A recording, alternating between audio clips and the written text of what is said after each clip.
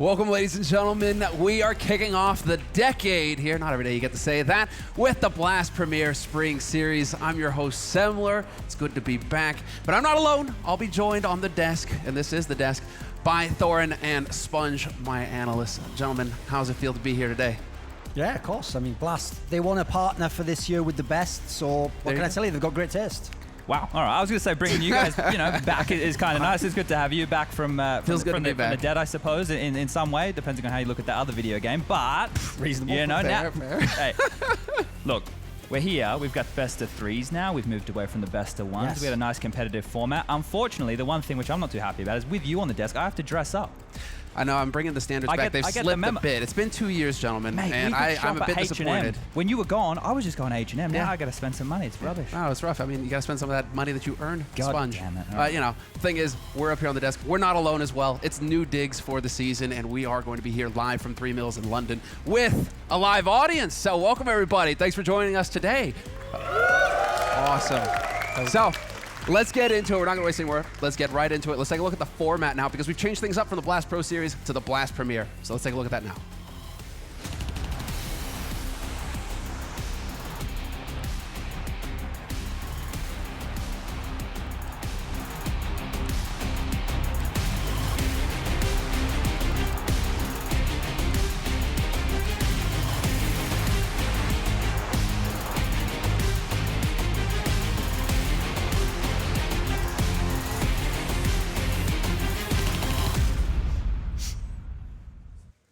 So there are our teams, and we'll be jumping into a bracket now, or a graphic rather, right now as well to take a look at the format. But those are the teams that have actually joined us up. We do have the very best in the business, the best in the world competing here at Blast Premier. But here we have it, spring season, kicking off now with 12 teams. Duncan, do you want to walk us through it? Yeah, as far as I know, what happens is you have the 12 teams now. I think it's 8. Is that a number that qualify? Six teams here, so 2 from each group. Right, sorry, yes. Oh, so we're going to 8 in the final. 6 come from the spring series, and then separately, I'm going to assume this goes to it next. There's the showdown component where people come through the qualifiers. Yeah, so that showdown, right, is where the teams, there was obviously some names, which didn't make it into the spring series, but those names will get an opportunity here at this showdown situation to be qualifying for the finals, to go over there to the final in Moscow, which has been announced there. So the 6 other teams who don't make it directly to the Moscow final from the 12 partner teams, which we're going to see over the next 3 weeks, they'll be going to the showdown as well, and they'll be joined by 4 new names to see who's going to make their way all the way to that final. So there's lots of ways to qualify here, and lots of games to In theory, anyone can qualify. Yeah. So if you're fanatical about open qualifiers, let's see you. Yeah, don't be too mousy about it. We didn't prepare you. Yeah, I wasn't as great there, but whatever. It didn't land as much as I thought it would. It actually landed perfectly, John, because I was about to set the trap for you there. But you walked right into it, and we got it going. So, I mean, we do actually have more opportunities for the teams to join us, obviously, as we work our way through these 3 weeks, because that's what's going to be happening now. For the next 3 weeks, we will be here. Group A will be happening today, as well as B and C in the weeks to come. And then the showdown. So we saw it all there in the graphic. It looks great. But as far as the format is concerned, I mean, are we excited? Different approach as well to how the tournament is played.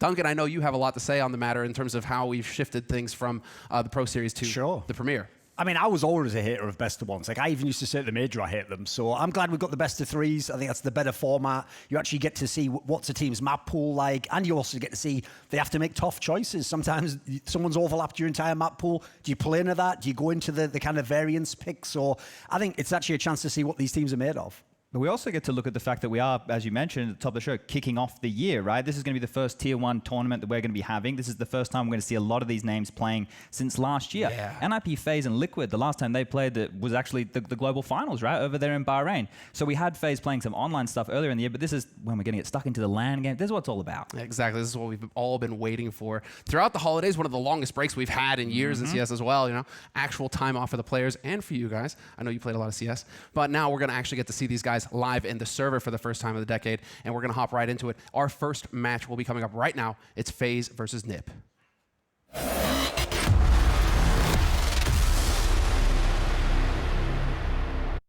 Feeling good about our first matchup against NiP, especially because we lost to them in Blast Global Finals last year. So yeah, we want to take our revenge, and I think we're gonna win it. Playing FaZe is always a bit strange. They have such an explosive lineup, but they're really up and down. So it's gonna be really interesting to see which FaZe we're gonna play tomorrow. I think it's gonna be a little bit different for both of us. They have, of course, a big roster change. It's gonna be a fun game. It's gonna be very different from what people saw in Bahrain. I think we had some things planned out for how it's gonna go, and so I'm really excited. A lot of teams do change their map pool during a break. So the map video, for example, it's gonna be a bit random, especially for us as well. Like, which map are we good on? Like, we don't know.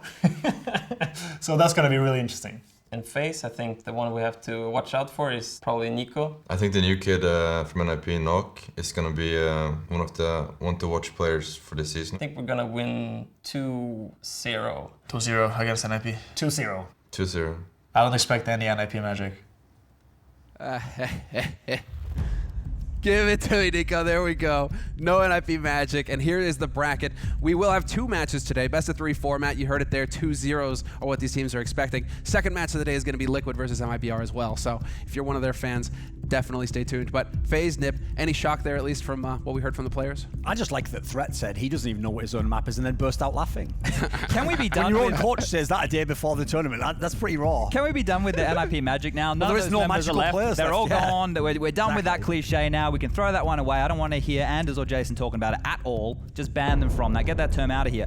But I want to say, they didn't say it in this interview, but Lekro said in an interview that he did online, and he managed to say, once again, they're going to play their game. Now, normally we see that and we go, oh, we don't like hearing that. We want them to, say they have a game plan, this, that, and the other.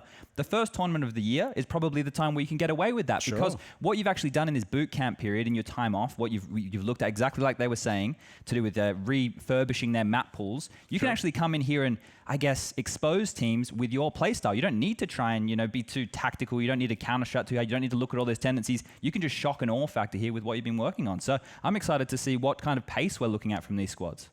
And now, I mean, as far as FaZe is concerned, Nico sounding pretty confident there going out of the interviews. 2-0, Rain as well. Is there anything to be focused on going into FaZe here? I mean, the question's always going to be in FaZe, what's going on with the in-game leader scenario? I mean, you see there on the screen, Nico was still the in-game leader. That was supposed to be temporary, we were told a couple of years ago. But it seems like at the moment, they have very high standards for what they expect if they're going to bring someone in. So I always have to ask myself, will he be able to be the superstar player and the in-game leader? I got to give him credit. The majority of his career, he's done it. I just then come down the other side of like how good he is as an IGL though. So I still have my question marks because I feel like the talent here, if I even gave an MSL, someone of that caliber, I feel like they'd get more out of this team. So I'm a little bit of a skeptic of FaZe. Maybe not in this game, but overall. Yeah, well, you can see since they've added Cold Zero, now things are kind of done a little bit more by committee. I guess with Yanko behind them, coaching, you've got Nico there. Maybe, look, you have to look at the pedigree on this team. You've got Olaf there as well. All of these individuals are going to be able to chip on in. A lot of secondary callers, certainly. So, as you can see on the bottom there, it is Olaf's birthday. So happy birthday to him.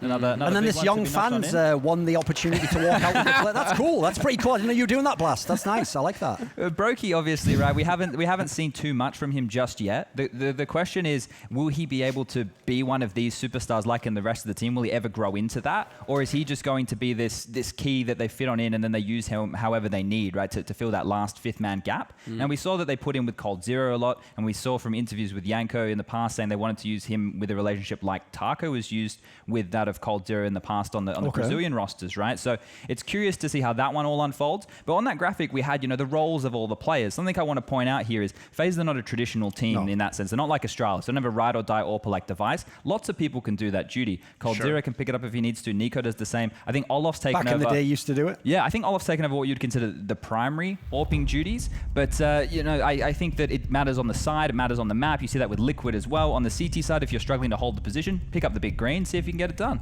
Wasn't this a bit of it's almost like a Swedish thing. Olafmeister's brought the Swedish style in where it's like, hey, do we have any oppers? Well, Counter-Strike seems to be trending that way with how skilled all these players are, right? They can basically use any weapon.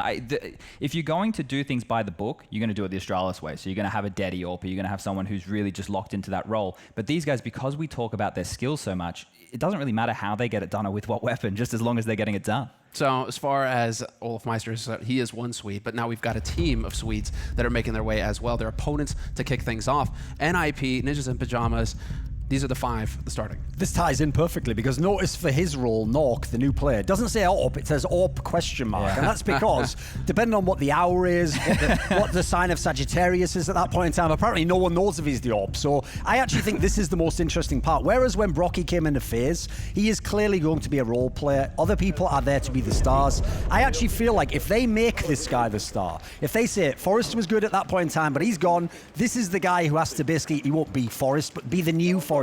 Be a star player, give him the AWP when he needs it. This could transform the entire team. It won't just be one player change. The knock-on effect could really take them to a higher level, I think. Yeah, just to build on that AWP point right there, when they initially came out, they said Twist was going to keep doing the primary AWPing, and they said that Nork was going to do the secondary or maybe do a little bit more on CT side. But once again, referencing that Lecro interview, he came out and he said that in practice, they were having Nork as the primary AWPer and they were trying different things. And then we heard from Banks just before that they're still working it out. So in this one right here, on the CT side, you know, you can run a double AWP setup, no problems. It's the T side, depending on what strategies, what threat. We need to talk about him as well. The coach that's where returning now to NiP. What type of game style that he's going to be bringing? Because Counter-Strike's changed a lot in the 2 years since he was coaching last, right? Think about it, we've got the Krieg in the meta now, the new economy. I was talking to him about it in the lobby just the other day. These are all adjustments that he as a coach is going to have to make very, very quickly because this seems to have happened almost overnight, him taking Pitter's position once more. I think that's the key though, is listen, with every team, like I did with FaZe, I'm going to criticize you if you don't have a great in-game leader because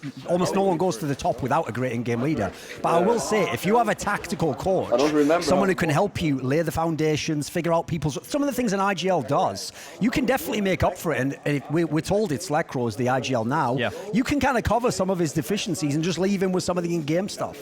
Yeah, well, this is live as well. So they're getting ready in the tunnel right now. Okay. Walking towards the stage, Cold taking a point. Boy Meister pushing him there. Also, remember, this isn't a match we're seeing yet. Could happen later, but we do have the potential Cold Zero versus MiBR. Classic grudge match. We can Still also, all mates match, I call it. Well, in the next game, right, we've got the MiBR versus Liquid, where Taco was on that Liquid roster for a long period of time. Obviously, Zeus was coaching there. We have a lot of that, those juicy storylines there, and everybody wanting to get revenge in that regard. But with this matchup right here, it's strange to look at this team, and now Rez is the veteran name on the NiP roster. It's pretty crazy how quickly all of the old names have dropped on off, and we've now been presented with this whole new team. We got Plopsky just behind Rez right there. We saw what he was able to do. He's only 17 years of age, and what he's been able to do in a short period of time, he doesn't feel out of place playing at this level. So let's see if he can carry on that momentum from There's the difference, though, between NiP and FaZe. If you look at the NiP guys, they've got normal plimsolls on, just black trousers. Nico's just got 50K just rolling off his wrist there. He's got the big boy watch on. He's got the Balenciaga. He knows what he's doing. They're not even looking at each other. This would be the perfect time to be getting in your opponent's head.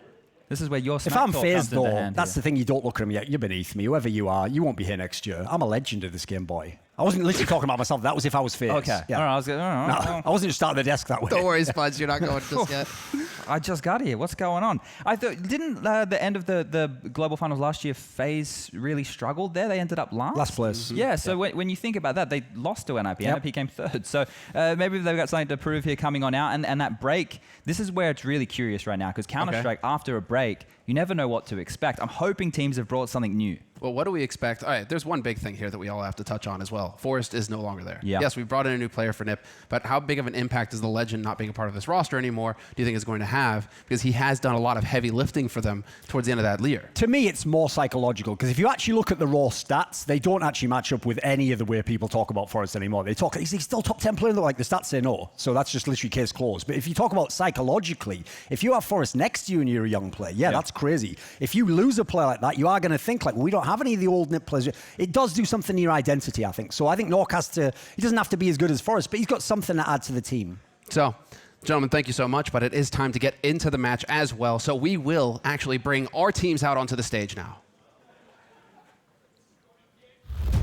Oh yes, it's time to bring the teams onto the stage, and I cannot wait to do this in my hometown and also my home borough. We are in East London. I am happy to be here, and I'm happy to be able to deliver this in such a phenomenal venue. It's the 3 Mills Studio, and these teams, they have been waiting for this match. They've been getting ready. You saw them get ready for their entrance and their walk in.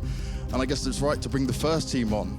They have been trying so hard to show themselves as a top team competitor. They have plenty of fans, and I'm sure you guys are going to make some noise for FaZe Clan!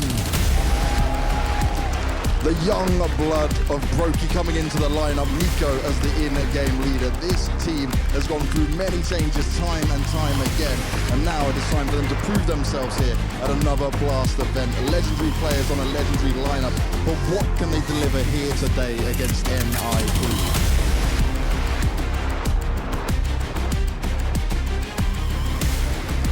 Now to bring on the next team. They may be running out of NiP magic, but they've got a whole new team alongside them to make this work. Coming from Sweden, it is the world famous Ninjas in Pajamas! The legends may have gone, but new legends are yet to be made. This team has a lot to prove with added firepower, with Naught coming in quite recently. These guys are going to be looking to do what they did previously against FaZe this time around. But it's time for you guys to shake hands. And it's time for us to get ready for this game. They'll take their seats, we'll go back over, and we'll go and get on with the rest of the show. Thank you so much, Banks. And we are going to get the teams up onto the stage now. And here, as far as the desk is concerned and the show is concerned, we're going to take a very quick commercial break. And when we come back, we will be getting right into the action of the first match of the year here for Blast Premier.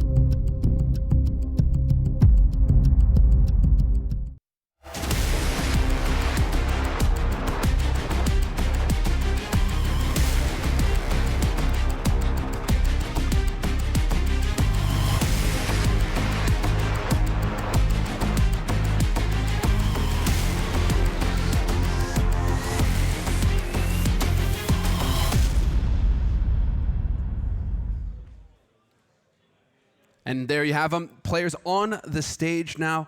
And these are, at the bottom of your screen, you can see that we are sponsored by Betway. We have the odds rolling, and right now, NiP, a little bit of a tight spot for them. Does this shock you guys or not?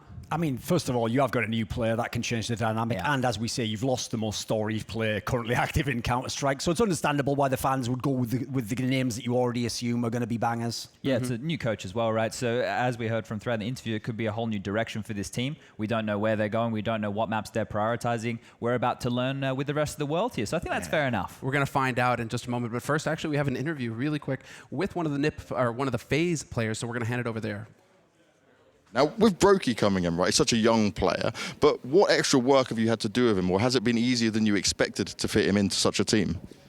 It wasn't actually like that hard to fit him in the team. Like, he's pretty, like, his games is really good in the game. Like, it doesn't, like, we didn't have to teach him that much. It's just like the biggest thing he just has to like get from us, just experience. Basically, the biggest problem about Brokey is that like he did not get really the roles he was playing before, so he kind of had to adapt to us, because like we have many star players in the team, so we have to like fill everything. Like, we have to find a good balance for every player, right? That like every player is feeling comfortable with his position. So that was the biggest problem with Brokey. So, but yeah, like his like game understanding and stuff like that, communication is like really good on very high levels. So there's not much that we have to work with him.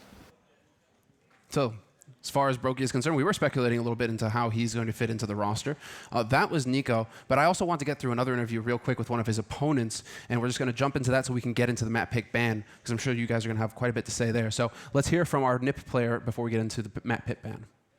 You're not just smart out of the game, you're smart in the game as well, hence why you're coaching these guys. But you have a storied history just in Counter-Strike in general. What has been interesting for you developing this new NiP lineup? Because it's such a big change compared to the old Legendary lineup. Yeah, it's a big difference, right? Because in 2016, I went into the lineup with Forest, Getright, Exist, and Freiburg. So it was all those legends. And I mean, the players now, they're way less experienced, of course. But still, I think I can kind of make them into better players, because some of the older players, they're set in their ways and it's harder to change them. And I think this new generation of CS players is going to just be way better than the previous one. And we can just see this in teams like Mouseforce, for example.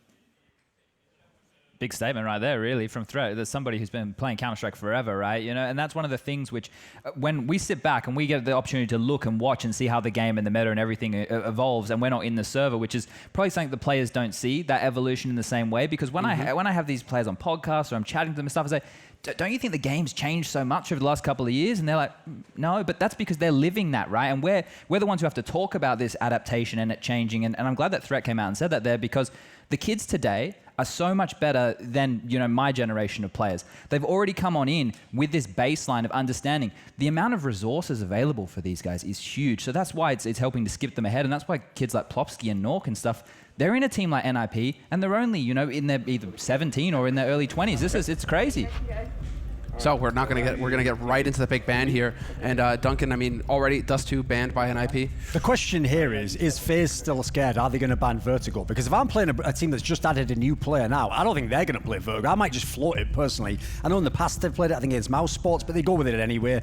At this point in time, I think this is mainly down to what FaZe wants, because as Threat alluded to, you can't really know what NiP wants. Like, is this the NiP of train and overpass? Apparently it's still overpass. Okay. That's still in there. I mean, actually, I'm excited to see what you could do with a dedicated AWP on that map. Works with a double AWP setup on the CT side quite well as well. So that right there is something which, and he can be more strategic on it, right? To take map control isn't too difficult. A Mirage pick, historically, right, for FaZe, that was their go-to map, but it definitely dropped off. It wasn't even a map that they were picking into for some time there in 2019. So it's always going to be an equal map, though. Yeah, it's very brawly, very free, and then in the mid rounds, that's where their individuals and their pedigree can really take over, right? All that experience of playing off each other, that's where FaZe can come out on top on a map like Mirage. Right, since it's FaZe that gets the choice now, this is interesting, because obviously Train used to be pretty good map for an IP. Then again, have they got the protocols down on Nuke? I might not mind going into that if I'm the guys from FaZe. It feels like they and also that. Oh, they've chosen to go into Train. This has always been a trouble map in my opinion for FaZe clan teams. Like, this is where it actually shows that Nico's a good IGL. I don't think he's a great IGL. Yeah, if you can't get space, if you don't have any strategies to get the openings, or they're locking you down when you're doing the standard 5-lane E-box smoke, that's where the players from FaZe are really going to struggle, right? Because if NiP are hitting their shots and they're locking down, you know, the key areas of the map, that's where FaZe need to thrive. Get the space, and then your individuals can take over with, you know, exactly what I was alluding to on Mirage. So that's a problem that they've had before. in this off time, it's obviously something they've needed to address, right? So let's see what Yanko and the boys have been able to add to the playbook here, because it's going to be hugely important if we go all three. I do like this veto for NiP, though. I think actually they've kind of edged it a little bit there. I was personally thinking FaZe was going to win this series, but I'm at least liking the map setup for the NiP guys. The Vertigo, like leaving that in from NiP is a confident thing, right? It was a map that they weren't playing before, really. So this, for them to leave it on 3 either means that they're confident FaZe bans it, yeah. They've either exactly that, or they've been practicing it, right? It's a map that maybe they wanted to play into, because if it's a new team, if it's someone that we don't really know what to look out for here, a Vertigo pick. Perfect map to have in your back pocket. Right? So it's something that I think that somebody as smart as Threat would have been prioritizing. Certainly. I mean, Threat, you know that he is not one to be taken lightly. He is going to be thinking far ahead. Do you guys have any thoughts perhaps on how he implements knock into any of these maps, into how that could be a part of NiP's game plan? On this map especially, if you have someone who likes to be a primary op, you should be giving them the weapon. You should be going for it. Like, at this point in time, what's the point in bringing him into the team? I mean, I understand why they brought Brokey into FaZe, as they said, to just be the guy who does whatever's left over. That isn't the point of bringing Knock into this team. Like, some of the other players are the ones who are willing to step back. So I think on a map like this especially, great way to showcase however you're using it. I think you should be a primary on this one. Yeah, look, a couple of things. People maybe not too familiar with the name of Nork. He is 22 years of age already. He was playing with Gamer Legion down there in the tier 2s of Swedish Counter-Strike for some time, but he was kind of locked away. He did an interview recently where he said Fnatic wanted him, right? But he couldn't get there. And this is kind of like a late coming out for him, because Plopsky's already come through. Obviously, we've already got Brolin playing for that Fnatic team. So he's part of that generation. Plopsky and Nork also used to play together back in, I think it was called Existence Galaxy was the name of the team, right? So they also have been paired up on some bomb sites, apparently, according to some of the interviews that have been going around. So that might be a more of a comfortable dynamic for him starting a matchup like this. Now, this is more of an intimate environment, right? We can see here that the teams are very close to each other. The audience are very close to the players. You're going to be able to hear everything in here. So it's not a big stage matchup in the sense of, oh, we're in front of, 10,000 people. It's probably a nice, comfortable environment for him to be kicking off his tier 1 career, that's for sure. In terms of the atmosphere, I'm with you. The thing is, though, when you first go into a server and the guy shooting you in the head, it says Nico at the top of the screen. True. That takes a little bit of time to get over. You've got to adapt to that, I feel like. LAN Counter-Strike as well. I think if people can notice, there's the glass panels in front of the players right there, so they can see each other right now, but something pretty cool is going to happen when we kick this one off. So keep your eyes out for that. Does the enforcer slam the other guy into that shield, and then and then you grab the jersey, start punching him in the belly? Hopefully there's a bit. That's exactly it. Yes, that's exactly. That was my idea for Blast, anyway. I'm surprised they had him shake hands. Should we just throwing stuff at each other? I mean, there it is, Threat, and that was actually the big thing as well. Coming into it, Threat, he had a bit of a backstage, like, let's say, role for NiP coming into it. But now that he's stepped in instead of PETA, what are we thinking about as far as Threat is concerned with the coach role? Do you think he's good? Well, he's coached before, and we saw what he brought in. It was quite heavy strategical stuff, but that's probably what the game needed at that time. Now he has to deal with more of a free-flowing version of Counter-Strike, and I'm curious that they would just remove PETA that quickly, right? Because he was meant to be the main coach, and Threat was more meant to be like analytical and strategical. Exactly, that's more of the thing. So now he's back up on the stage again in much more of an involved role. Well, remember this analytical side. Here's another thing we haven't considered, Sam. Because he was out of the game. Listen, yes, the game changes, the players change, but also you join a team like NiP, you're going to have to really figure out the new economic situation. There's some tricky elements in it. Well, when we were talking about it in the lobby, man, it's one of those things now that you can always buy. You don't get punished in the same way. Now, if you want to break that down, I'm someone who's not a massive fan, but if we break it down and we do want to look at the positives here, what it does is it puts a lot more emphasis on each round at a time. Every micro decision you make, because now each round is winnable no matter what. Because we're having so many buy rounds at this point. The Galil's cheaper, the Famous as well. So we should be just seeing a game where these little mistakes and these little details in every round, the focus needs to be there throughout all 30 of these rounds now. You're not getting any gimmies. You're not getting any freebies anymore. So it's a lot more concentration, I think, being required round in, round out. So it's exciting to see, because these teams, they should be well rested. They're coming off a long break. We should be seeing the very best Counter-Strike out of them. No jet lag excuses. No jet lag excuses. No long week out of end of the tournament kind of grind. Event, none of that. None of that. This is it. Fresh Counter-Strike, about to be served for you, piping hot. And the guys who are going to be handling the commentary, it's Anders and Moses. Well, yes, indeed, Sabla. Thank you so much. This is going to be a great time. We're here at the studio. How are you feeling, Moses? How have you been? It's finally a new year. Counter-Strike's finally kicking off again. That's what's got me excited, and especially the no excuses that Des just brought up. This is the first game out of the break. This is where we're supposed to see exactly what you've been working on for the past few months while everyone's taking some time off. I'm just ready to get this started. This studio looks great. It is amazing, and we've got an audience ready as well. They were excited for the pick ban. That usually doesn't happen. So if they're in that kind of mood, then it should be a really, really good time. And I think it will be an uphill battle for NiP as well. I'm not gonna lie. I think it'll be a tough one. You can't just come in and like snap your finger and replace a player like Forrest, especially with the production that he provides. That's going to be the interesting thing. But they surprised so much down the stretch of last year. I didn't think they had a chance of being like an impactful, scary team towards down the stretch of 2019. They delivered on all that front. So maybe one more surprise in here for us. It could be. I mean, now's the time to do it. They've got a best of 3, so they've got the chances certainly to pull it out. But we all know what happens when FaZe do get off to a very hot start, and that's usually just very, very hard to contain, isn't it? So they're one of those teams that can just ride the momentum. But I mean, even this team showed some improvements towards the end of the year, and I'm just excited to see how coldzera continues to fit in and how he continues to kind of grow as a player outside and away from his Brazilian brethren. Well, we're gonna find out right now because the game is ready. So let's get into it. Yeah, here we go. It's going to be live right now. I can't wait for this. They can actually see each other at least for a little bit, and it's going to be it's going to be fun to see. Just the fact that they could stand up theoretically between rounds and laugh at each other, point. But that's the effect we're looking for. No cheating or anything like that. So yeah, this is going to be wild. I can't wait for it. We're going to be on Overpass first, of course, in the best of 3, and I don't know. Do you have a? Do you think this is gonna be a close one? You picked FaZe as well to win this whole thing, didn't you? I picked FaZe to win this one. I still have a little bit of faith still left in them, and especially with what they showed. Obviously, a lot of faith in someone like Yanko to eventually be able to turn this around. There's too many good players in this team, and I know we've been saying that for a while, but I think more than anything, the thing that gives me confidence in saying FaZe will win is NiP trying to recover the loss of Forrest. I think that is going to be a huge hitch in the early stages of their year to have all these young players trying to figure it out without that veteran presence, without someone who can just Forrest could just create something out of nothing. That you cannot replace that player easily. Yeah, there really haven't been many players ever like Forrest, so I guess it is going to be tricky. But Swedish Counter-Strike has actually produced a lot of cool talent recently. I mean, Chad was going through that whole list of up and coming, and it's interesting to see if Nort could do the same thing. I mean, if he could be another one of those. I'll tell you, I really like Plopsky. I think Plopsky is a really cool player to watch. He's not lighting up the scoreboard or anything, but I think he's in a great position at the start of his career. I think he's looking like he can be a solid piece for this NiP squad.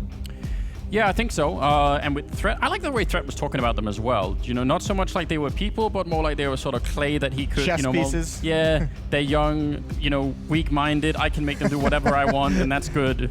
Don't want any of these old players who will, talk back to me or anything. Just need set in their ways. Don't want to change. Just need yes, sir. Yeah, that's what we need out of this. Threat doesn't strike me as the kind of guy who establishes that kind of authority, but I would enjoy it.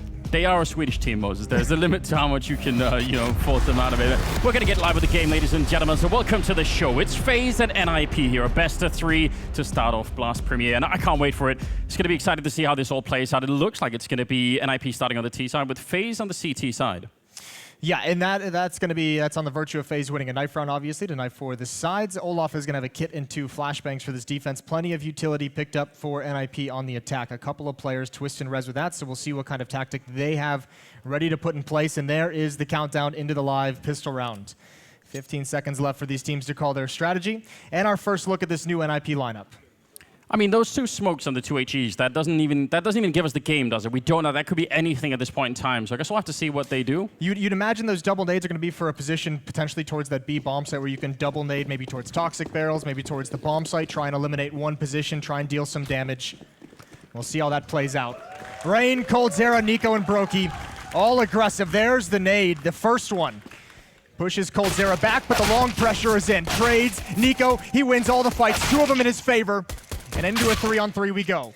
Oh, he was all in at the last moment there, wasn't he? There was no falling back. He couldn't even reload, so just had to hit a couple of headshots. He did, and it leaves them in a 2-on-3. Rain down in connector alone, Olofmeister all the way across the map. They can't even help each other out right now, so the rest of FaZe, I mean, good news for them. They have a lot of firepower in every single person on this lineup, but they're going to need it right now. There's not going to be any kind of coordination, and NiP have slowed this down, and I kind of like this. There's a minute left. Especially when it happens so early in the round. Slow things down, make sure, see what the response is going to be from FaZe. Any piece of information, a misplaced footstep from Rain could give away the game. Olaf has got to play so far back. So these 2 players, it is so difficult for them to cover both bomb sites and be kept honest, while also helping each other out. It's all down to timing here. And NiP going the route of long A, there's the least chance they'll be able to get spotted from other portions of the map.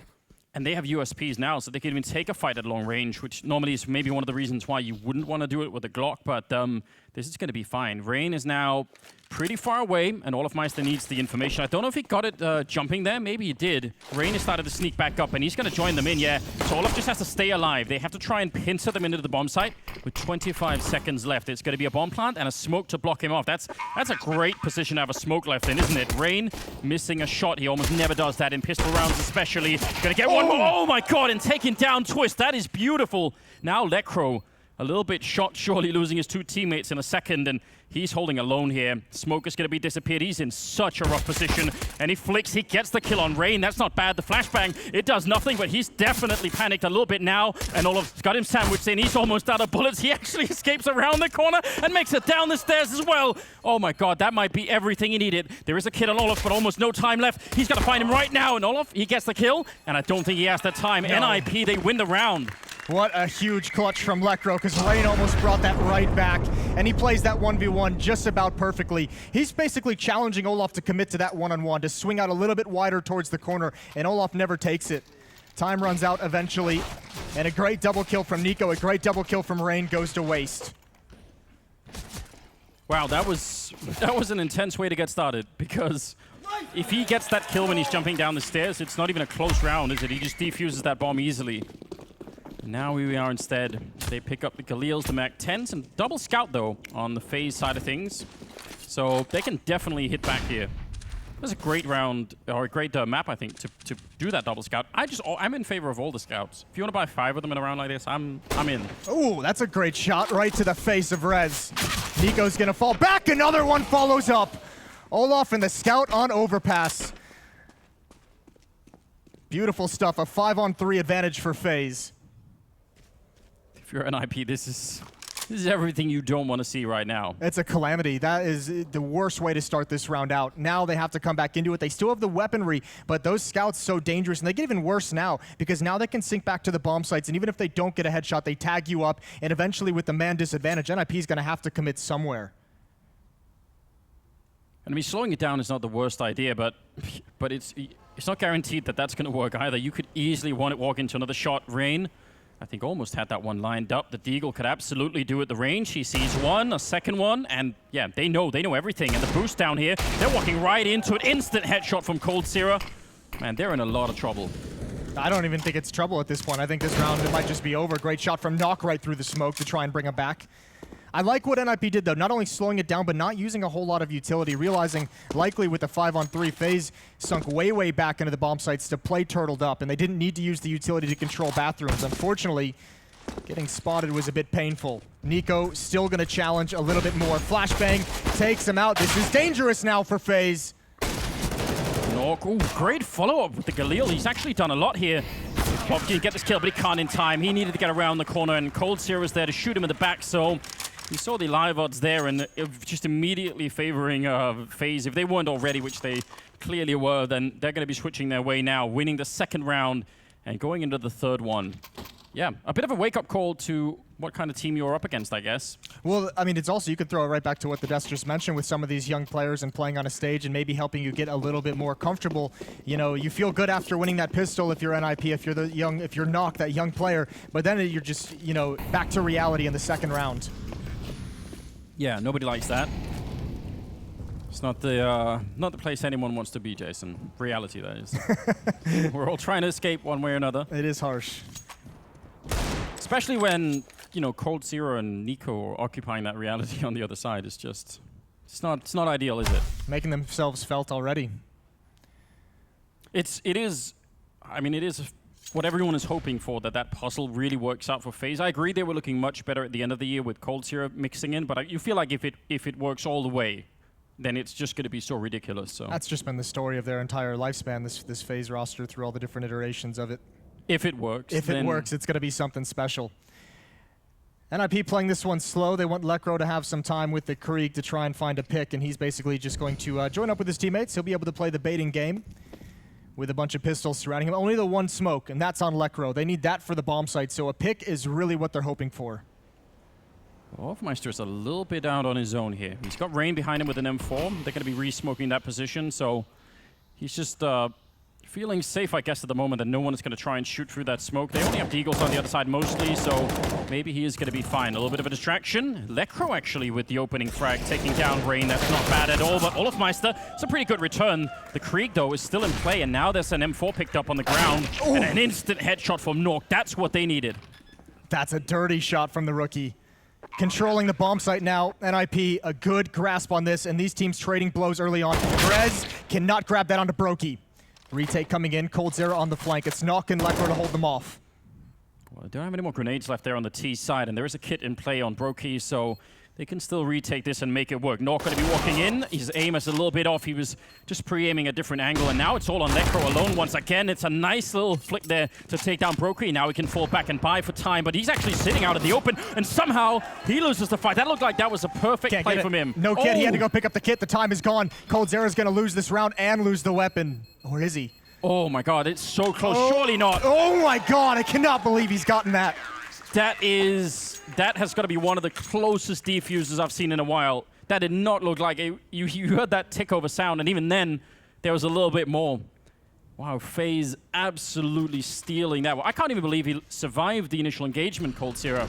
This is a big risk from Olof, and you can see Plopsky coming through the smoke on our screen, but probably definitely didn't have the same visibility on the other. I don't even mind the play from Lekro. The off angle, he catches coldzera off guard. He had his chance to eliminate him in that 1v1. He had the chance to win the round, and just barely a missed shot. In a situation where there was no room for error. So that's FaZe stealing around with scouts and then getting that last nanosecond defuse. That's a rough way to begin if you're NiP. 5 kills for Lekro, 5 kills for Nock. Rez and Twist stuck on 0 and Plopsky at 1. Yeah, they're going to be a little bit frustrated, but it's still early days, so maybe they can make it back. And they're playing T side of Overpass, so I guess, you know, in grand total, they don't have to be devastated yet. I like that. I like the exploration from Brokey. Start trying to find the information, put it in their minds that you'll be willing to push that. Nico guarding his teammates back, guarding Rain, who's playing the point man close up. He adds a kill on top of it, and this is just an easy wash against some unarmored opponents, tapping away. Almost nails it. So far, not really able to do much damage at all, NiP, which I guess is a little bit of a shame. It would be nice to get a couple of kills, just force the FaZe side to spend some money at least. Right, that's what they're hoping for at the end. These two Deagles just hoping somebody peeks into it, but they're so low. Next round's going to be a full buy for NiP, and we'll see how they can challenge. But you're right, if all 5 players of this FaZe team survive this round, it's going to be much better for them. They can start opening up the playbook. But Lekro's added a Deagle headshot onto the scoreboard, goes for another, and he can't connect. And there goes Rez. 3-1 for FaZe. They're not looking bad at all. How long do you think it'll be before Threat tries to sneak in some of those strats that he's really well known for, that are slightly more elaborate, where you've got like a deeper level that not many people have, I guess? Threat strikes me as like a pretty systematic kind of guy. Like, I think he's going to want to take these young players to get them to a certain level of like fundamentals that he wants them to possess before getting into the deeper stuff. So I think it's going to take some time. You have to imagine. I mean, it's risking a lot, isn't it, if you try and do it right off the bat and just before they feel confident and comfortable with the overall play style. But it is one of the things that I do enjoy about watching, whenever Threat he's got his hands on all the buttons. That's fun. Well, I really like watching this from FaZe. Aggression towards the short sewers. coldzera and Brokey push into it. Posture like they're going to keep control with smokes towards the short sewers and then back off. NiP's got to be cautious as they progress towards this B bomb site. They realize that can be taken, that middle portion of the map. Plopsky still playing very passive in the underpass. Nock and Lekro waiting deep outside B. So NiP is still spread, and the only aggression is on Rez and Twist towards the bathrooms. Look at how few grenades they have left on that T side right now.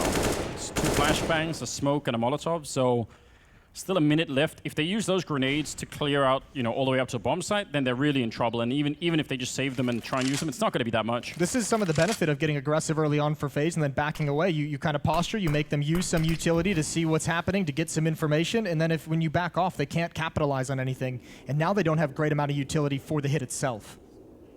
I mean, even down in this bomb site, coldzera still has a Molotov. If they try and go for it, that could break it all apart. There it is, being spent, buying more time, down to 25 seconds. Broke his ride on the other side. He has an HE and a flashbang. Any timing on any of these defensive grenades, and this is not going to be enough time for NiP. They're in a lot of trouble here. 18 seconds, pushing through. Brokey in that crossfire, flashing his way in and cleaning it up as coldzera, taking down 2, and that's going to be a nice cleanup for him. A triple at the end of the round, and yeah, he was so confident in doing that. I think he set himself up for that flashbang, and it was perfect. Well, Lekro did a good, excuse me, not Lekro, who was Brokey did a great job towards Monster of, once he gets that kill, just continuing the attack. Even though he's at a disadvantage in all those fights, keep the pressure up to give that space to coldzera. And look at coldzera as well, throwing his own pop flash off of the pillar. It lands perfectly. 2 players completely blind, as if he needed it any easier. FaZe looking pretty clinical to start this first half. Well, now it's really turned into that, right? Because it was some great scout headshots that got them started, but now they survived with 4 people in the previous round, similar numbers this time around, and that's going to start to really build their money. And NiP, on the other hand, seem to be saving a lot right now. Let's file that under a round for NiP. That was sort of slow, feel things out kind of round. Maybe even too slow for or forced slow by they were running out of grenades at the end. I was going to say, I don't know if it was the speed, it just felt like maybe a mismanagement of grenades with that level of it, that spread out kind of, defaulty strategy and everyone using a little bit here and there and just not enough to actually go into it. Remember, later on when they have a full buy, we'll probably see a pop flash for Brokey's position right outside Monster. We'll probably start seeing a Molotov grenade towards where coldzera is. You'll see the different utility to force them and make those fights more difficult. They just don't have the resources at the moment. We do have a small tech pause here from the NiP side as they get things figured out. Yeah, I think, one of the in-ears. So we'll get that sorted and replaced right away. I mean, I'm not saying that, if you have one of those rounds where you're not so quick, you don't immediately have to switch into anything that's fast, but it's always strange because if you keep doing that for long enough, if you have back-to-back 4 or 5 rounds on the T side where you do that and it's not working, they're already like a third of the way to the first half through. And if you never test out the fast approach, you never know if that could work. And we've seen games like this before where suddenly it's just a B rush that works. It doesn't seem like it's not complicated, but it is. So I feel like you should almost try and test it. You don't have to do it right away, but at some point. You imagine it is going to happen. I mean, we have to also remember this is a team NiP with the new roster. There's going to be some growing pains of bringing a new player in. There's going to be some growing pains of starting to implement the things that Threat wants to bring into the team and the elements that he wants to start building upon. So you are going to have some of these struggles, some of these matches where it feels like you just hit strategically a brick wall and you don't really know the answer to get around it. It'd be interesting to find out at some future date how this has been for Threat coming in, because obviously I think those of us who are old at this point in time, well, you think of Threat as like he would definitely have the authority, right? But you never know with the younger crowd if he always strikes me as like a Swedish Gabi. Yeah, exactly. That's not a bad comparison at all. But they have to trust in the system, whatever system he's trying to put into play. They actually have to believe that it works, and it's. I think especially with this kind of a beginning against a team like FaZe, that can put a dent in that confidence, right? You might be starting to wonder exactly how it's going to be playing out. 4-1 though is that's nothing to complain about if you're on the FaZe side of things. Looking good in the new year. Yeah, and they need it. I mean, remember as well, this is also, the larger context of even building, not only towards Moscow, towards the finals there, but also towards this upcoming major cycle of starting to get involved in that and starting to feel good heading into one of the biggest tournaments that we have in the year. So there's a lot of things on the line as both these teams have taken some time off to kind of retool and figure things out. And certainly FaZe wants to get 2020 started in a good way. Yeah, they need to, right? Like we said this earlier, but it's the story of this team with, certainly the money to buy, great players, but then you want to see major victories and stuff like that. Trophies being lifted, yeah. Exactly. That's what you need.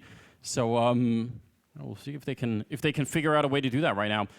What we talked a little bit about Plopsky. We talked about obviously Nork a little bit. You're someone who's been championing Rez as like is he already like an established good player in this? Is it just was he so quick? Because not that long ago he was the new man on NiP and everyone was like he's really good.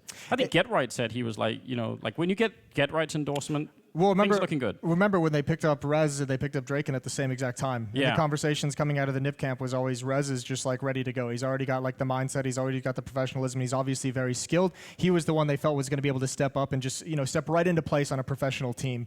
Either way, 4-1. We are live into the next round. Technical pause is over. All the issues have been fixed, and we've got Deagles. We've got CZ on Plopsky. As you mentioned earlier, any damage that NiP can do would be spectacular. Almost a chance for Plopsky, but Olaf recovers just fine.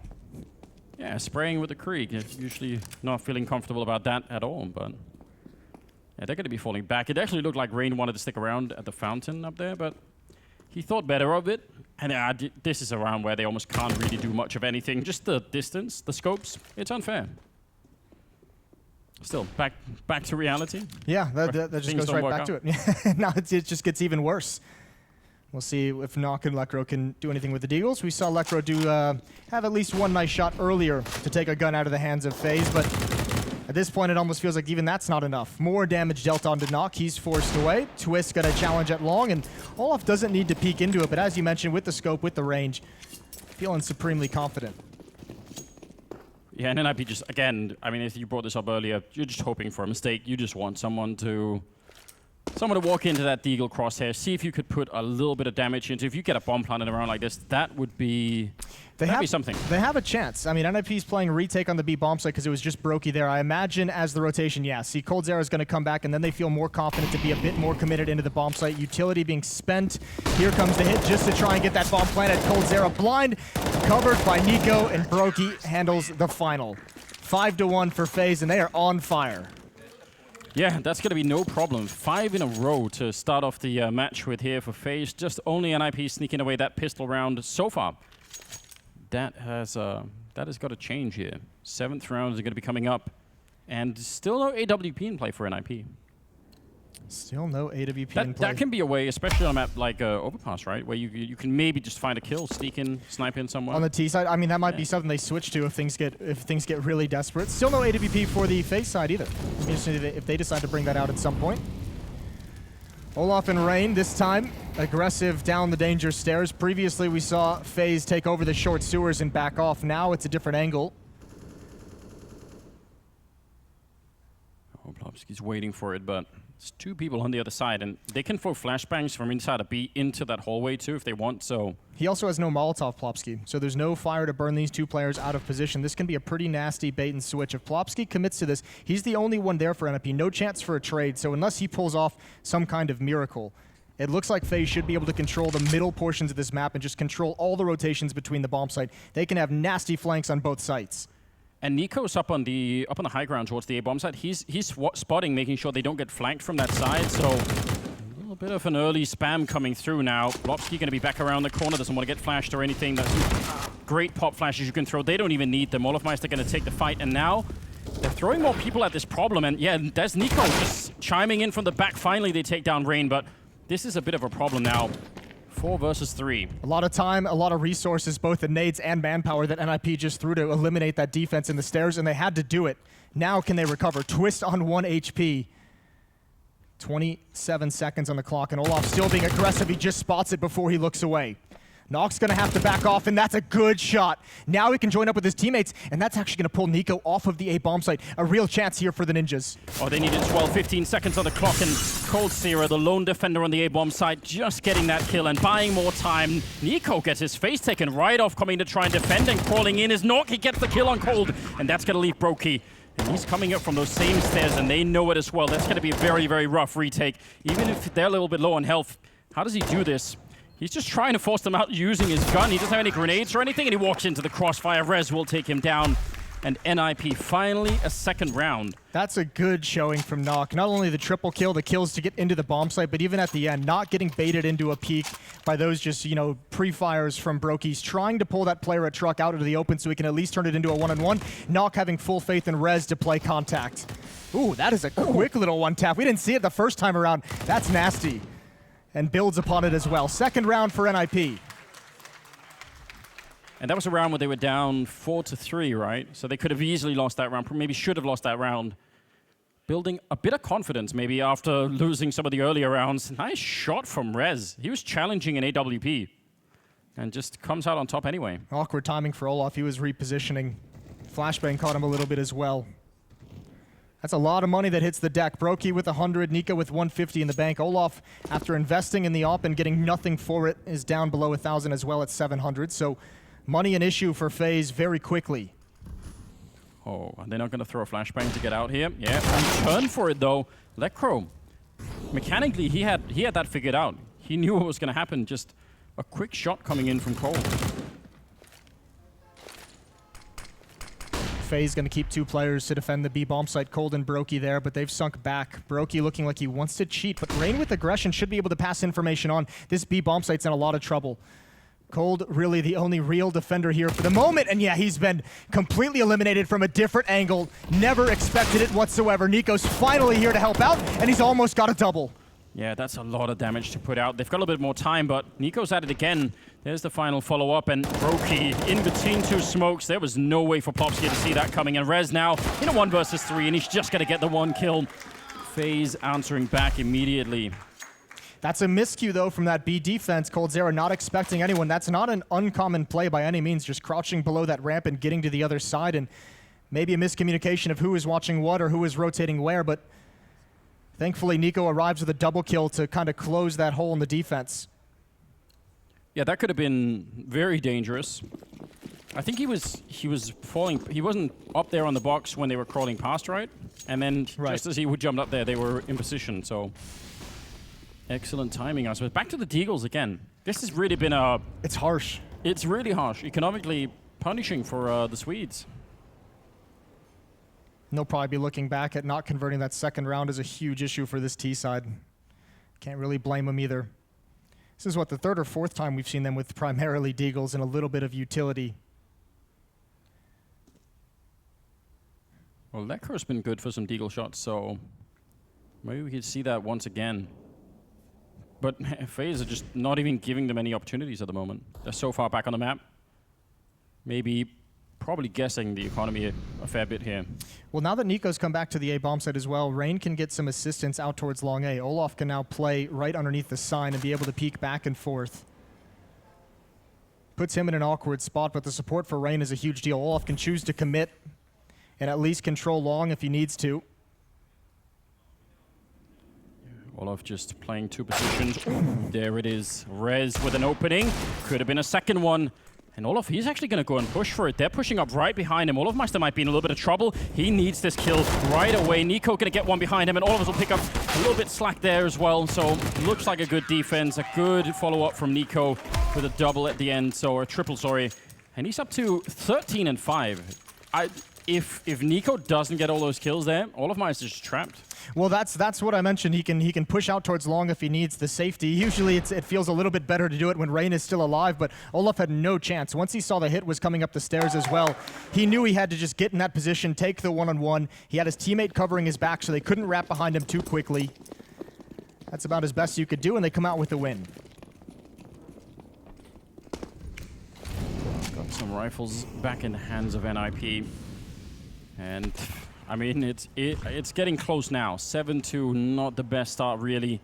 Even if it's a CT-sided map, you obviously want more than this. And it looks like a very aggressive setup out of FaZe. They're just waiting for it. Any contact, that flashbang's going to go out, and it's going to be a war out there at the playground. Well, we're now, what, 2/3 of the way through this first half, and we have not seen anything fast-paced. We have not seen anything aggressive from NiP. FaZe is being allowed on the CT side to dictate all the action, and when Nico's got the hot hand like this, it feels like hell. You're just getting deleted everywhere you go. That's very hard to deal with. That's even the M4, right? He doesn't even have the scope to fight with and doesn't even care. And now look at the opportunities it prevents Olaf as well. 2 kills, and he gets bold, and he pushes down the stairs, opens the door, and barely any damage even being dealt. Finally, coldzera goes down, and he follows it up with a second spray. But that should be all you're going to get. Yeah, it's a brave fight at the end there, but it is just not enough. Doing some economic damage, but I don't think that's what they're looking for any longer. 8-2 when moving into round number 11. This is starting to look really rough, isn't it? Well, this is the tough part, is I can't even think of anything that I would say NiP's done particularly well in this half that they could lean on. Like, if you're trying to scrape together 2 or 3 more rounds at the end of this half, What do you have? You don't have any successful early rounds. The slow strategies have not been working. The defaults have not been providing you anything. You win the pistol round, and you win a round with a 30-second execute onto the A bomb site and a 3-on-4. Like, there's not a whole lot of recipes that you can look at and just say, we're at least getting this opening kill at this part of the map. They're getting shut down. Yeah, that's a good point. I mean, at least if you have some sort of temporary success on one part of the map, I mean, even if it's just early on, like you said, you could go back to that and say, okay, well, let's do that again and then build something behind it. This is kind of where, again, I was trying to say earlier, if they then switch it into something fast now, there are not that many rounds left to. If that works, the feeling is going to be, man, we should have done that earlier. That would, maybe we could have got more rounds. It's not quite done yet. I mean, if they get up to 4, at least there is a buffer for them to build something on for the second half. But it's, I don't know. How did you come by those rounds right now? Well, I guess if you are going to hang your hat on something, it's that FaZe haven't been able to, despite, winning so much in an 8-2 scoreline, haven't been able to build up a whole lot of money. If you can just win 2 in a row, you reset them, and all of a sudden you're right back into this half. Still, like you said, a great chance to be in this game, but they have to string 2 together. Olaf playing again a little bit close here with Rain behind him this time. Ooh, actually going to go even more aggressive. Behind the tree there. Maybe a bit of timing for Rez. Could be working out. There's the Deagle attempt. And Olaf's not really that scared of the grenade. It's going to land right on top of him. That's the safe way to clean out someone. Just don't even take that fight. Olaf now controlling the spray as they turn the corner. His teammate goes down and he just wants to control long again, but he's caught off guard. The reload not there in time, so NiP have found an opportunity, but coldzera again, the lurk and the follow-up as well. They will definitely not ever expect 2 people to be here. Nico just needs to buy some time. He's got a kill. coldzera pounces, and Lekro needs to find 2 from behind. Yeah, even Brokey was right behind him, and there he is, long range. He could have had another couple of kills. That was just a nice defense for FaZe in the early stages of it, but the fact that they get that flank in from connector that quickly, that's so hard to deal with if you're NiP, especially because you're still just trying to negotiate your way onto the bomb site. It's not even worried about flanks yet. It feels like even when they're getting some of those kills or some of those trades, they're not able to. The pacing has allowed FaZe to recover nicely because of the flanking. Olaf all the way down long with Rain, and yeah, this is going to be a Rain by the bathrooms instead, but that's a forward AWP again. That's kind of a look that NiP haven't had to face that much. I mean, they shut it down that one round, but yeah, if you crouch into this, you're done. Twist is on the other side, just inches away from death, without really knowing it yet. I'm going to call him back up. Ooh, he actually goes for the wide peak. That saved him. That's very bold. Olaf's got to hustle away, and yeah, they have to slow down as well, which gives Olaf the chance to get into some safety. He's going to go for the peek. Shoulder peeks it and goes right in. This is 0 for 2. Olaf with the op. He's been shut down twice now. Rain dodges the flash and controls the spray and can't follow up on Rez. He got that dink, but with the M4, that wasn't quite enough. And look at the response from the defense now. Brokey's just pushed out of Monster. Wants to start clearing and shrinking this map for his team. He needs to find Knock. Ooh, and it actually looked like he was about to have the perfect timing there. Knock was almost looking the wrong way, but it works out anyway. Now they're going to be smoking up at that sniper spot, and coldzera is alone on the bomb site. So let's see what he's worth down here. 35 seconds. That Molotov about to clear. They're making their way around. Oh, an accidental jump, and he's going to go down. That's not the time you want to get that mouse wheel jump in, and now Nico in a 1 versus 3. And I don't know. There should be no chance here, should there? He's running away already. Yeah, that mouse wheel jump is a real shame for coldzera. If he gets one more, and Nico is definitely capable of going and fighting and trying to win a 1 versus 2, or coldzera's even able to survive. So that's a bit of a disaster, and NiP going to get their 3rd, finally. So still a chance, as you mentioned, claw some of these rounds in their favor. 9-6 still a possibility, even if it seems far-fetched. Because look at the money. Nico's going to have to drop this AWP over to Olaf Meister. He'll buy himself, but it's not pretty. No, it's definitely not. And I mean, that's the secondary story, I guess, of this match so far for NiP, and you pointed it out earlier. Just at least FaZe haven't managed to run away with the economic game. Another round for NiP, a 3rd one in the bag. It's definitely not done yet. Slight assist with the mouse wheel. Do you use mouse wheel jump? Yes, not like yeah, I do. Just leave it at that. It's a long story. All right. Sounds like there's I know you wouldn't regret. expect it. Yeah, there is. There's a lot. 9-3. some sort of therapist or something. We'll figure it out. Don't worry about it. For many reasons. Yeah, definitely. We'll start the mouse wheel and it'll just trail all the way back to childhood. Oh, 13th round. UMP in play for NiP in spite of winning the round. This is the chance that the Ninjas need. If they can build upon that previous win, take all the guns and all the money away from FaZe, all of a sudden they're looking like they have the advantage to get back up to 6 to claw this in their favor, despite the fact that this half has not looked pretty in any sense of the word. And that would be great for NiP. I mean, that would sort of prove to them, and I mean, the young players as well, but that would give them sort of a feeling, right, if we don't panic, if we just stay with the system, it actually can work out. So that would be a good lesson to teach early on here. Let's see, Plomsky's making his way up alone through connector. Nork is playing outside of B on his own, and there's a 3-man squad clearing long right now, and the bomb hasn't even been picked up yet. A little bit of a fight here, and some good intel. Plomsky not even afraid to take that. Gives the signal, the information over to his teammates with the rifles, but not a real great chance of winning that fight, and even if he did, he was getting flanked out towards long. They have 3 people at the A bomb site right now. They're ready for it. Olofmeister's there. Another miss with the AWP, but Cold is going to line up a good double kill. Soft from Rain earlier there was Plopsky, so he goes down, and there's that flick from Olofmeister. He's watching the smoke as well. He knows they could come through any second. 25 of them left then. The bomb is on the ground. Nork goes down, and now it's all on Twist. 1 versus 2, and he does not have a lot of time. He needs to get this one quick before he gets shot in the back. Any second now, any delay, and he's going to be fighting 2 people at once, and I don't even think he knows. He's going to be dropped by Brokey, but Nico would have been there as well.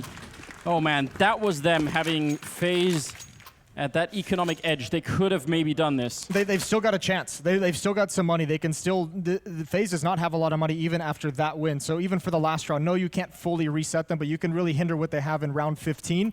And, I mean, again, NiP, anything you can get at this point, 5 would be miraculous, to be quite honest. So with 4 rifles, still a decent chance. Well, we're going to find out right now. Nico is way on top of the scoreboard, which is something that for a while people were getting really... I was getting frustrated because, you know, that was always one of the fun things about watching Nico in any team. And then there was a long stretch where we weren't even getting that. He was even, you know, sort of individually not putting up the numbers. There was a long stretch with this FaZe team where you weren't getting a whole lot of anything at all. And that was perhaps the most painful. Disappointment, a lot of that. Yeah.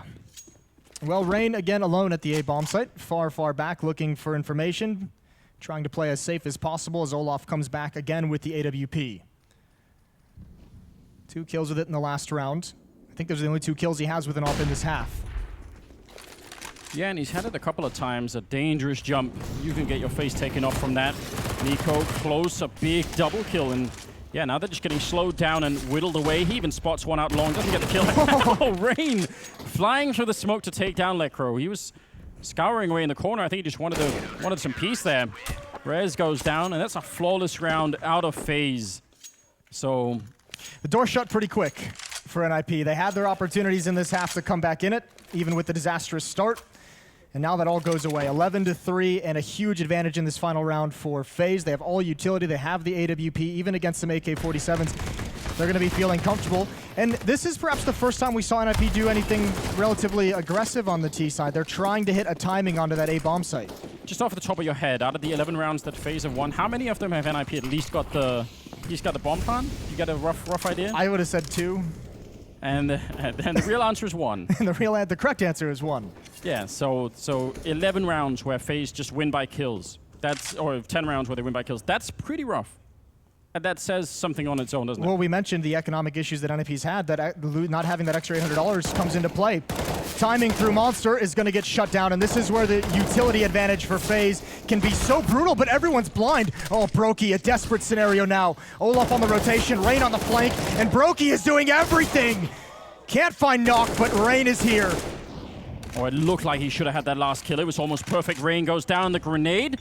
Right, a little bit too far, and now it's Olofmeister up here. What does he do? Because that bomb could maybe be snuck in and planted if they could just get a little bit of a grenade or something up here. The flashbang, maybe it's enough. Blobsky will take him down, and it's a 4th round for NiP right at the end. And you know what, ladies? That could be enough. That could definitely be enough. Well, they have that buffer that you mentioned. They have what they needed to at least have a fight into the second half. And we'll see how they do. We're going to head to a break, and when we come back, we'll get that second half underway.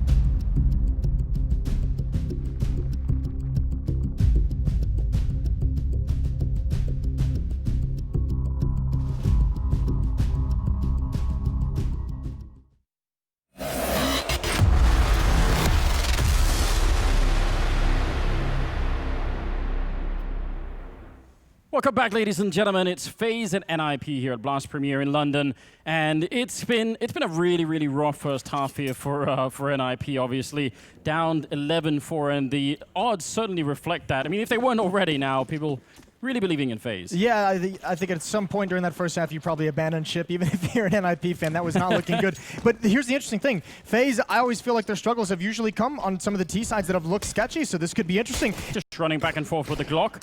It felt like they could have almost made it past into the B-bomb side, and Lekr would have been alone, but they stopped now. The bomb is going to be planted. This is turning into a very odd pistol round. Rez might be the X factor, though. Lekr can grab this kill, but Rez is on a big flank, and he's got coldzera, Rain, and Brokey all looking for this, but the wrong direction. Rez can sneak in through Monster. Yeah, he's doing that right now. He needs a little bit of backup. He's going to see the legs just then. Instant headshot, but Rain will take one down. Brokey there with a double, and that is going to be huge. All of a sudden, a little bit of trouble maybe. Lekr sneaking on, and they're going to double team him. Brokey with a wonderful end to that. A triple overall. It looked like they were about to get crunched. That is just a great three-man crossfire setup. That is a beautiful triangle, and it's executed perfectly, managing who's got aggression, when you're peeking and taking which fights. And as soon as Rez is cleared out by Rain, an immediate kill, that means he can be such a nuisance to the player coming out door. Perfect distraction for Brokey. And then the double peek at the end. 12-4. FaZe just piling it on now. Yeah, they were very decisive in taking down Lekr at the end. It's like, we're not going to be playing any weird games where you fake the bomb and we try and peek you and you take a shot with the USP. We're just going to take you down. And this is NiP's pick. This is the map that they wanted to play, so this has not gone according to plan. Oh, okay. That's the Rain of old. Saving those bullets. He better go for all the one-taps in this round. It's immediately ruined it, hasn't he? Yeah, right as I say it. Didn't want the style points, but there's the MAC-10 coming into play, and 2 opening kills for FaZe, and they should be able to encroach onto this bomb site without too many more issues. I mean, the bomb is miles away, so even then they're not worried at all. This apparently was just a little bit of an adventure for them. Well, they're saying why commit? Keep the spacing with the AK-47s, and sometimes that backfires. Lekr with his deagle. You could see Brokey and Nico still playing so passive towards top of the stairs, towards Fountain. They're looking for any kind of a flank response or flank attempt from NiP. They still have so many grenades, so if they decide to go for this B-bomb side, some of those deagles are going to be hard to put into use, especially the scout. That'll be hard to find an angle with. NiP needs to just stack a bomb site here. I'm almost a little bit surprised, although Rez playing at the A bomb site, able to jump over the boxes, can at least provide an early warning system, and the rotation isn't too bad. But this is where you'd hope NiP would just say, let's put all the players in one bomb site and see what happens. That early warning system is going to be heat jumping and saying, I'm screwed, guys. it's too late. Don't even bother. They're already here with the grenades and everything. Flash surely coming through the smoke. No, actually, they're going to go straight for it. They don't even bother fighting him. And now, inside of it, they get the bomb plant, but that's a little bit sketchy. Rez surely going to be going down, and he will to Brokey. So, I don't know, a moment there where at least NiP had a chance to fight back, but it's still going to be 13-4. You mentioned Nico at the top of the scoreboard towards the end of that first half. Brokey has caught up between this and the pistol round. He's now at 19 kills, tied with Nico at 19. Olaf at 17 as well. coldzera at 15. This is a pretty... I mean, this FaZe team is performing just deep into the roster. Yeah, that's... I don't know. That's outrageous, isn't it? Olaf Meister and Cold, you're right. They're all up there. It's everything you don't want to see as an NiP fan. It is map 1 of 3. You're right, NiP did pick this one. Mirage the second one. It's looking like 2. It is, isn't it? 3 HE grenades on NiP. See if they could find a way to combine those. I like this. They're just, as soon as someone's spotted, you have to imagine, oh, the timing of it. They're holding their nerve for the moment. They want more than one with these 3 nades. Not going to get the opportunity for the moment. That's a real shame. We all love those moments. Actually, maybe FaZe, it looks like they're falling back. There could still be a chance if we all believe hard enough. They're being so cautious. They have barely moved across the map, waiting till the 1-minute mark, and now coldzera, Brokey, Nico, that trio taking over Party, taking over Picnic. Rain going to meet up with him with the bomb, and now that Nico gets control of stairs as well, they can pick between the bomb sites. Still, this stack and this nade setup is there for NiP.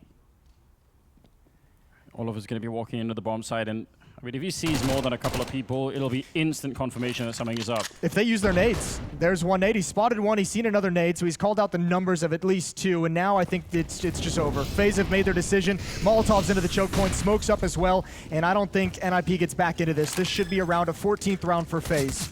Double grenade right onto the stack there. At least it does a little bit, so I mean, it softens up Olofmeister and Rain. But again, probably a little bit too late. It's a cool idea, though. Plopsky goes down, and Brokey continuing his lead on the scoreboard just once more. It's not bad. 21 kills in 18 rounds. That's pretty good. that's a nice way of putting it. coldzera winning a couple right at the end and going to start slowly backing away. They want a challenge. They want to try and maybe just get a little bit lucky, take a gun out of the hands, force a rebuy. It's not going to happen. coldzera is just too good, too clean. 14-4, a 10-round lead for FaZe. I like the idea of having that triple nade. I mean, you could see how it could work on B, and they could rotate back to the A-bomb side. You know, you got to try something at least. 14-4 though. Double up now in the hands of NiP. Why not? Go right into it. You have no time to really test anything. Go straight to your strongest. Go straight to what you think is going to work best. And NiP have not done a good job of opening up these rounds in the first half. At least on the second half, they have the ops in position. They can try and find some early picks to keep themselves in this game. Oh, and almost Nock gets his head taken off. He actually looked like he went back for a second jump, trying to shoot through. That is inches from connecting. He almost did it. But now he's lost Lekro down here. And that leaves him and Plopsky. I think Rez almost immediately rotating by. They're so worried right now, NiP. They just want to have at least a chance of picking up a round. And that could be risky all on its own. If you rotate, leave too few people on the A-bomb site. It just puts the ops now in such a weird position. You can see how deep Twist has to play already at the A-bomb site. You can see how deep Nock. I mean, he's risking a lot going for these information plays, for these jumps.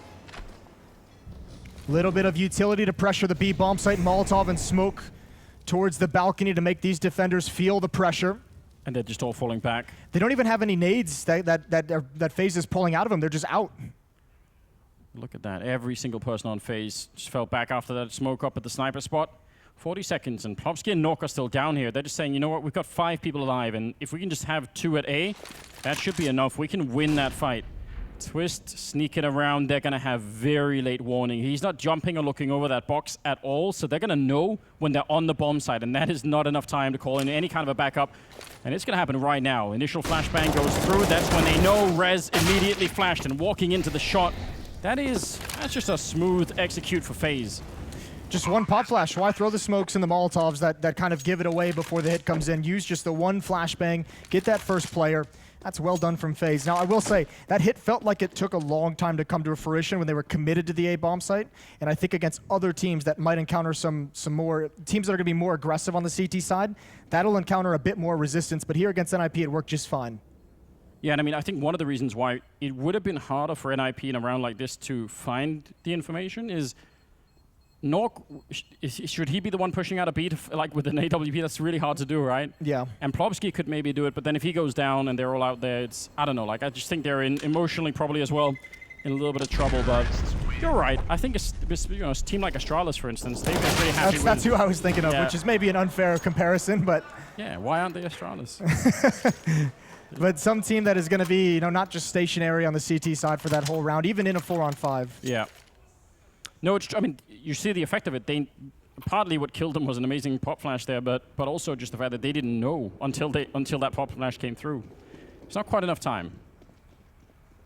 15-4. I like this though from FaZe. This is a bit of a statement that they're going to try and make to come out in 2020 here in this opening split of Blast Premier. Good kill from Nico. He knows there's a boost as well. He knows there's one more. Goes for the blind luck. Not with him this time, but he's got his team with man advantage. Oh, he's so aggressive. He's loving it right now. Maybe a little bit too much so, and I can't believe he got that spin in, Lekro. That's just a FAMAS, and somehow he's able to get in a double kill. Not bad at all. Now they almost line up. This could all get taken away right here, as Olofmeister will get one more in. It's now 1 versus 3. Is that 4 kills for Lekro? Yeah. He's been an absolute monster with that FAMAS. Coming out of the stairs, he's done perfectly. He's going to find the bomb as well. Olaf rotating back, 19 HP, 1-on-2. He won't expect this. Wow. That's an ace for Lekro to keep NiP in the game. That's the kind of ace that you're happy you get, but it doesn't feel good. No, you're right. It hasn't really gained you anything. It feels like it's too late, isn't it? You have to believe that you could go on and win another 10 rounds in a row. And so far, well, that just doesn't need to. They've only won singular rounds. They've never won more than 1 round in a row. It's been a really, really rough map for NiP. Another full buy out of FaZe.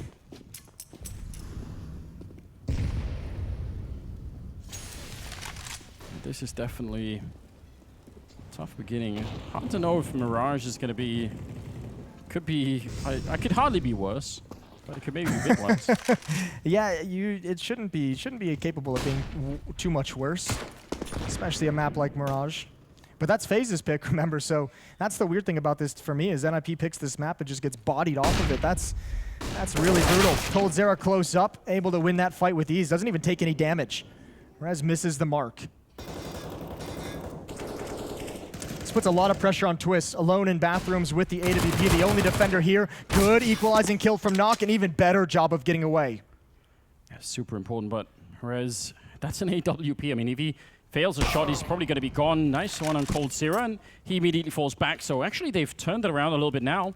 50 seconds, and they could maybe do this. That's a wild timing for Twist to turn around. The intuition, he just felt it coming. Nock and Plopsky to defend. One smoke on Plopsky as well. Yeah, and that smoke could really be huge. That could buy so much time. 30 seconds on the clock. I don't think he's going to have the chance to put it down. As we saw from FaZe, their find was just the pop flash peak. That smoke's going to be late. Olaf's going to step in front of it as the Molotov comes in. Perfect timing. Needs to be a trade, and it is from Brokey. Yeah, he had one chance. Like he was going to get mowed down with that MP9. 17 seconds on the clock, and it's an immediate bomb plant here. FaZe looking to close this map out right here, right now. Oh, and Twist is going to get the kill on Brokey. That's not bad at all. Leaving Nico. 1 versus 2, and he's got an M4 on one side, AWP on the other side, and right now he's just saying, you're going to have to make a move because the clock is against you, and he misses that spray entirely. NiP at the end of their rope, but they're hanging on at least for now. It's going to be 15-6. I think he got screwed up. He knew Lekr was there that whole way. He got screwed up by the jump onto the railing. Yeah. Wasn't sure where exactly the model was going to land. 15-6. Still plenty of chances for FaZe, especially, by the way, if they keep getting these plants. Like, that's one thing that NiP didn't have the luxury of. They didn't get many plants in the first. I think they ended up having 2, and 1 was in the pistol round that they won. Yeah, that's a good point. So that's gonna help them just glide a little bit longer. 15-6. I mean, we say this all the time, but at least you could get a chance to warm up. Find a way in there. When that's the conversation, you know we're digging real deep for anything positive. Any silver linings for NiP is, oh yeah, maybe they just had these 21 rounds so far, just warming up. Get them into the game. Well, this is where you can also have that conversation about missing Forest. These are some of the rounds and some of the struggles they had in the first half of where you just need someone to create something that doesn't make any sense, that's not tactical, that just someone who's going to be able to go out and get you a headshot to open up a bomb site. That's what Forest brought that NiP's really looked like they've lacked. It's true, and I mean, and it's maybe not even like a mechanical aim problem. Ooh, okay, maybe a follow-up here. Plopsky, nice triple, taking down 3 players of FaZe like that. But I was going to say that it's not like some of these players aren't mechanically good enough to do that. It's more like an attitude thing, I guess. Like a play style. Yeah. They're too Swedish. Is what you're trying to say. You said it, not me. Just need that shot. I think he even reacted to himself hitting the shot. More like that. That's what they need on NiP's side, though, not on Rain. He's looking for more, but Twist will take him down. We're going to need like some sort of replay of that. That was so nice. Just make sure the kids are, not watching. Earmuffs. Yeah. Well, Plopsky saves the day here. Back up over at Toxic Barrels. He needed that triple kill. He was the final defender. This is that shot from Rain. That's a thing of beauty. Rez probably has no idea. It's like, what did I do? I don't deserve that. 15-7. Olaf's got a Mac 10, and he's got money in the bank as well, so I have to imagine this is a set plan, highly aggressive towards the B bomb site.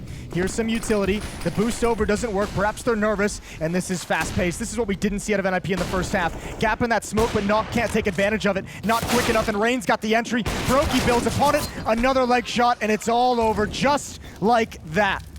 Wow, that is a knockout punch, isn't it? And the leg shots are just so hard to deal with. When you're close with that AWP, you know you've got no chances. Once you fire that gun, they're going to be on top of you. More leg shots coming in this round. That's a little bit awkward, but you've got to be honest here. NiP, they're just out of time. Like, there's no way they can fight their way back into this bomb site. They're just going to have to try something, but they've already just gone too far. It's Rez in a 1 versus 4 here, and FaZe just having a great start here to 2020. 16-7, taking down NiP on their map pick. It is a best of 3, but still, that's got to feel great. Yeah, not just stealing away their map pick, but just completely crushing them on their own map pick. That's the kind of FaZe you want to see. And remember, we looked at the scores. 4 players delivering throughout the majority of that game. Rain had some very nice impact rounds, but that is the scary FaZe that you don't want to run into in a tournament. Yeah, I don't think anybody wants to have that kind of a feeling. Nico playing really well, and Brokey as the inexperienced. I mean, he's got more now, but still, you know, new guy on the team. Still way on top of the scoreboard. That was exciting. You're starting to see why they talk so highly of Brokey. Since the day he came into this team, they were very positive about what he was going to provide, and he delivers here. That's a beautiful job from FaZe. I like that opening. We got another map coming up, Anders. Yeah, we do have more maps coming up. It's definitely not done yet. Obviously, Mirage is the second one. Train is the third one if it gets to it, but there's going to be some serious conversation happening here for NiP walking out in the back. I don't know, like, this is... There's not that much to take away. I guess they did end with sort of a string of 3 rounds, so maybe that's what they could focus on, what worked there. We're going to find out when we come back after the break, so stay tuned.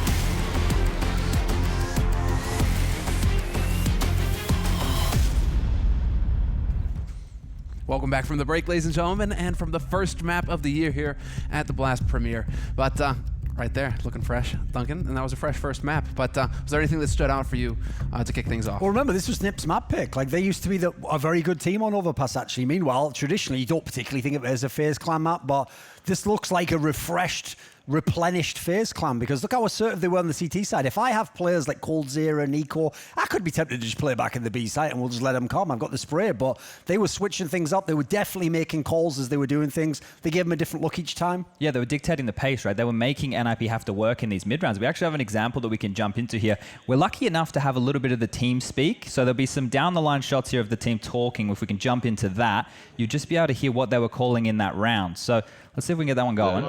Let's do this one. Full one? Okay, I'm going alone now. I'm gonna smoke B, I'm gonna go smoke. What do you want us to do? What? Just body short, hold under. just body short. Do it. Okay. And Molotov? Hold under. Yes, I don't want.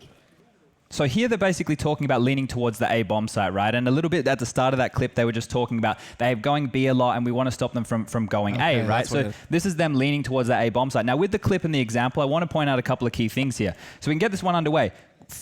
Nico has asked coldzera to hold the flash. The flash is going to come over. It's not about getting these kills here that we're going to see from Nico. It's the fact that coldzera is a B player. Now, you have that flash assist now. We can see here the pace being accelerated over towards the B bomb site. All that territory from that 4-man A lane means that, look at this, NiP is stuck. They're already getting flanked. They have to go towards B. Brokey did a fantastic job of delaying with utility, and they're just going to mow them on down. Look, Plopsky gets a couple of kills here, but he's between a rock and a hard place, dies to that flank of Olaf, and this is that, I guess, dictating at the pace that Duncan was talking about, right? Forcing them around the map. It makes things very difficult when you can't even get a default spread. If you can't get toilet control, if you can't get long control, you're in a really rough spot. And FaZe did a great job. Brokey even ended up top fragging, 26 kills to his name. So good stuff there. Yeah, even picking up the op towards the end, which was interesting. I mean, a lot of this speaks to confidence, and that's what we were all wondering. Which kind of FaZe are we going to get coming out of the break, coming into the new year? And it looks like a very confident FaZe here. All of a sudden, the 2-0 predictions from the players leading into the map, not looking so silly. Both teams said 2-0, so someone had to end up being... The only thing is, though, if we're talking about confidence, forget even just the scoreboard. Like, it was clearly on the side of the FaZe guys. Like, they were very loose in this game. Most players hit their shots. Maybe a few whiffs, Small-off-meister here and there, but you go over to the guys from NiP. I mean, I know some of these names aren't as familiar. Like, a lot of people don't know who Flopsky is. They have no idea who Mist is. They don't know about Pez just giving out free $300 kills. Okay. See what I'm doing there, boys? Anyway, whatever. You know That's what I'm here for. Yeah, exactly. But we've also got a few guys here that are responsible for talking to the players between the maps, and it turns out we do have an interview with coldzera, so we'll listen to that now. I've got coldzera with me after FaZe Clan's impressive performance on Overpass. Now, Cold, first thing I've got to ask you, it seems like you were adding some calls, especially on the CT side. Is that something new? What's your involvement? That's something new. Me and Nico, we are dividing this position. So, some maps I call it on CT side. So I try to rotate more people towards the map, and I think we are doing a good job. Oh, well, you definitely did a good job. 11-4 was a very solid start to it all. But were you kind of surprised by NiP's lackluster performance on their map pick? So last time when we played against them was in Bahrain, and we kind of play a little bit without so much energy, and we are kind of struggle a little bit. And for this tournament, we fix our mentality about how we should be more positive and have a good mentality playing the game. And I think it's getting better and getting better. And it definitely seems like you guys are more confident. And my final question for you really is, towards the end of last year, things started to get a little bit better. But what's the difference now? Because you seem even more confident going into 2020. So last year, when I joined the team, we didn't have too much time to really to have a real practice. And this year we had 1 month, so things are more structured right now. And I think the game for us is starts getting way better because we know everything, every gap we have, everything can happen inside the map, and we know how to cut the rotation and rotate more towards the map as well. So this has helped a lot on our comps, and it's making the game really easy for us. Hey, well, it's definitely working so far. Good luck into Mirage, man. Thank you very much for your time. There you have it. I mean, okay, so this is something we were speculating a bit watching the first map. We actually got to listen to a few of the comms as well. And so what do we make of it? coldzera and Nico, it seems like they're splitting the pie there on the comms. It makes me wonder if this was part of why they were so insistent we have to play together, and they've basically tried to engineer it the last couple of years. Because listen, it's different when Nico was just the IGL and it's just Carrigan plays another role. If you have coldzera, he was part of those major winning championships as a secondary caller. Fallen would be the main caller. He'd come in with something though. He'd make a read like we saw sometimes heard there. Just something about how they're positioning, how he wants to play his spot. So I actually think if you do a little bit of committee there, maybe that makes up for the idea NiKo isn't a traditional IGL. Yeah, if he's going to be taking over roles on the CT side, you know, you could see NiKo as playing the swing position, right? But if coldzera can be dictating and helping there, or if he is the guy who's going to take that role, well, you're splitting the duties in half, right? So on the T side, you just have to focus on that. You don't have to worry about the CT stuff. If coldzera is going to be taking that over, he's set on some maps, right? So it's going to be curious to see where that influence comes in, and if it's different play styles, because you also now have the ability to flip-flop between those two. Cole can be like, hey, NiKo, today you take that over, and different patterns of calling rounds is a difficult thing to read, and that's what you need to be in Counter-Strike at the moment. So what do we think about this going into Mirage? Because that is going to be the second map of this series. We were kind of not shocked, but a little bit surprised perhaps to see it come up here in the pick ban. Is that something where we can expect to see something crazy here from FaZe? This has always been a good map for every team NiKo's ever played for because it's a great map for NiKo. Like, there's so much you can do on it. Obviously, people know in the current map pool, it's one of the more frag heavy. You can play a little bit looser on that T side. I'm actually very excited to see what they're going to do on this. Obviously, a classic coldzera map as well. One of the bigger issues, I think, for NiP is nobody really got going in that game. You know, so Lecro had a couple of moments. He had the pistol round. He obviously had that round with the AWP. He found some impact there. But the thing is, the rest of the team, besides Rez, I guess, Twist has been around for a very long time. You look at the Nork and Plopsky as youngsters, need to get them activated. Maybe Mirage is a better map for that. Maybe now that it can be a little bit more defaulty, scrimmy, mid-roundy, they can get going here. But at the moment, FaZe look like they're just going to run away with this. Is this a map where we could expect to see Twist wake up a little bit? It seems like he had a bit of a cold start there on Overpass, not exactly hitting some of the shots. Is Mirage perhaps a map that we can look to? He is a very streaky player anyway. I mean, even if you see him as a person, he doesn't always seem like a guy who's super decisive. So I feel like I don't think he's necessarily a terrible player right now. I think he's just very hot and cold. Yeah. I think they maybe need to come in with a little bit more of a in-your-face aggressive style, and the sense of that is to get the players going. Because look, there are more days here. If you can't get the victory right now, there's no reason you can't come back on through and qualify in one of those top two positions. But there are going to be a lot of teething issues, right, with the team as we see them coming into Tier 1 Counter-Strike with the new addition, with the new coach. It is a slow start. It's not what you're looking for, and it's going to be pretty deflating, actually. I think, you know, it's hard to get your energy up. And once we spoke about, it's an intimate environment, right? So you don't have the crowd to kind of push you. You don't have that awe right there. You've got the fact of, hey, you're in a little studio like this. You got a nice intimate crowd. You've got to get it going yourself. You can't rely on any outside factors. Especially because now we're going to spend the next several minutes in commercial break before we get into the second map. They will have some time to dwell on it and prepare themselves mentally for what's to come. But we will have the second map of this best of 3 coming up right after this.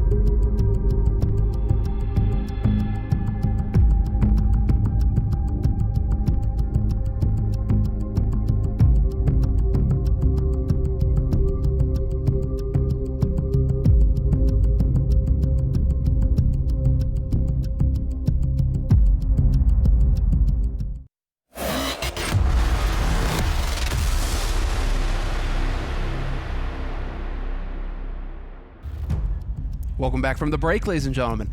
So we're about to get into the second map of this best of 3 series. Best of 3s all throughout the groups. And obviously, providing the odds, we will have Betway here with us along the way throughout the groups and into the showdown and finals. But now it's time to hand it over to Anders and Moses for the second map of the series between FaZe and NiP. Oh, thank you so much, Semler. Those odds were looking really rough. I don't know if you noticed down at the bottom, it was like 5-1 against NiP. That's not great. I didn't notice, but I can believe it. After that first map, I believe it very much. It's just all uphill, isn't it? The game is ready. Jason, let's get into it.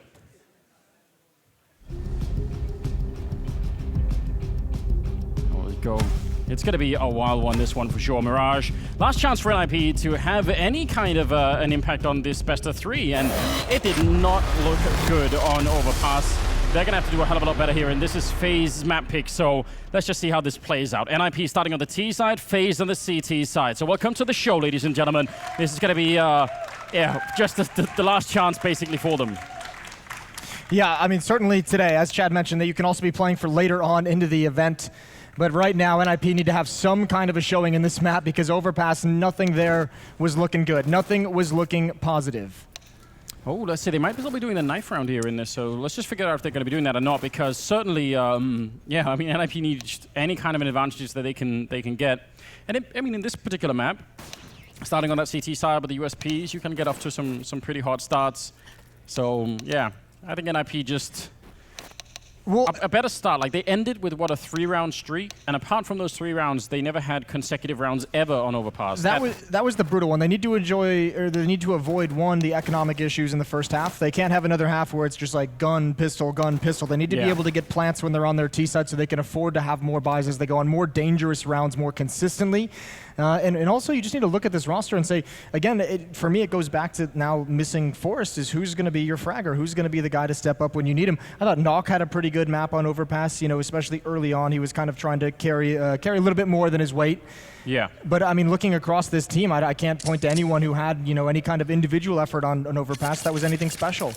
No, and again, like, I just have to come back to the fact that it seems like it's more of an attitude kind of thing. I agree. If I'm the coach of an NiP or any team with Forrest on it, I'd be pretty confident in saying, Forrest, just try and make us an opening out here. Let's do whatever it is you do, and just we need that opening on this side. He would embrace that role in one way or another. And it's not clear to me that the rest of this current NiP team have that right now. I think they could develop it, but there has to be some effort put into it. It is like that loss of like an identity that the players can buy into. It's they have to build that up. They have to kind of figure out what kind of style team are you going to be. Are you going to be that slow default team and be comfortable with that? We saw in Overpass that didn't work out very well. Are you going to be the more aggressive deathmatchy team to try and find an opening kill?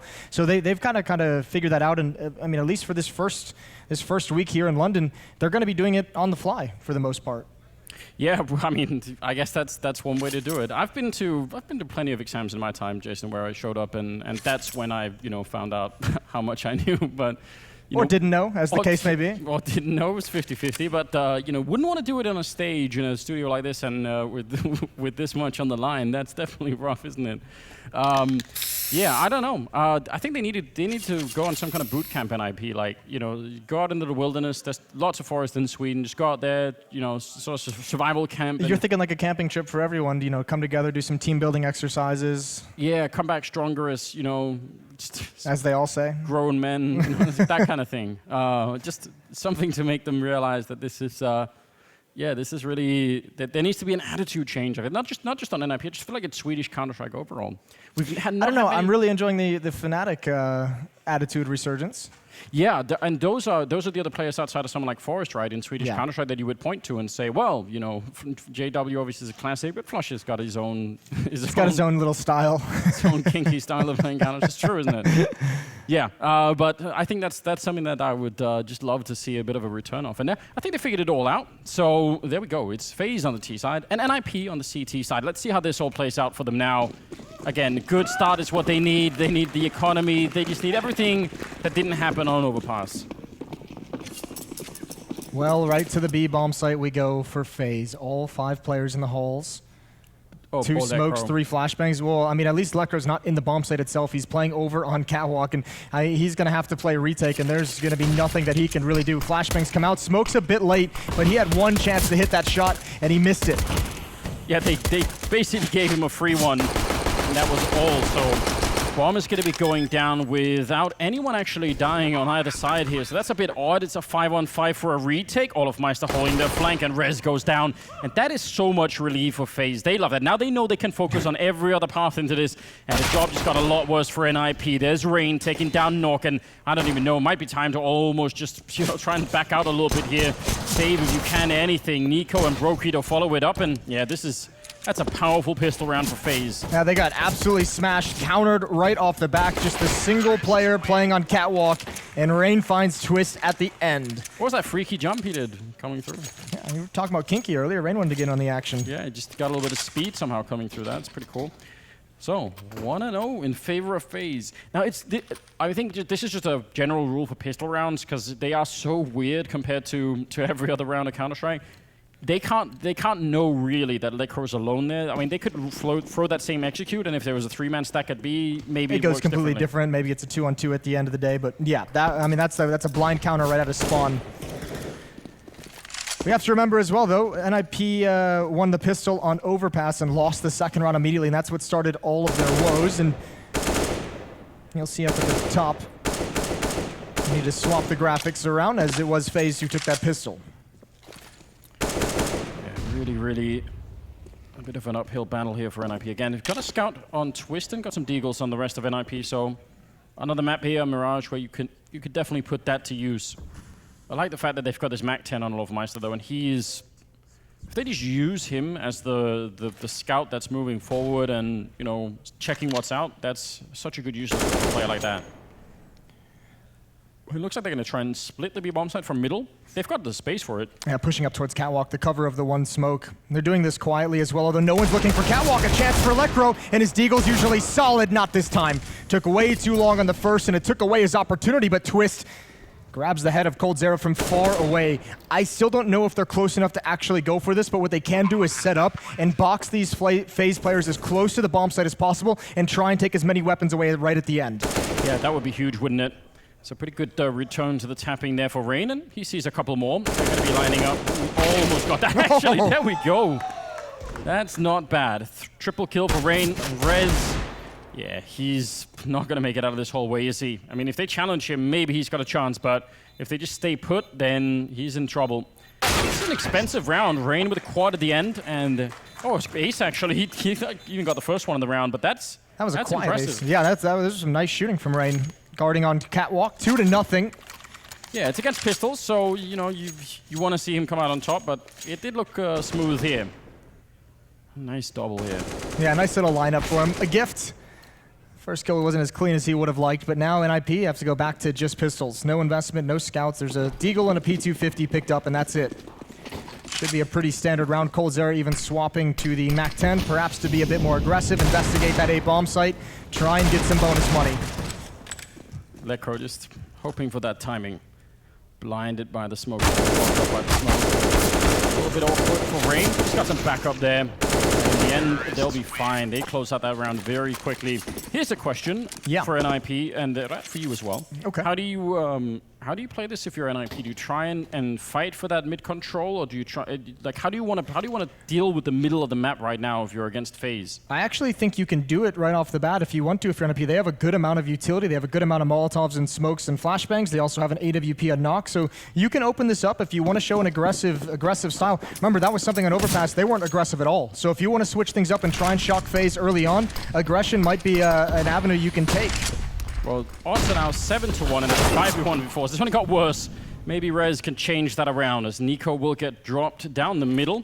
So not exactly aggressively fighting for that mid control, but just having an eye on that and winning that first battle is so important. Well, it'll be interesting to see what FaZe can do, because even if they lose a player, they have control of middle. They're boosting into the window. Rez is backed off to watch just this, and actually, it's Olaf with the Mac 10, so he needs to bide his time. He can't jump in there clean and take that fight. But even if you have a man advantage, but you lose control of mid, that can sometimes be just as deadly. That can sometimes even hurt you, not having control of middle. It was FaZe that smoked this off to try and get Olofmeister in here, and that is so perfect. Rez is not going to be happy. They probably thought that was going to be a smoke to try and get cat control or something, and instead it works out the other way. Long range play for Plopsky. I can't believe he actually got that. And now Brokey alone at the bomb side. Actually, he's got a little bit of backup there in... it's not going to be enough, is it? Twist goes down, and now Brokey 1 versus 3, and he's locked in. That's a perfect recovery from Plopsky. Again, another big impact round. Missed chance there, but Lekro does finish it off in the end. Able to grab the AWP. Excuse me, yeah, they do go for the AWP. Nox got one, Twist is going to have the other. So double up set up on the CT side. We saw this once on Overpass in their first gun round. It didn't work out for him, but here in Mirage might be a little different. This is great from Plopsky.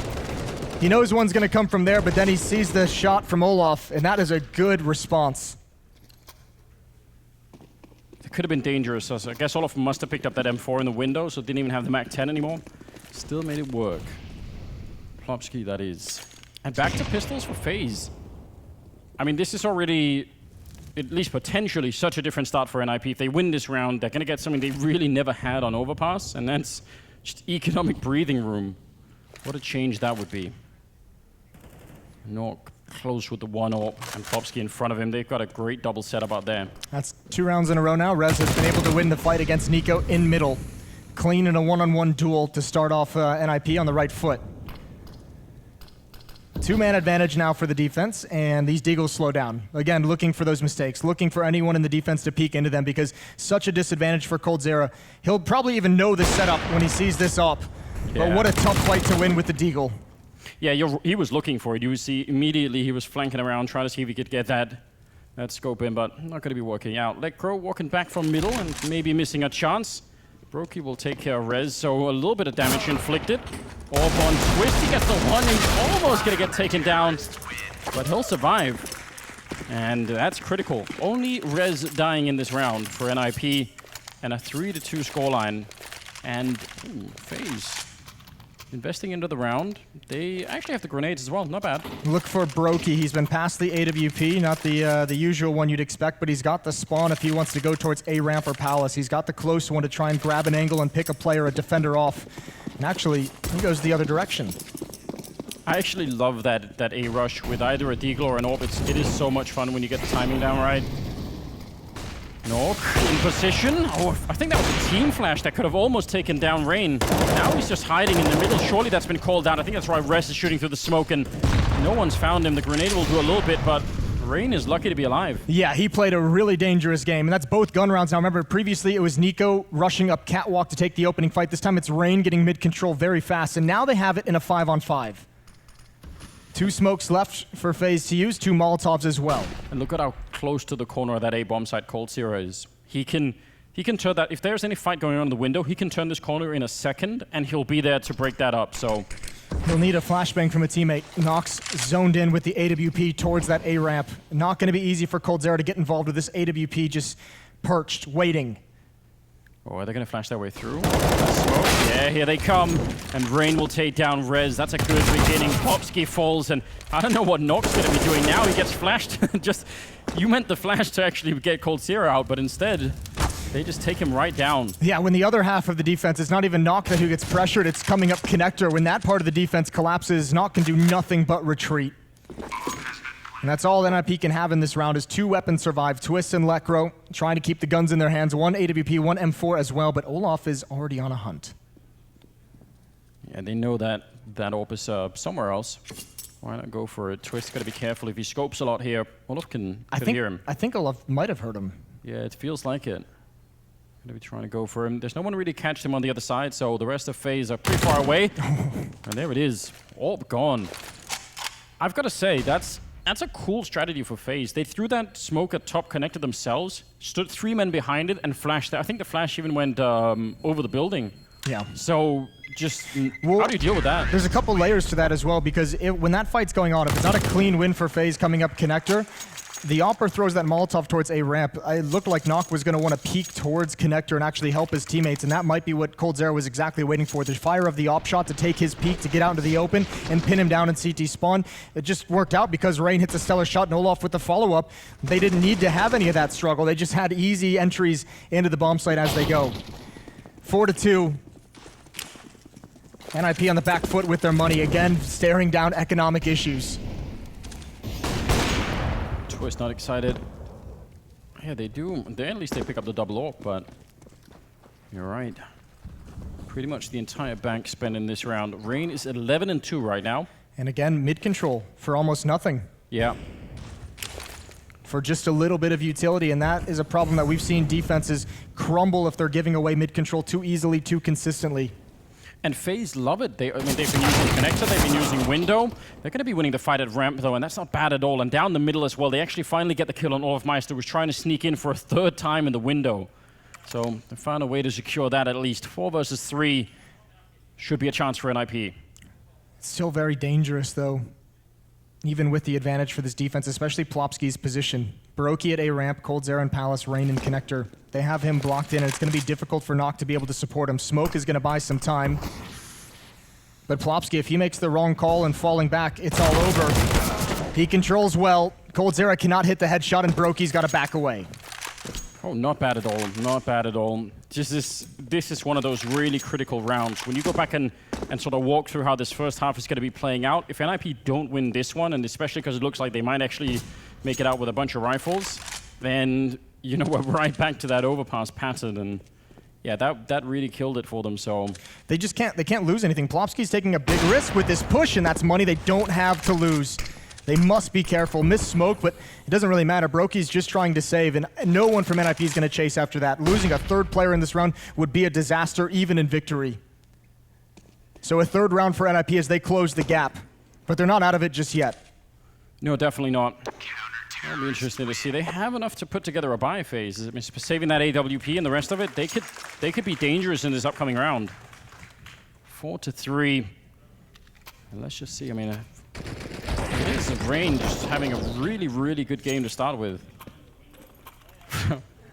Listen, that's a classic, isn't it? This is only going to last so long. If NiP can't put a stop to how often and how easily FaZe is getting control of mid, like eventually if you give up that so many times, it's going to bite you. And we've seen it happen once before already.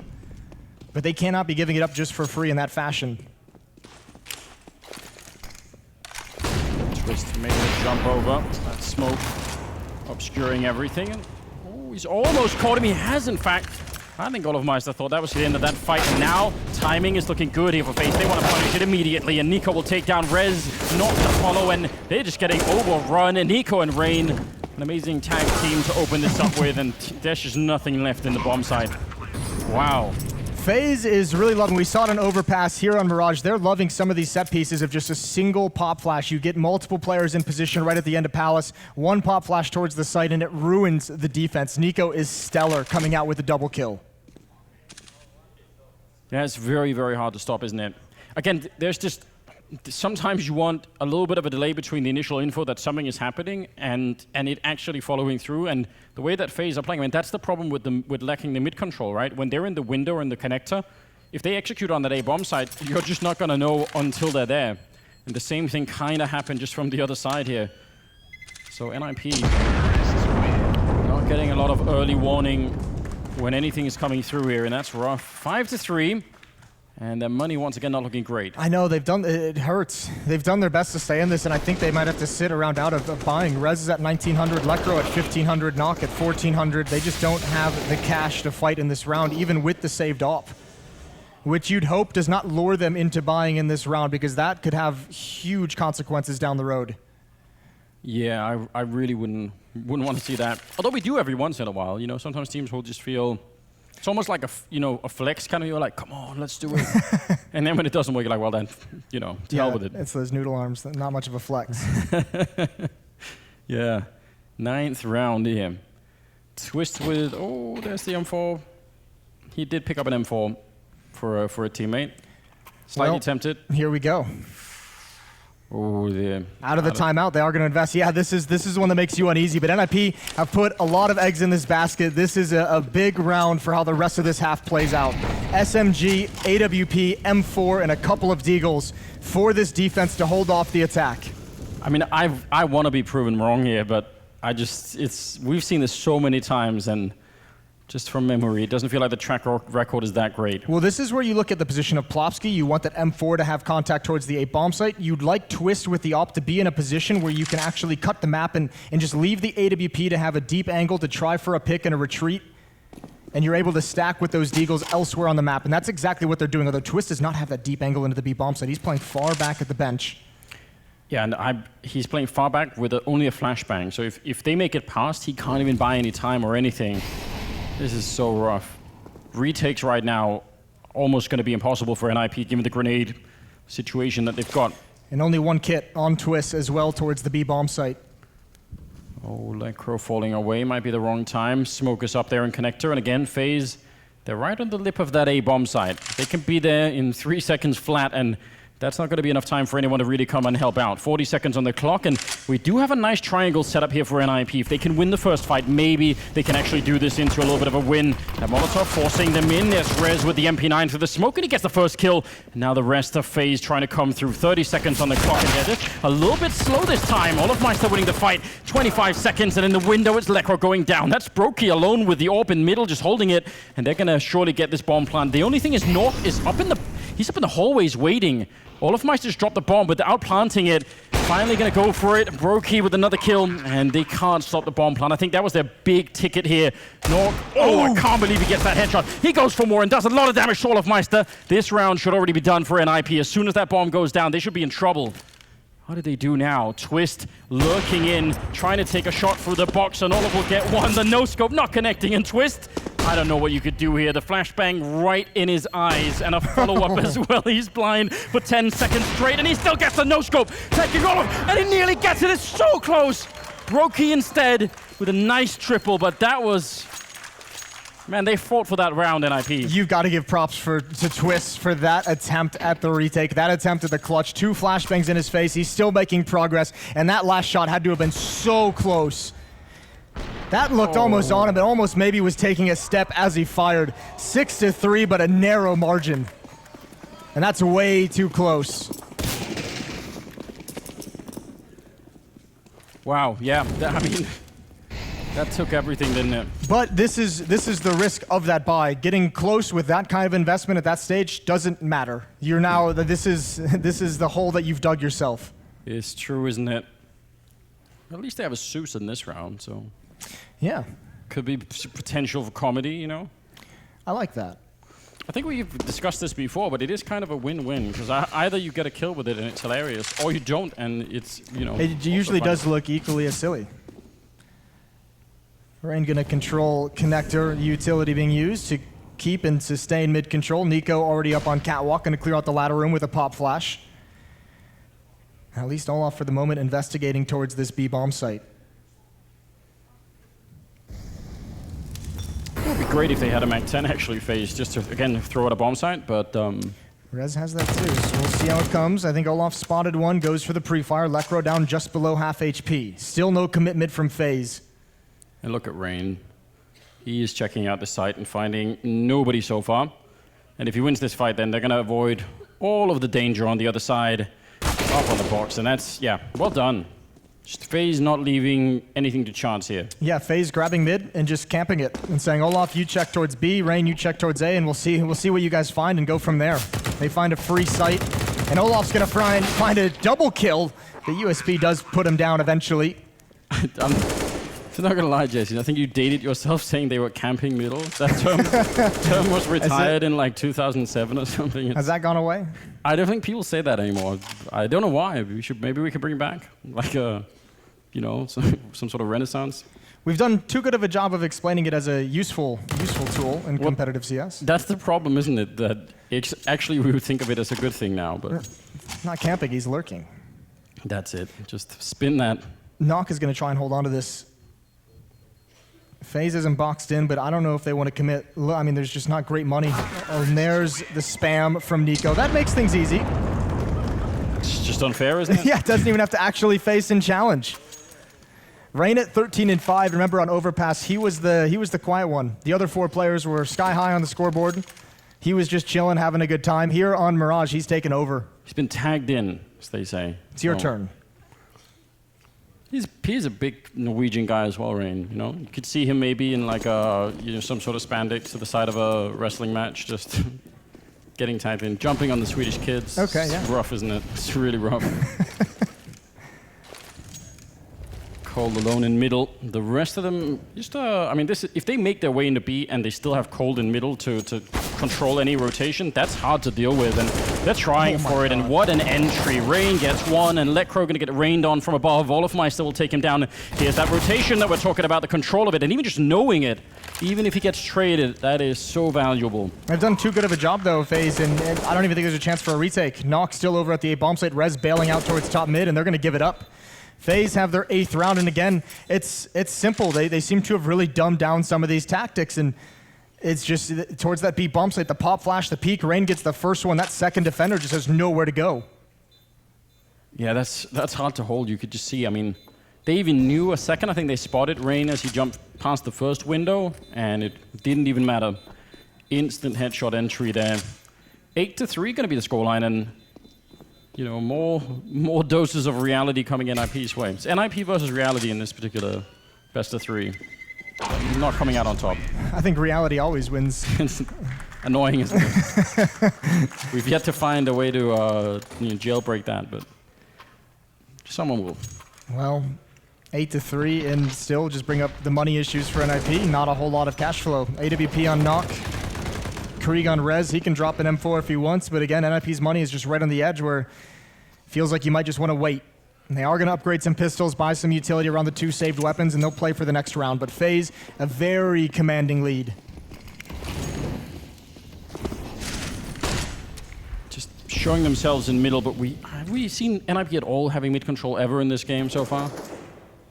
Maybe in the second half we'll see it. Yeah, they'll just save it for that.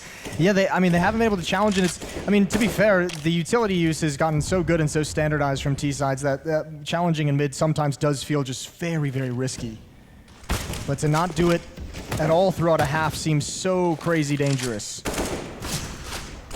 I mean, I would love it if they had one window, one connector, one catwalk on B, and then, you know, just flash your way through. You know, just try and throw a flashbang and see if you could take a fight while they're setting up.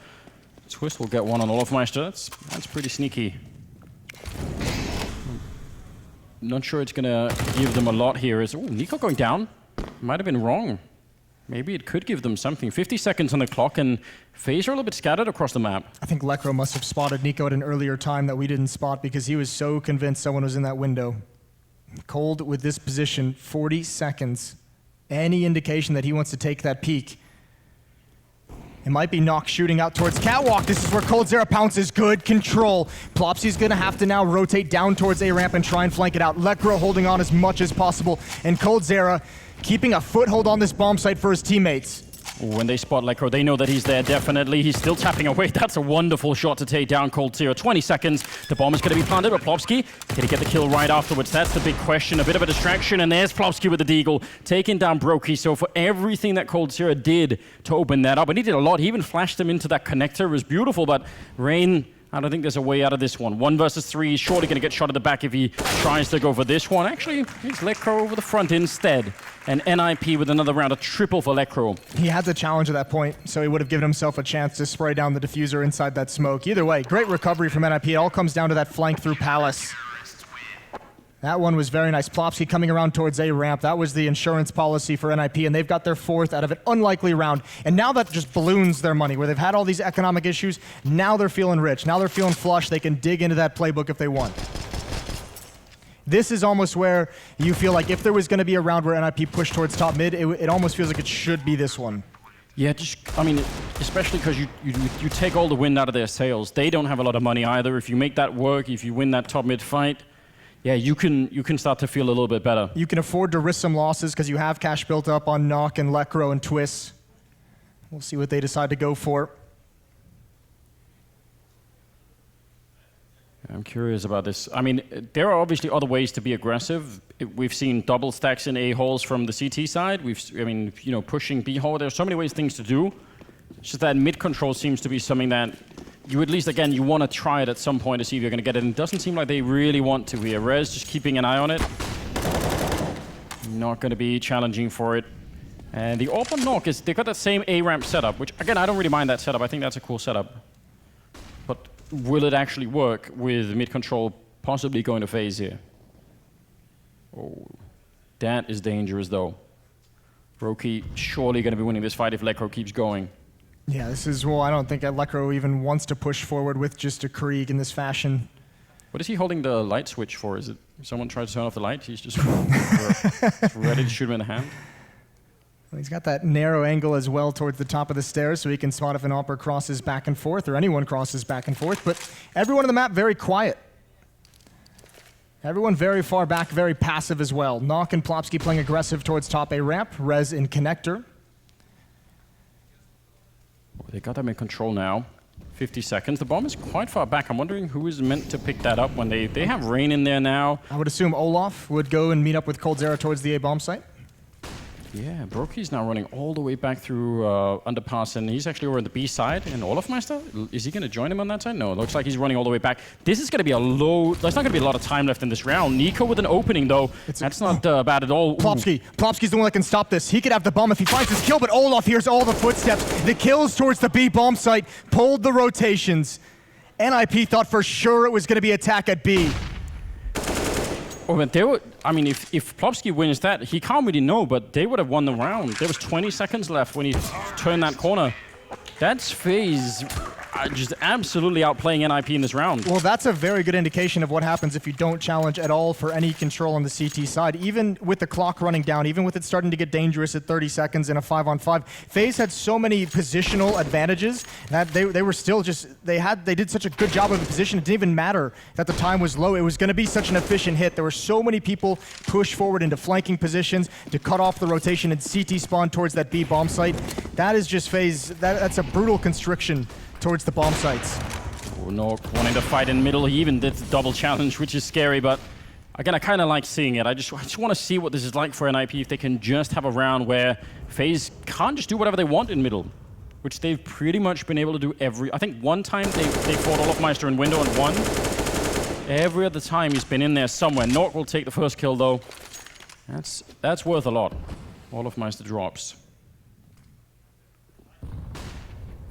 Cold over at the apartments. I mean, they could go for it again. Just 3 coming out connector with Cold, you know, either flashing them in or just trying to see if he could sneak in a kill as they're all occupied towards middle. Yeah, it's hard this time with no one in window. It's going to be a little bit difficult. That's one less angle. Well, you can see Rez, he's cautious with that smoke there. Nico going to join up with Rain, so this will be a pinch. But again, Plopsky aggressive on A ramp, twist inside the bomb site. There's a solid defense here to hold off against this. Yeah, that definitely is going to have to be another good opening kill for FaZe if they're going to make it. No one's actually watching for coldzera to just march out. It's not the likeliest of plays, but it's very possible. And oh, coldzera definitely saw that. Yeah, he did, and there comes the shot from Rain coming out of connector. Nico will follow it up, taking down Rez, and just like that, the defense is down to Plopsky. He's at the A-ramp still, and 30 seconds on the clock, and they're waiting. They want to find him before they go for it. Nico goes down, and that MP9, Plopsky, now is the time to shine. He's going to get the shot, and that actually stops the bomb plant. Brokey, he can't go for it any longer, and he's in so much trouble. How does he possibly get this done? 14 seconds now. Oh no, Lekro burning to the Molotov and up on top of the box. Brokey, a young player, but he's not afraid of anyone. And he's going to be taking down Plopsky, leaving Nork now. It's a one-on-one. How's it come to this? Brokey with a quad kill, and he just wants one more to get that ace. A bit of a jump to spot him out, and now he's ready. He's waiting for it, and he doesn't get the flick. Oh my god, it is so close, but Nork will save NiP. Man, what a bold player Brokey is. You can't even fault him for jumping up on the box after that effort of a clutch. Just play whatever you feel. You could have played the time, you could have played it more passively, but beautiful to even get FaZe in a position of winning that 1 versus 3. Lekro burned so much of this Molotov. Wow, and the bait out of Plopsky, the patience to keep faking the bomb plant over and over with even just 7 seconds on the clock. That was so well done. It's a rookie stare down there at the end. Yeah, you'd like to see that. Both players playing like they have way more experience than they do. It's well done. Almost a triple. I think I said it was an ace, but it was just going to be a triple. Still, for that kind of a clutch, you have to appreciate that. A little bit of a push coming towards middle. This is what we've been asking for all along, and it catches FaZe off guard. They get their first early win as Rez will take a double.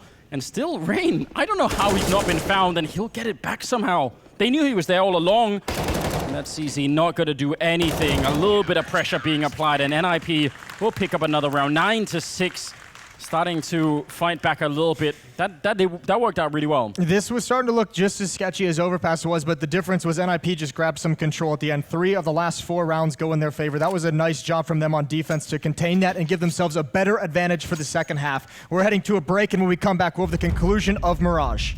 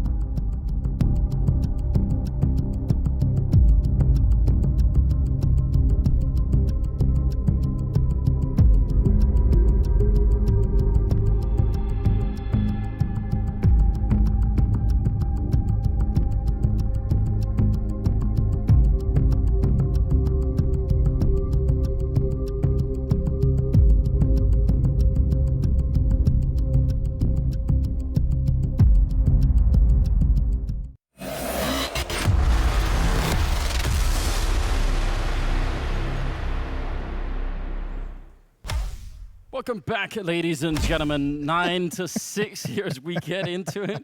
You all right, Jason? Everything's fine on your end? I love that little sound effect and like the glass changing. That got me all hopped up. I'm gonna be ready to watch some Counter-Strike. It's amazing. Just imagine if they made car windows like that and it just, it malfunctioned like the windshield. As you're driving down the highway. That's a grim thing to imagine. Well, that's where my mind went.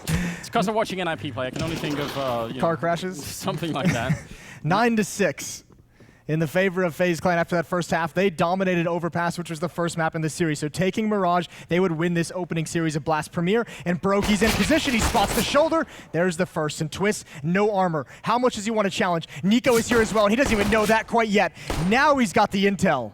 And Rain with a kill on the other side on the bomb, so this round is absolutely falling apart. I don't know what you do if you're Twist. I mean, if you let them go, then you might not get a chance again. And obviously, fighting them could end very badly as it did. That bomb plant being tried for, a little bit of a wallbang attempt, but actually jumping and shooting. This is getting very tricky now. Lekro and Rez with an unbelievably unlikely round here. It's a P250 on Rez. Starts off with a nice headshot, and it is immediately cancelled. His subscription to that round was just done in by Nico. It's just immediately erased. Yep, subscription, you got it for the one reason, then you cancel it immediately afterwards. Yeah, just while the trial period is still on, so you don't actually have, but then you forget it. Sometimes then you forget, and then you just keep getting billed. Yeah, you realize a year later, you're like, why am I still subscribed? Yeah. 10-6.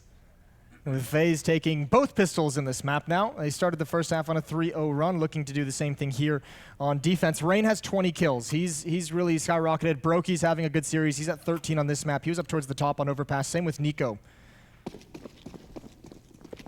17th round. And FaZe, I mean, they don't need a lot more right now.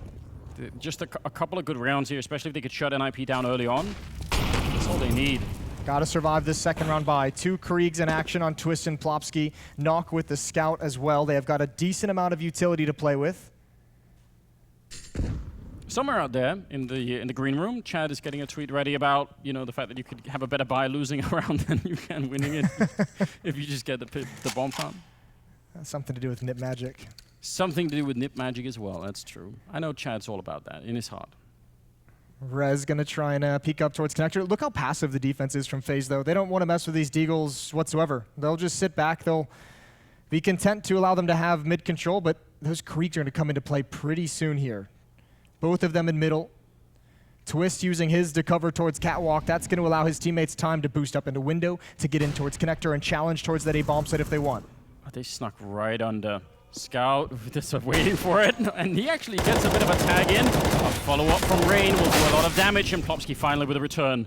And is it going to be quite enough? That's the bomb down there on connector, and on the other side, Cold and Olof, they're ready. Yeah, they're going to be boosting up on top of this bricks, and I don't know what you could do now. They're stuck in here. Easy kill, and that's going to be a good follow-up. That's so well done. FaZe handling that very, very well. I don't know if it was just they didn't necessarily have a plan or if the engagements just didn't go their way to put him into use, but Plopsky is the last player to go down there for NiP, and he had a full set of flashbang, smoke, and a Molotov. How they were sneaking through through the middle there, dodging the scout. You ever play that game Commandos where you have to like get a squad through and you don't actually almost never have to fight anyone? You have to like sneak under sentries and stuff like that? I don't think so. Okay, well it sounds fun. I'll show you at some point. That's what Threat's playing. Okay. It's just saying like just don't try and fight them. Just try and sneak in. See if we. I was gonna say, unfortunately, in Counter-Strike, you do have to fight them eventually. I bet Threat played that game and was really good at it. 11-6, 18th round.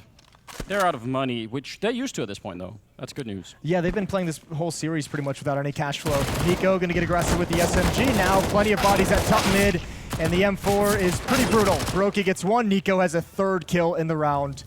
And it's all over. Lekro's going to try and just walk into the B bomb site, and he can have it. Bombs down top mid. Nobody's here for FaZe. Yeah, not much of a victory when you don't have the actual bomb. One shot's all he was going to get. Cold Zero will take him down. Nico with the triple and a 12-6 scoreline. It's still Rain leading the he started with 9-0, I think, and he just hasn't let go of that #1 position since. So that's pretty impressive. No one's really been close until just recently as Nico started to add up some body count with the SMG. He's at 16 kills, so not too far behind. But yeah, I mean, this is just, FaZe feels like they're just a step ahead tactically, and then their way they're playing this map as a team, and then also the skill is there in this game for FaZe as well. 6th round lead. 3 players gonna take mid control for NiP. Flashes, smokes are out. Oh, and they're running the gauntlet here. They've actually got him locked in the corner, Nico, and there's no one nearby that can save him at the moment, so I don't know, maybe they could throw a flashbang over the wall to try and save him. That would almost be the only thing at the moment. He's going to flash his way in. There's late flashbang from a teammate, and he does make it out. I think they could have maybe kept him boxed in, but... It was a tough angle to punish when he was jumped up on top of that railing, right? Yeah. Could just barely see the lower half of the body, and just no one was really aggressive enough to take advantage of him being stuck. Either way, they've accomplished their goal, even if they don't get that kill. They have mid-control themselves. They have Lekro in the window. He can cut off rotations. He can find a pick here onto Nico if a mistake is made. Look at Rain and Brokey pushing up in those A hallways. It's a good reaction for 1 minute left in the round. Starting to get information. Brokey can even fall away and let Rain sit here. And especially, they lost mid control. This is something that we didn't see out of NiP so much on the CT side, but sort of a response to losing mid and saying, okay, well, let's try and figure out what's happening in A. I'm surprised it's not more of a response. So I'm wondering, Brokey is just now falling out. Cold Zero and Olaf, they're situated over at the B bomb site. This is a pretty decent setup. Olaf can do work. Here comes the flashbang. Olaf's gonna have a chance. As the flames come in, he's got 1 kill, and he can't follow up on a second. but they brought it into a 3-on-3. NiQ gets just one, and the bomb is going down.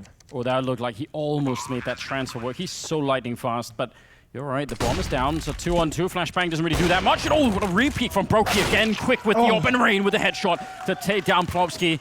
They just get the bomb plant, and FaZe will clean up the round. 13-6 now. That's, I don't know.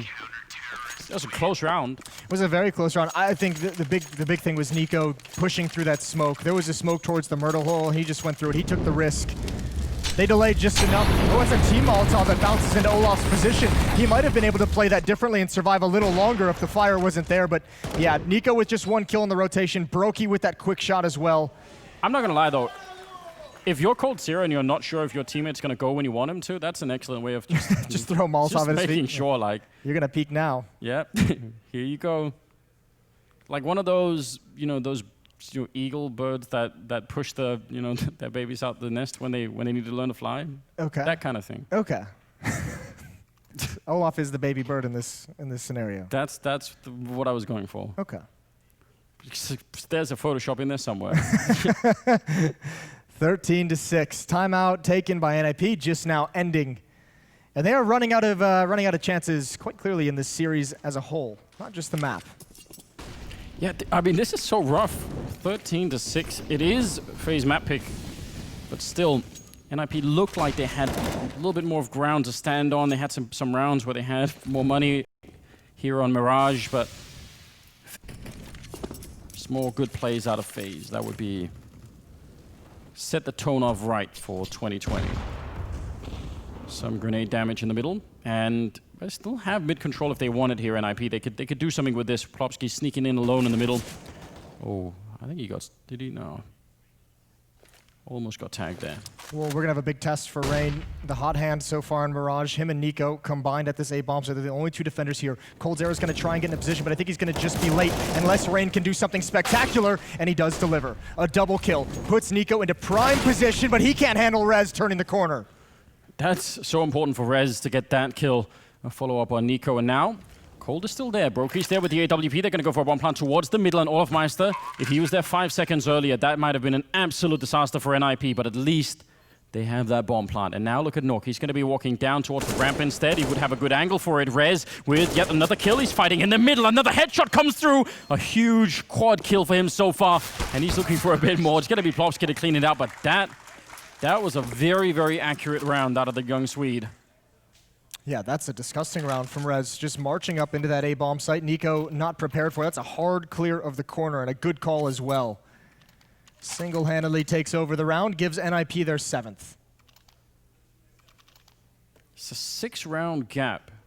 And if FaZe run out of money here, then it's not even going to be 6 rifle rounds. It's doable. Like, they can close this out if they can just break the economy. Yeah, this can shrink, but I mean that's exactly the story we told on Overpass, and they were never quite able to do it. Every time they had FaZe at that breaking point, FaZe was able to hold on to the round and get some money flowing back into their coffers. So this is a huge chance for NiP. If they can win this, that lead, like you said, it's going to disappear pretty quick.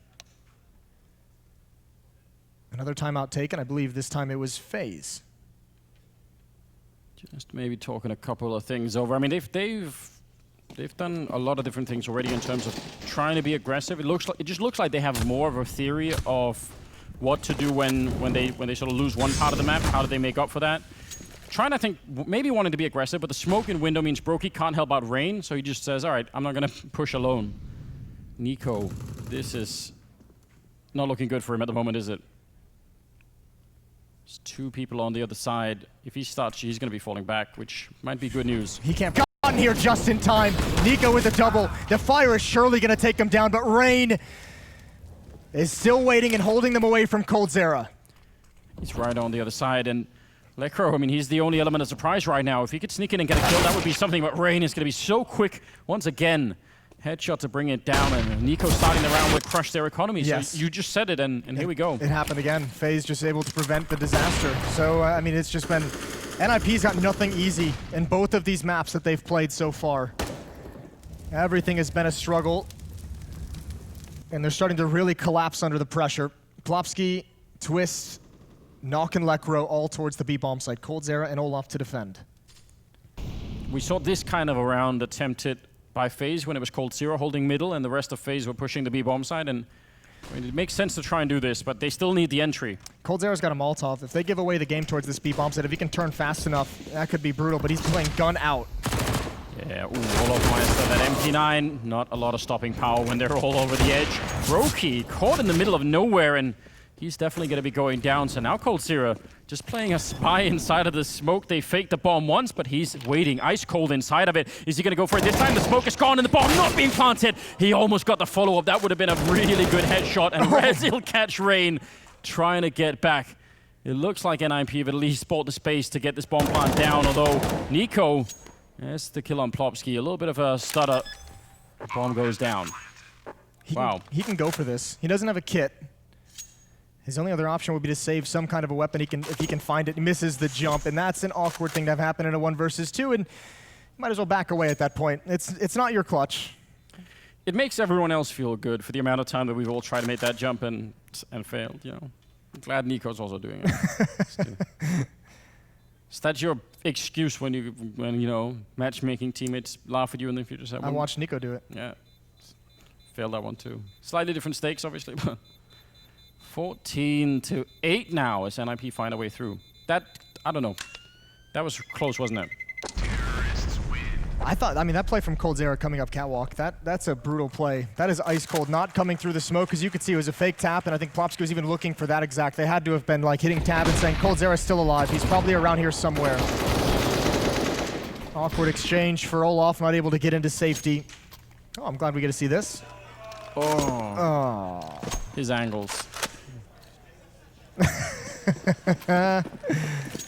The best is they probably aren't even laughing at Nico. We just edited it to make Nico look as dumb as possible. Yeah, giving away all the TV tricks on you. And we should do that compilation. That'd be good. Just people outrageously laughing. Ooh, nice boost. And Nico and Brokey there with a follow-up. They are just merciless, aren't they? Not giving any chances for NiP. Every time they've got them in a position where they're out of money, FaZe just find a way back. This is so rough. Cold knows. Lecro hiding inside, but this is the play that Cold tried to do in the last round and did, so he's just well aware. It's like, I'm not going to trust this. All down to Knock. Feeling very lonely on this map. Cold-Zero going to take a fight in open space, and he's going to win it. Welcome to the pros. It's like the Counter-Strike version of that Stephen King thing, The Mist, where there are monsters inside. You know. No? No? No, I don't know that one. Okay, well, fair. It's fine. 15-8, Jason. It's fine. Don't worry about it. Don't know Commandos. Don't know any Stephen King. Yeah, we need to coordinate our references better next time around. 15-8. Yeah, let's. I mean, I think what did they need to win on Overpass? 10 rounds in a row. Yeah, it was 15-5 at one point. Yeah, not too much better here on Mirage, despite looking better. If something felt better, but it's not exactly clear what. Brokey with that Krieg long range and the spray down. Absolutely disgusting. They're all headshots, and there's nothing left here for NiP. Man, this is obviously not how they want to start, but what a great way to see FaZe get off the ground. Yeah, I mean, not just here at Blast Premier, but even just in 2020 in general, and that's going to fill you with some hope. Like what they see, obviously, I mean, let's not take too much away from it to give them too much credit just yet. This is a team with a very recent roster change, losing their star player, losing their identity. It's a transitional period for NiP, but to start off so far here at Blast Premier in London, FaZe looking good. A dominant 2-0 victory over NiP. Yeah, absolutely. That was just stunning. So many of the rounds that we've seen FaZe in the past, last year, where they sort of, they had the lead and then suddenly they throw it away. This time it was the other way around. Yeah, there are always some rounds that you just watch where it's just like, it felt uncomfortable. You're like, no, please don't do it like this. This felt clean. This felt like they were in control, and they kind of had a very good sense of what everyone was doing. So great individual play from FaZe, great team play from FaZe as well. Yeah, they took turns, didn't they? Nico and Brokey in that first map, and Rain on the second one. Once he got started, there was no stopping him, it just seemed. And again, it's almost like a broken record. That's the kind of FaZe that you want to see. That's the win condition for them. They just have so many pieces that can just go absolutely crazy. Yeah, it is the true strength, I think, of this team, and it's not the only thing, obviously, but once it gets going, it's wonderful to see. And Nico himself just having a great time. Well, we're going to send it down. As you can see, we got James with Nico ready to go. Thank you very much, guys. FaZe do take our opening win here. Big cheers came from the crowd after that one as well. First thing I want to ask you, Nico, though. Brokey, he seems to be using AWP a little bit more now. Is this a new change?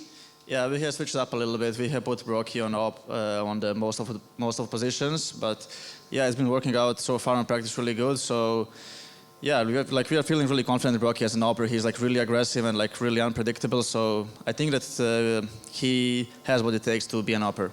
He certainly showed it in this opening game. But talking about confidence, the whole team are looking very confident, a different phase to what we saw last year. How did this feel getting a win here? Is it just continuing to elevate you guys, especially after qualifying for Katowice? Yeah, for sure. We are feeling way, way more comfortable playing right now than we did last season. I don't know, it felt just be like clicked after the break. Like our practice was going really well. It feels like that we have found our individuals again. Like everyone is making the plays when they're supposed to. Everyone's like doing their job like they should. Like before, like we were playing like really kind of way too passive, like in defaults. Like people not going for any plays. We're just like doing defaults, but really not taking any control, like not committing to anything. So now like we have like switched out. We have switched up a lot of stuff, and we are relying more on default than on just the strat. So and definitely it's working out better than it was before. Now, I spoke to Cold after map 1, and he was talking about helping out on the CT side a little bit more, that I noticed from the cameras. How is that helping you overall? Is it good having this extra input? Yeah, Cole's help on CT side is really good, especially on the maps. He's feeling like really comfortable, like calling. Like he reads the teams really good. Like he knows when to do setups on the right side. So that's really important, like to have on the team. And yeah, he has been doing a great job so far. A really good start. Let's see if you continue it. Congratulations, Nico.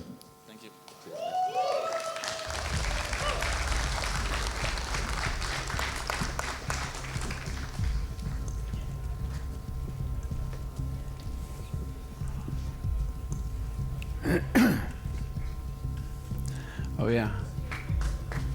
Are you doing the loser interview? Yes, yeah, I'll still do losers.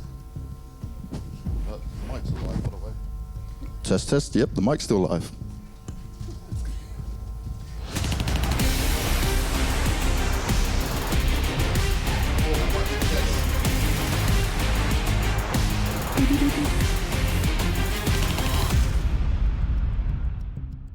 Up until now. Yeah. So Brokey was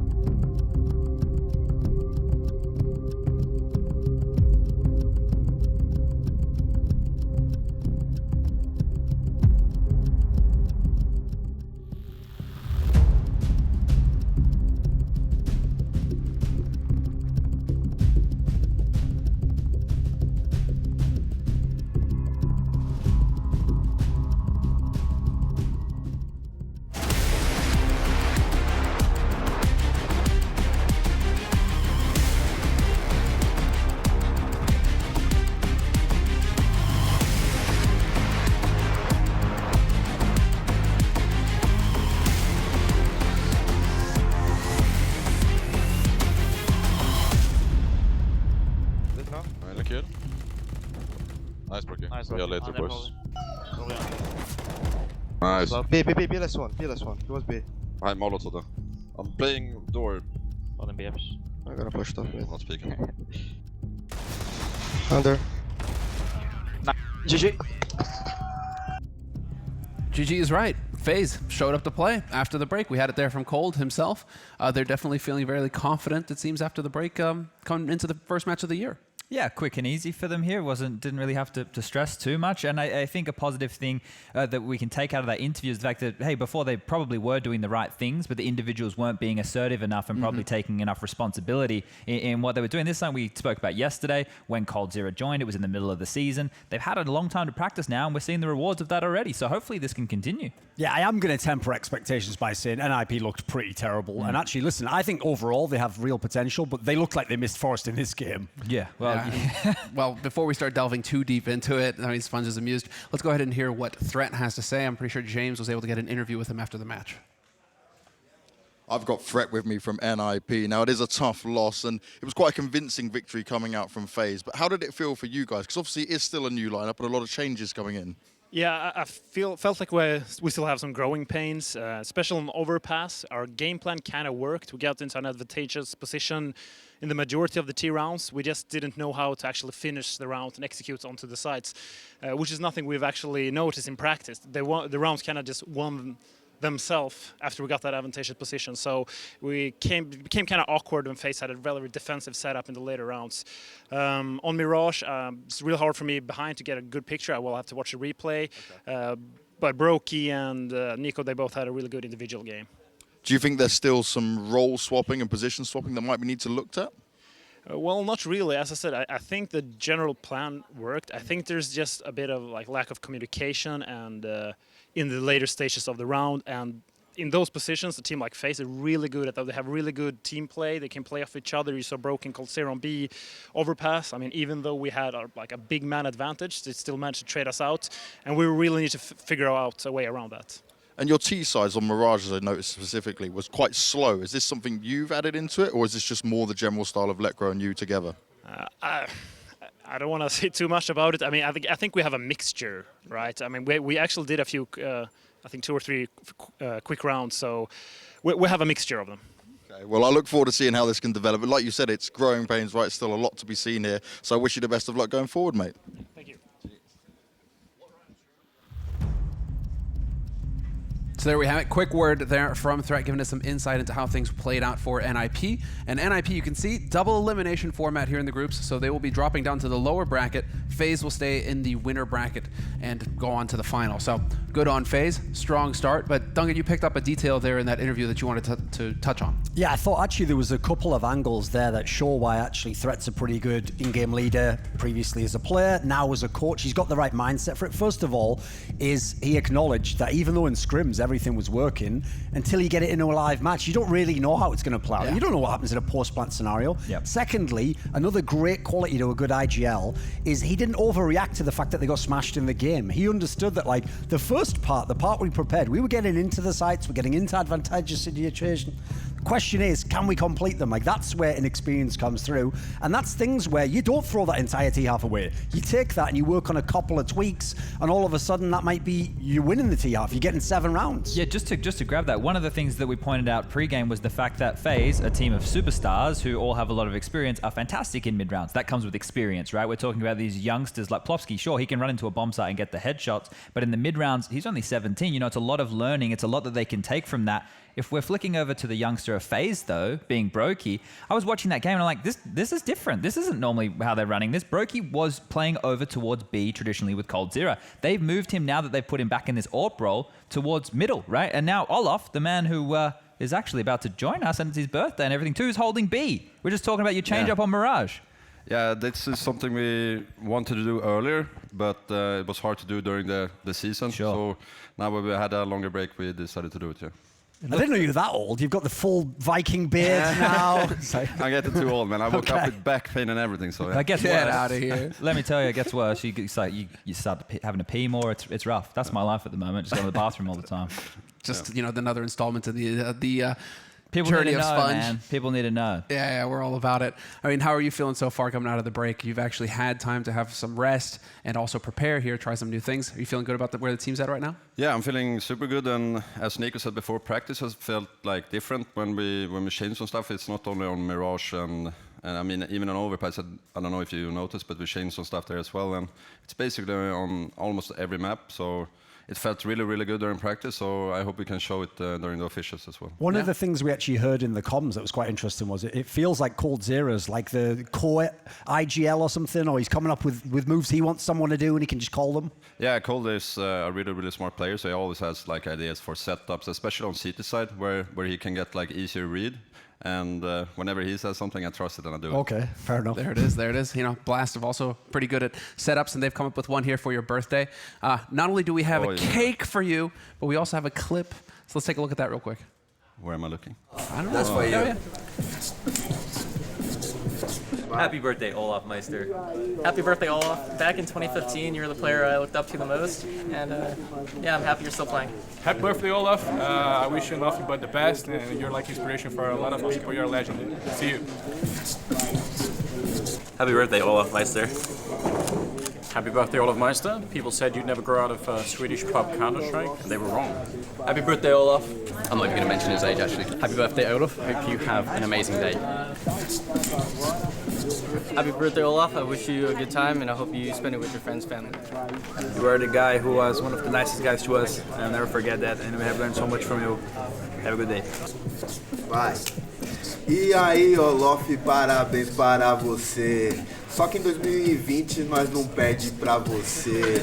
Tá ligado agora? Eu vou te enaltecer. 2015 aí ninguém vai esquecer. Foi o melhor do mundo, parabéns, é nóis. Gracias, Olaf. Gracias, Olaf. Legend. Thank you so much. That was amazing. That's the Man, best. I didn't know he can rap that good. Yeah, I guess in Portuguese. You know? Another talent. Could be saying anything. Yeah, at that point, we just put that the nice subtitles in. But a good birthday, man. A good birthday. Happy birthday, man. The Thank best. And well, you know, a cake too. So. Isn't that called like rotata or something in Swedish? That's in French. That's like the log, I think, right? So, but I thought that was more of a Christmas thing. I don't know what it's called. Problem is we can't see it on this camera angle. I'm here. not show the camera. I'm not a cake expert. I'm afraid I'm gonna drop Don't it. slam it in Sem's face. That era of CS We've done that. Yeah, we've Been done there, that done already. that. Yeah. I'm getting flashbacks. Yeah. Oh, okay. I don't know There what it is. There we go. I appreciate it. Thank you so much. I appreciate it. Sweet. All right. Well, I don't want to ask how old you are. How old are you now? 28. Oh, Jesus. Is it that? That's what I mean. That's what I mean. Made it past the 27 club. Yeah. There you go. An achievement in our game. Here's a legit question, I suppose, for actual, getting older in Counter-Strike. How much longer do you think you can keep playing at the top? Because a lot of people question that. Oh, that's a hard question, man. I don't know. It's like it gets harder to have the motivation to play as much as I did when I was 21 or like 18, 19 every day and just grind it out. Before it was more like you did it because you loved it to 110%. I still love it, but it's harder to like play FBL and stuff like that every night and stuff like that. I do it, but it's harder. Yeah. All right. More of the work. Well, the thing is, after the work, you get to take a break. Yeah. That's what we're going to do now. So, Olaf, gratis. And we'll be right back, actually, at 19:15. So in about 20 minutes' time, we'll be back to kick off our second match of the night.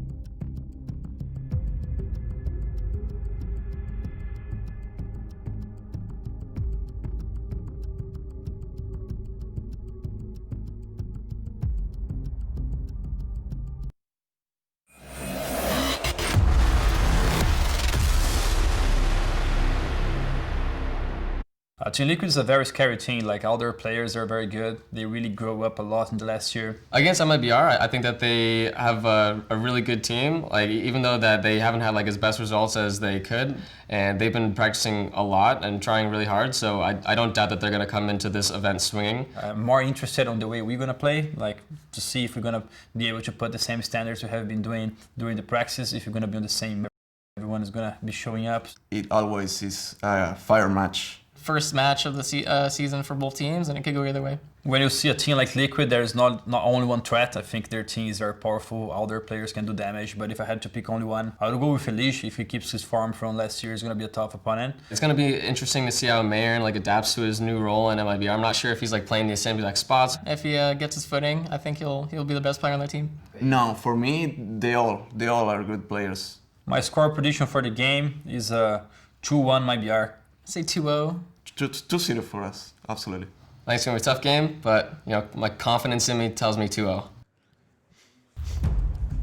Well, gents, we've already had 1-2-0 today. Are we agreeing with the players real quick here? What are we thinking? Everything we know right now should lean towards a Liquid 2-0, but apparently MiBR have been doing a lot of practice. They've been over here in Europe at the start of the year. They've been getting in the grind. So if they can, show some of that old Brazilians, then they're maybe feeling confident. So 2-1 says Fallen. Yeah.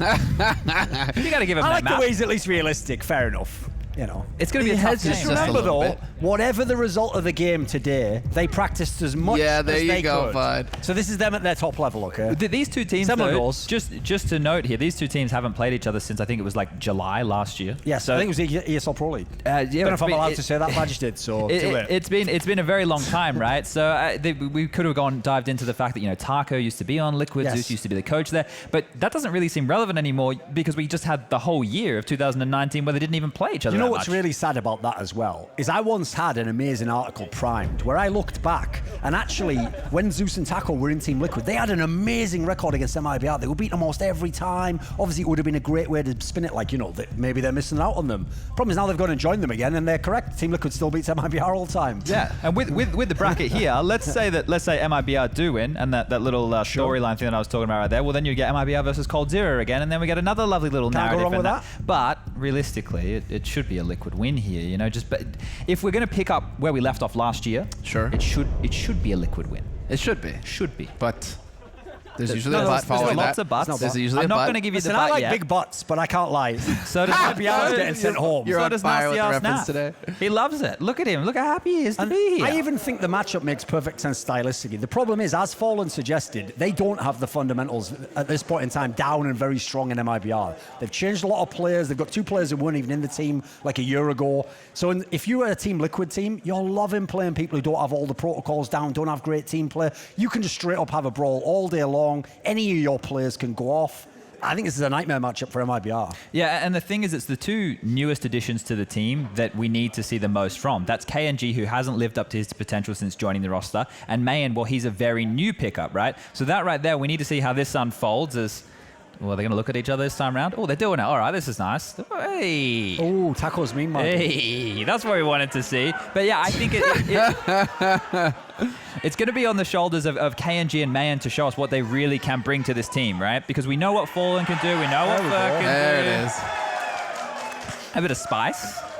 Everything nice. And look, I think that MiBR can get back on the right track. I don't think it's a done and dusted project just yet, but it needs to start now because they've just spent all this time practicing. We need to see something in the early stages this year if we want to have any hope. Let's think about the first major of this year in Brazil.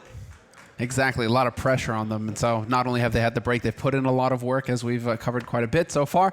We've learned, and now we're going to get them out onto the stage. And to do that, to welcome them to the premier stage, it will be none other than James Banks.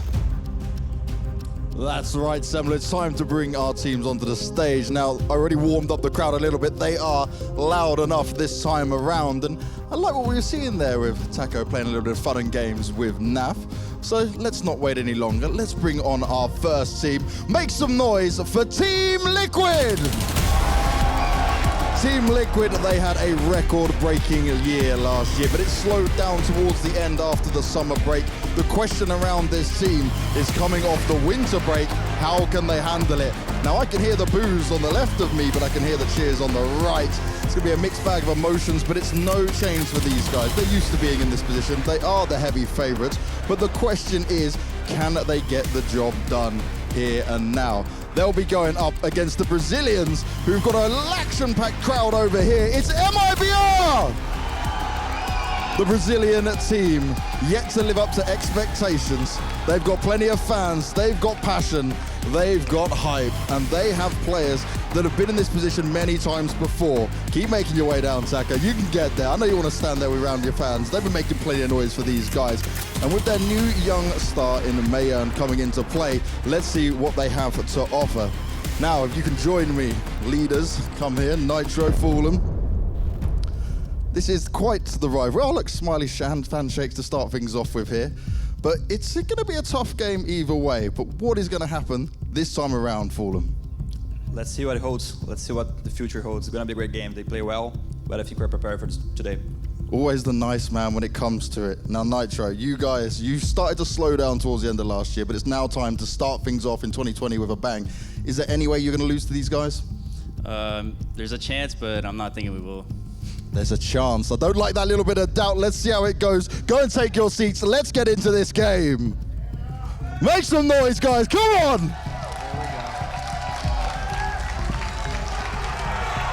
All right, we're back into it. Got the fans sitting up behind as well. They get an angle, actually, that's not very common. Just want to touch on that. The fact that they get to see the players from behind, see their screens as well. And so the fans sitting up there in the bleachers really going to get a treat. But here we have it. Second match. If they're quiet enough as well, they could probably hear the communication, right? It's a bit of a treat. You don't normally get that one right there. I think, some things to point out while we have Liquid on the screen right now. This team last year, they went on to win that Intel Grand Slam. They had 7 trophies in 2019. Obviously, since Stu joined, things towards the end of the year did start to taper off for them.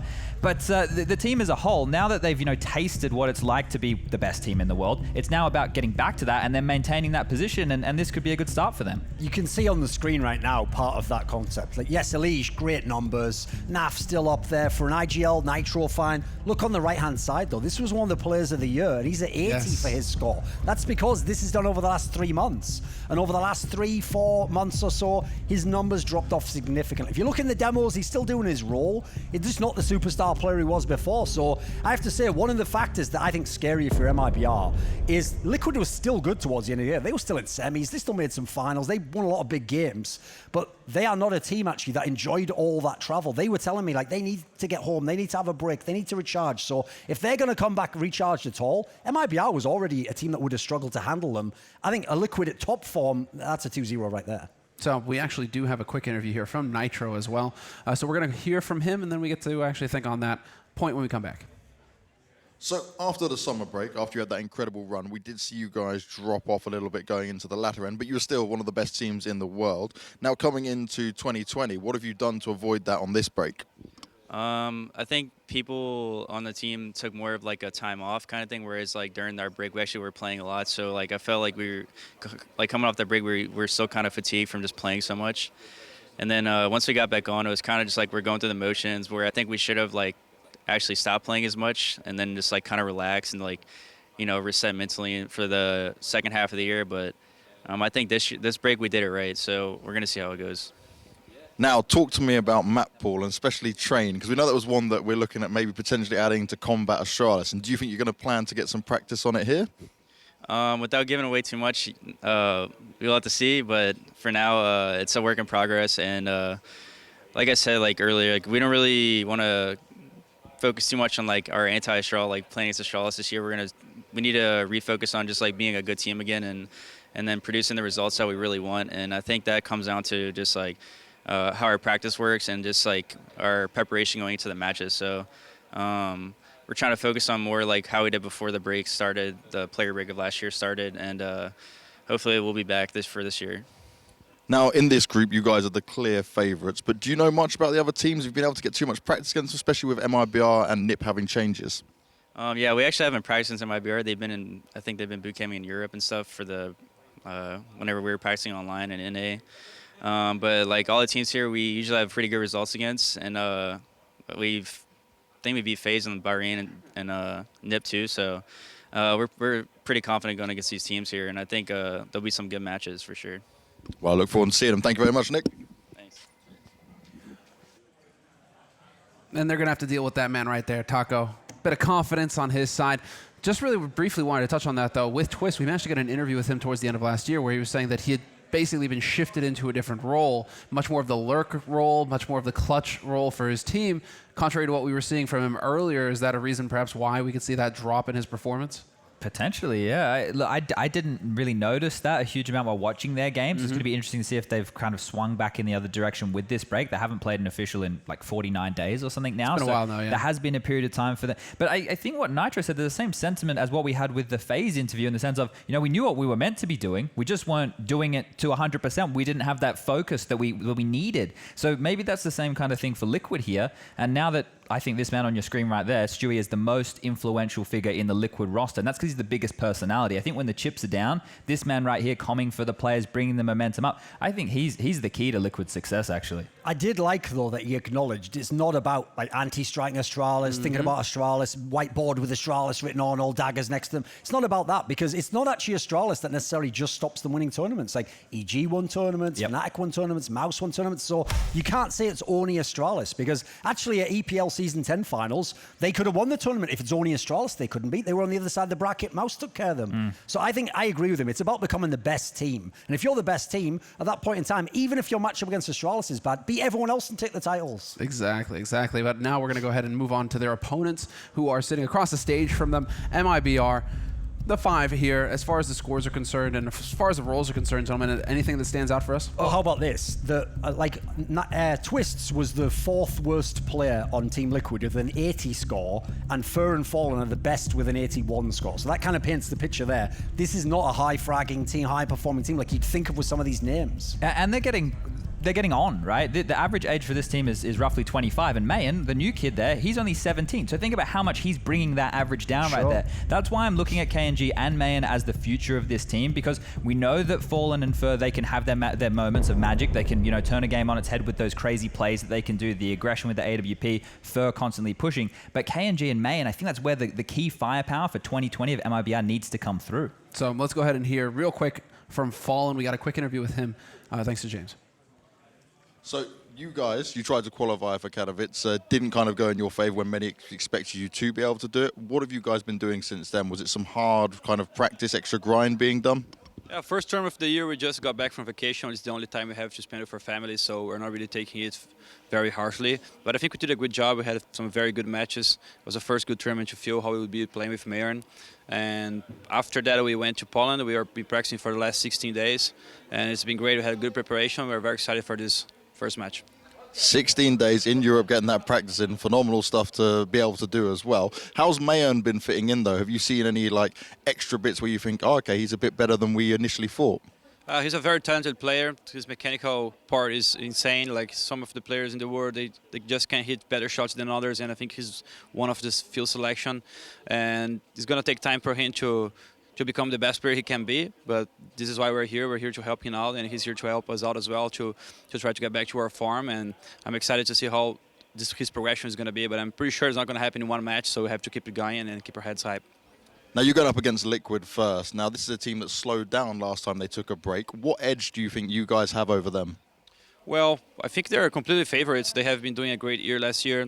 They have great players, but I don't know which advantage to have against them. I just know that we are completely capable of beating any team here if we play our best game, and that's what we're looking for.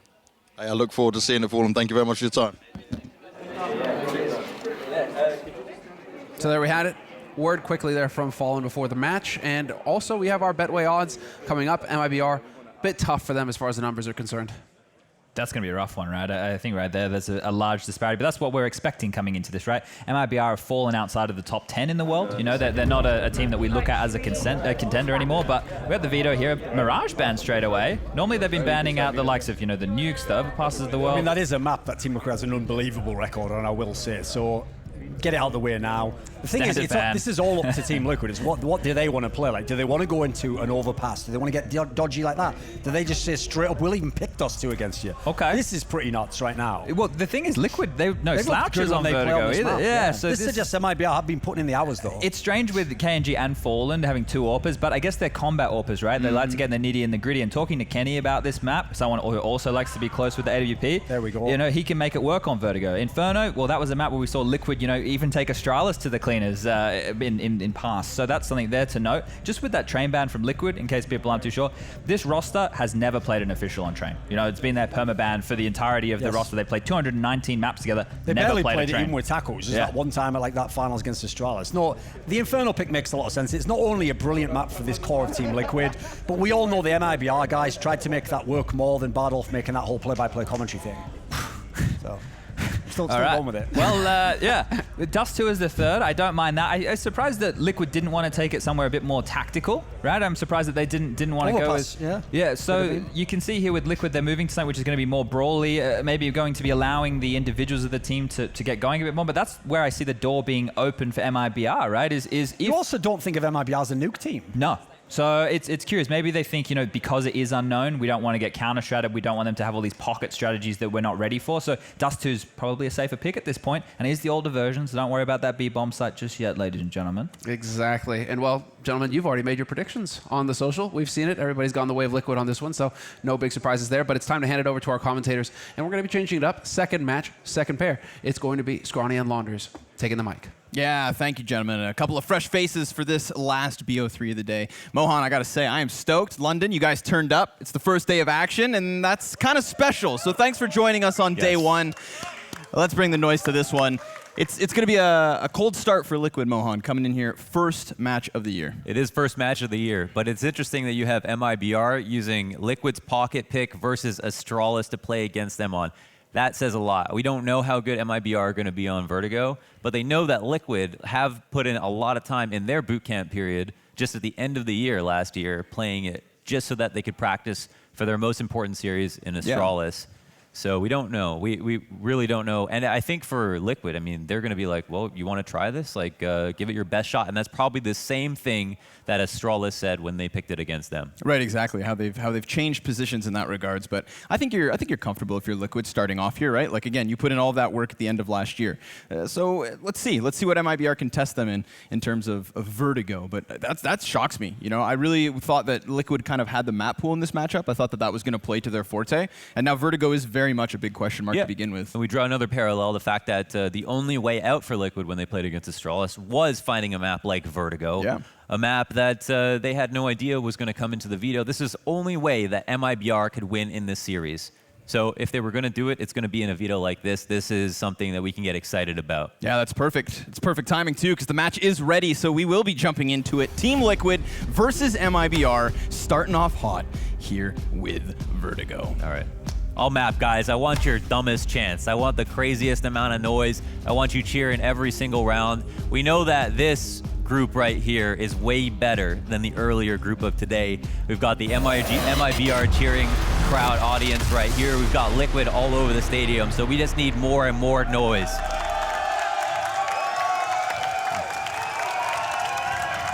That's right. That's what I like to hear. That's it, Let's baby. go!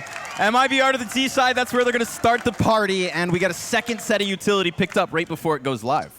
Interesting. What is the strategy out the gate? T's move out. MiBR, again, we had that whole spat between Semler and Fallen, and we found out how much MiBR are really playing.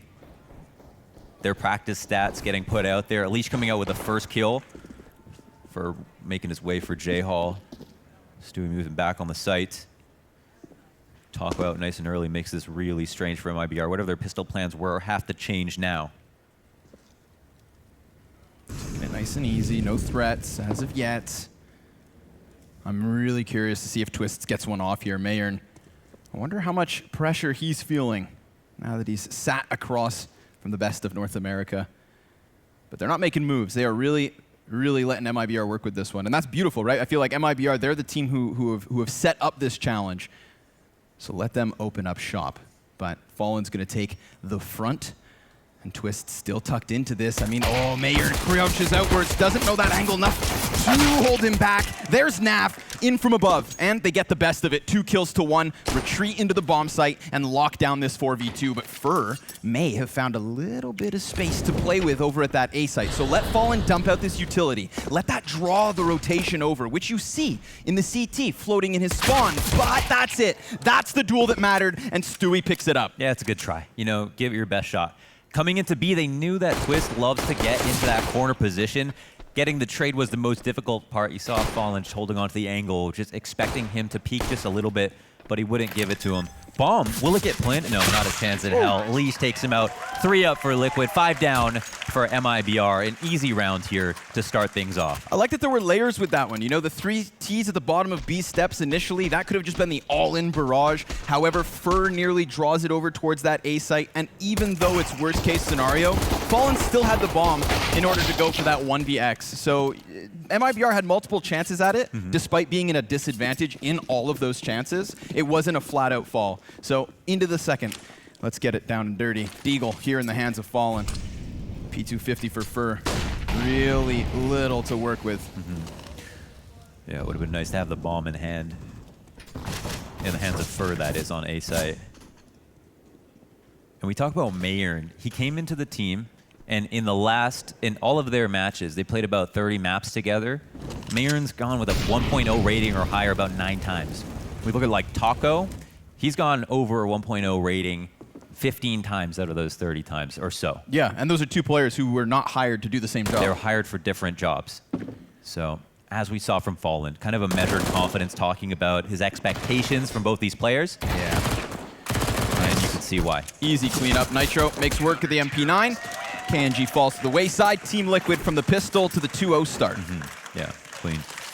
Very little losses. Now, we don't know where the meta leans in 2020. We haven't found out on Vertigo if it's going to be leans towards the A site and that really messy post-plant situation that constantly happens, or if there's going to be a lot of executes towards B. We know Liquid have tried to incorporate it into their game plan to take on B as many times as possible, but the post-plants were the most difficult part. MiBR coming in with new strategy on a very undeveloped map can show us something new potentially at the B site as well. Of course, those Betway live odds now skewed back a little bit with this round, seeing as it is the big buy. Rifles included. Lacking some substance in his firepower would be Fallen, but he's the man with all that utility. So make sure he doesn't go down early, or else it is nothing but gun duels for the Brazilians to try and break through with. But speaking of utility, look at Liquid dump the flames down here at the base of A. Flashbang to follow suit. Taco doesn't know if he's being charged down, so he's just got to give that up. So this is really important by Liquid. They take a lot of control at A. They push to get information, and that's the only reason they'll be able to fall back. They wanted to be adamant, and all this while Twist has been on solo duty at the B site. He's lucky that MiBR haven't pushed up the steps, so maybe they're onto something. And look at these smokes. You can't ignore them if you're the T's. You're thinking these are popping in our face. They have way too much map control and information right now. Yeah, and retaking this map control could net them that crucial 5 versus 4. So, of course, they're just going to let this smoke fade, but Stewie catches the kneecaps, and he takes down Taco. Quick reaction. But he doesn't fall all the way back. No, he sticks around for another chance at bat and almost toppling KNG. But he'll fall 4v4, and now that opens a door for them potentially to move up to this A site.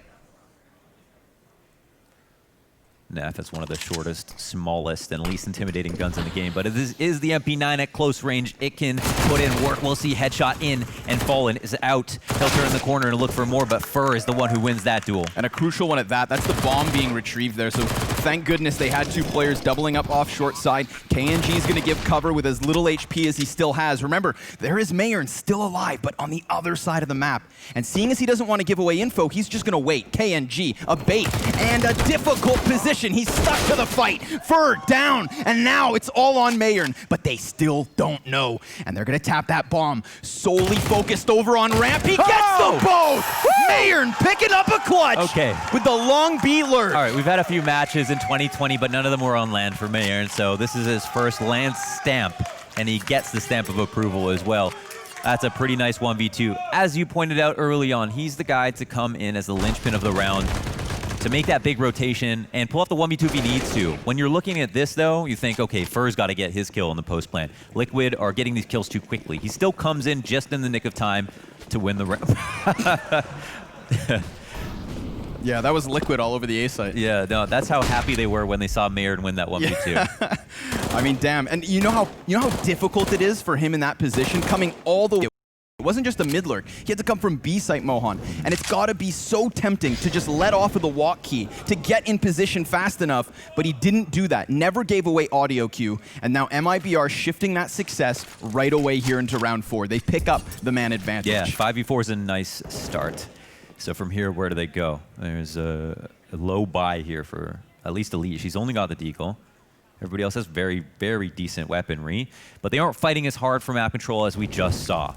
And instead, MiBR are taking their place on that A ramp, coming up nice and early. So we cross the minute mark. We're going to have a Nate help things clear out. And we're going to take a look at the live odds here, as Liquid are still highly favored over MiBR, but we definitely have seen some promise already from MiBR. You know, those odds still skewed by the results of 2019. I mean, it's fair to say that Liquid accomplished way more. But here we are, Mohan. Fresh start. New year, new me. MiBR 4 players grouped outside of this B bomb site. Twist has been waiting for action for about 3 rounds now, so it seems like he's about to get it too. He's going to have that wall of grenades. We see the 3-piece go up, completely blocks off anything behind green. Twist's just going to try to get his eyes over it, but there is no angle for him to find, despite being desperate. So a couple off shots ring off, nothing connects. And now it's just going to have to be the full-blown retake if they opt to go for it. Nitro burning Mayern, that could be crucial. But Fallen's still playing this close green, and it's that pistol at the front of it. The rifles behind start to fumble, start to fall. It's a kill apiece. And yet now Fallen is the one to drop. So Taco, he's going to have to pull off another 1v2 for MiBR. He sees Nap close, takes him down, and the jump's going to cost him Elige to pick up a clutch. Tries to spot just for a little bit of information. If he got a name tag on Elige, he could have fallen back, maybe been able to drop in without taking the fight, and then had that come down to the last second. Instead, Elige picks him out of the sky, no problem. This was the difficult part for Team Liquid as well on Vertigo when they tried to reinvent the map a little bit. They found it difficult to pull off post plants. If we look at MiBR, they had a lot of advantages in that post plant. They had man advantage, they had Elige on a deagle, and they had the bomb go down without anybody in the site. So there was not a lot of information on where the post plant positions were, but Nitro's Molly as a zoning grenade was really good to burn out Mayer in the first place. That was probably used in tandem with a flash. And then everybody else kind of worked all of the default positions, these generators, to get their kills. It wasn't that difficult for them to do. You'd expect them to be able to do it again. Yeah. So what can MiBR do to make their B site execs a little bit different? Do they have to work harder in the post plant? Is it a situation like Cash on A, where if you just plant the bomb, you're just going to get retaken because it's too wide open? Do you have to push to what the truck would be? Do you need to get into their CT spawn? Could be. I would have emphasized that post plant, but there was a crucial duel going down there between Nafly and Fur. You saw Fur over towards like the top of the staircase, Naf still in between green, and Fur had to cover the back of Fallen, who we saw in that huge position, tucked up next to the green box, making sure they couldn't actually get onto the bomb site. And if they had been able to maybe stick around a bit longer, then Taco could have been in a primed position as opposed to having to jump through that window. Who knows? Point being, we've moved into another crucial round, but Twists just blasts Mayern away. Hold on.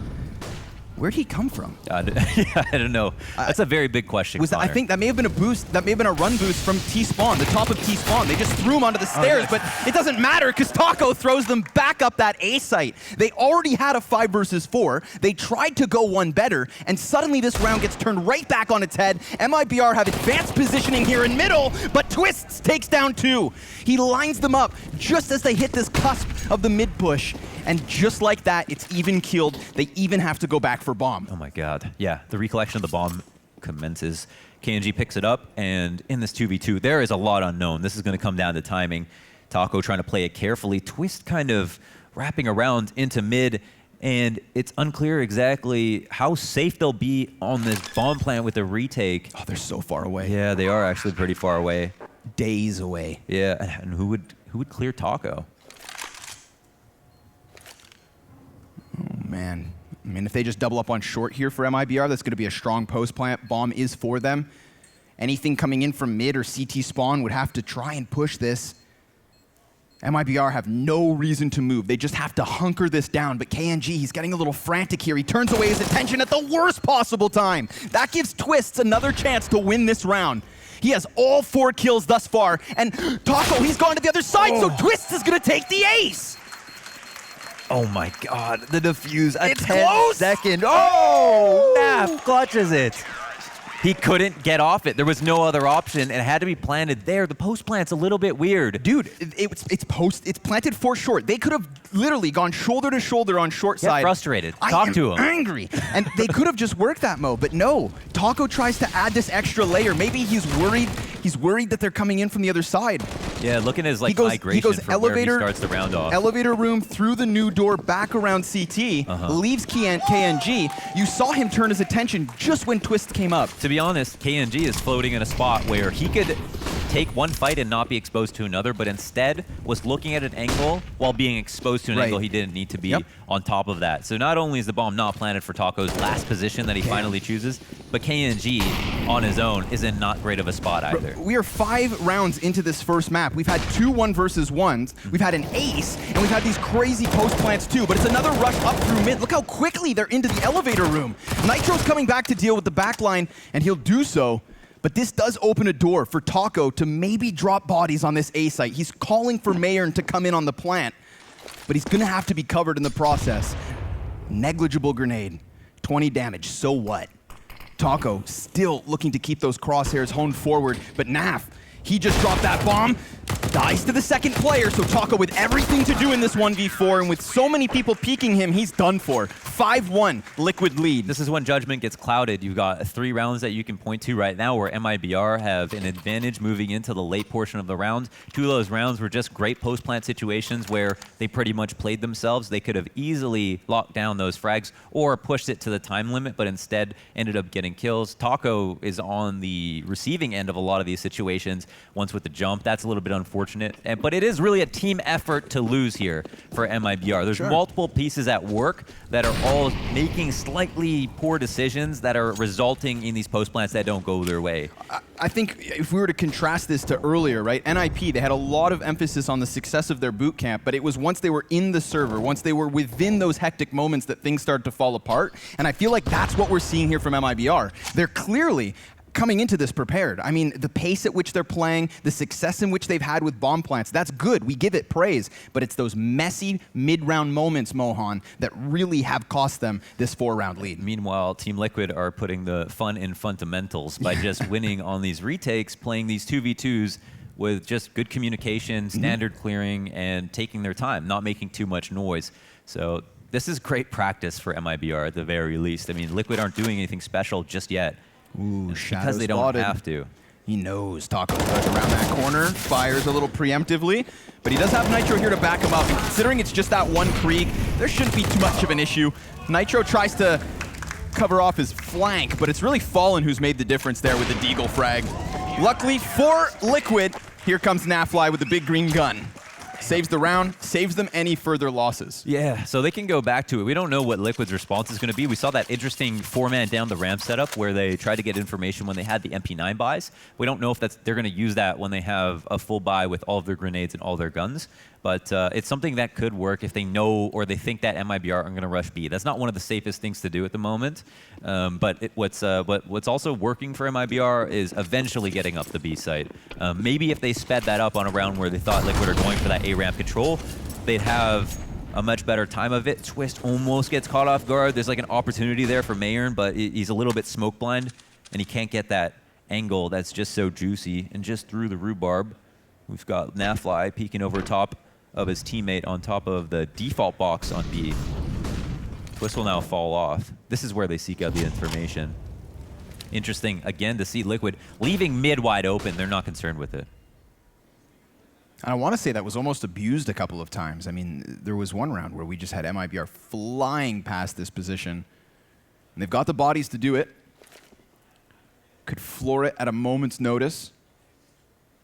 But Taco sees nothing, Mayern the same. And I don't blame Liquid, just kerneling up on their bomb sites, hanging on to this 5-1 lead. Twist just has that smoke in hand. That's a dangerous game to play. It is. When the Krieg could come a-peeking. But the server falls silent at the 45-second mark. Team Liquid about to hunker down. They know this hit's inbound. Yeah. They really don't feel too pressed to make any moves. And once a certain amount of time passes, throwing these smokes is just, it's fair game. You don't even need the information. They've still got so much utility left over. Fur ends up finding a kill on the A side off of the Molotov. Yeah, flushes one out of Sandbox. Sandbags. Ready to tag the rest of this bomb site. It's really been Nafly at moments. I feel like he's had good line of sight, nice angles into the mix, but whoa, they're kind of clustered. They almost gave themselves there to the peak, but nope. Naf through smoke takes Taco, does allow for Fallen to fall back, but it's that big flank. Luckily, Nitro deals with it. Only one kill for KNG, but the position it puts them in is fantastic. Man advantage, despite low health on both Fallen and Fur. Remember, Naf, a stiff breeze busts him over, and he's the last one up with the most valuable gun, so he's gone. MiBR, they bleed that round down to the nitty-gritty in the 30 seconds. And what's the opening? What gives them man advantage? Something as simple as mollying sandbags. Yeah, that Sandbox lit it right on fire. Yeah. No, but for real. He's not playing games. That was an easy, the Molotov that he can throw is from around the corner. Doesn't have to expose himself at all. That was just a risk that Liquid wanted to run by playing that spot. And MiBR capitalized, they move into the A side. It's really standard from there on. If they can find more opening kills, maybe they'll have a better time of it because they are getting the bomb down quite often, right? Sure. That's one of those rounds that kind of, I think, reaffirms to MiBR that they can just play their game plan. Yeah. Because they waited until 30 seconds, and Liquid made no moves. Mid was entirely clear. Twist puts down a smoke preemptively at that 35-second mark, and they were successful over on A. So why not run that back? Interesting to see how Nap moves around. This time he doesn't have an op, so that's something that's a bit different. He's joining forces here with Twist. Elige also keeping his eyes on mid. And there's just tons more presence for MiBR over at A, but now that they're starting to see a few gaps in the defense early on, they're finding that they can get early presence here and maybe find a 50-50 engagement. Nafly, I don't know if he waved his gun in Mayern's face, but Mayern, he's looking for the fight. This SG, he puts the kill together, and he doesn't know if Nafly spotted him back, and now he'll find out that that's the truth. Yep, but it's mid. Mid's what's under question. This is where the bodies are starting to fall from both teams because Elige hangs on for at least a moment longer, and he's able to get out of there. We're back into the mid round. But they forfeit that B site entirely. Yeah, but we can see where the T's eyes are set. 2 at mid, as we've got one loose. Mayern with the bomb, roaming a little bit. Very dangerous situation for him. Although we can see at the moment, he's not in danger. Yeah, he's chilling. You know, they don't know. They lack a lot of map presence right now. And they know that Liquid are going to get frisky. And they saw that they had done that in rounds where they had compromised, rounds where they had MP9s. Fair. Yeah, stark contrast between these rounds. I mean, we saw, personally, Twists going for that peek down B, losing to Mayern. What we didn't spot was Stewie's aggressive op duel over on A. That's what got them back into the 4v4 immediately. But they opt not to charge straight into a bomb site. Instead, they're going to play some games here, Launders. 15 seconds left. Yeah. They've worked middle, and look at Stu. He's screwed with no cover on that box. Bomb plant at 10 seconds is perfectly fine. They've locked down the round. This is inevitably going to be a 6-3, still to the favor of Liquid. Yeah, Elige is the boy genius, but he's not going to find a way out of this one. He'll turn tail and run. That's a round where you could be critical of the fact that they did take too long, but at the same time, you can see why they'd be very scared. Yeah. They end up making a great move at the very end there. And there was still a mid-round moment where Liquid were side by side making plays, you know, still at least sniffing out portions of the map. Poor Mayer, and he's telling his team, it's all right, take your time. We're just on the pistols here for Liquid. They've got Elige's one gun, a lot of presence from the CTs to answer back. But MiBR have gone this far and not gone farther until, you know, we've crossed the minute mark. This is just standard practice for them. Smoke comes in and pops in their face, but it doesn't really matter to them. They know that Liquid haven't turned the corner that many times. Yep, so let's see if these pistols can set up Elige. He is still holding on to a flashbang, so got to be cautious. But look at this short peek from Taco. He could topple this tower, a 3-man boost. And they're too worried about coming around that short corner until now. Taco does catch just the tail end of it. And Elige is still in the midst, surrounded by all these pistols. Taco taking down a second, but now it's just one player left. And Elige knows if he chases this 1v1, they're going to grab guns. Hell, they could take the bomb. But Fur gets out just in the nick of time. Yeah, they get away. Bomb's going to get planted no issue here. NAF can hold on to the op. I don't think they might search around, see if they get a free kill, and they do find one. KNG gets his crown knocked right off. Alish will walk forward with 2 teammates trailing behind. In terms of kits, they don't have anything they can work with. But it seems like they are thinking about it, as we are still about 75% of the bomb timer up. That one flash they still held on to, trying to use it. I mean, at least there's weapons here procured, and a smoke grenade down on the bomb. I mean, that just makes things kind of wacky. Burnt covers it back. They are just going to tap. Twist tries to stick this. Someone comes rushing in. He can still add losses to the tally. I mean, with no kit, this round's already gone, but look at this, dropping all 5 players. All they were working with was the single Krieg. Yeah, they did, and then they converted. They picked up the guns, and because MiBR ditched the guns to go for the other side, they gave up a lot of firepower, and then they came through with max losses. So this is a great round for Liquid, even though MiBR are able to take it. Now that we look at this first half in general, you'd say MiBR will take the wins where they can find them because they've had so much trouble. But here's another post plant. It goes their way, but only slightly. In terms of their buys, they're still good. They've still got bank left over as we try to round out this half into round 11. Do the math correctly. And 6 + 4. You don't have that many fingers. Yeah, I'm going to have to take off my shoes. This was the 3-piece. The old tower. And what's nice there as well is with that first kill, they spotted bomb. So they had that information. Then they take down Taco on the short shelf peak. They knew there's a 3rd player, but they knew that they could gain all those guns and bomb. Yeah. Props to Fur. You know, how often do you see a player maybe stick around for just a second too long? And I think that could have been one of those moments, but he tucked tail immediately. Yeah. Okay, so what's the overarching strategy? It's one thing that's good that we like to see is that MiBR are winning when there's a mid-round situation when numbers have been whittled down on both sides.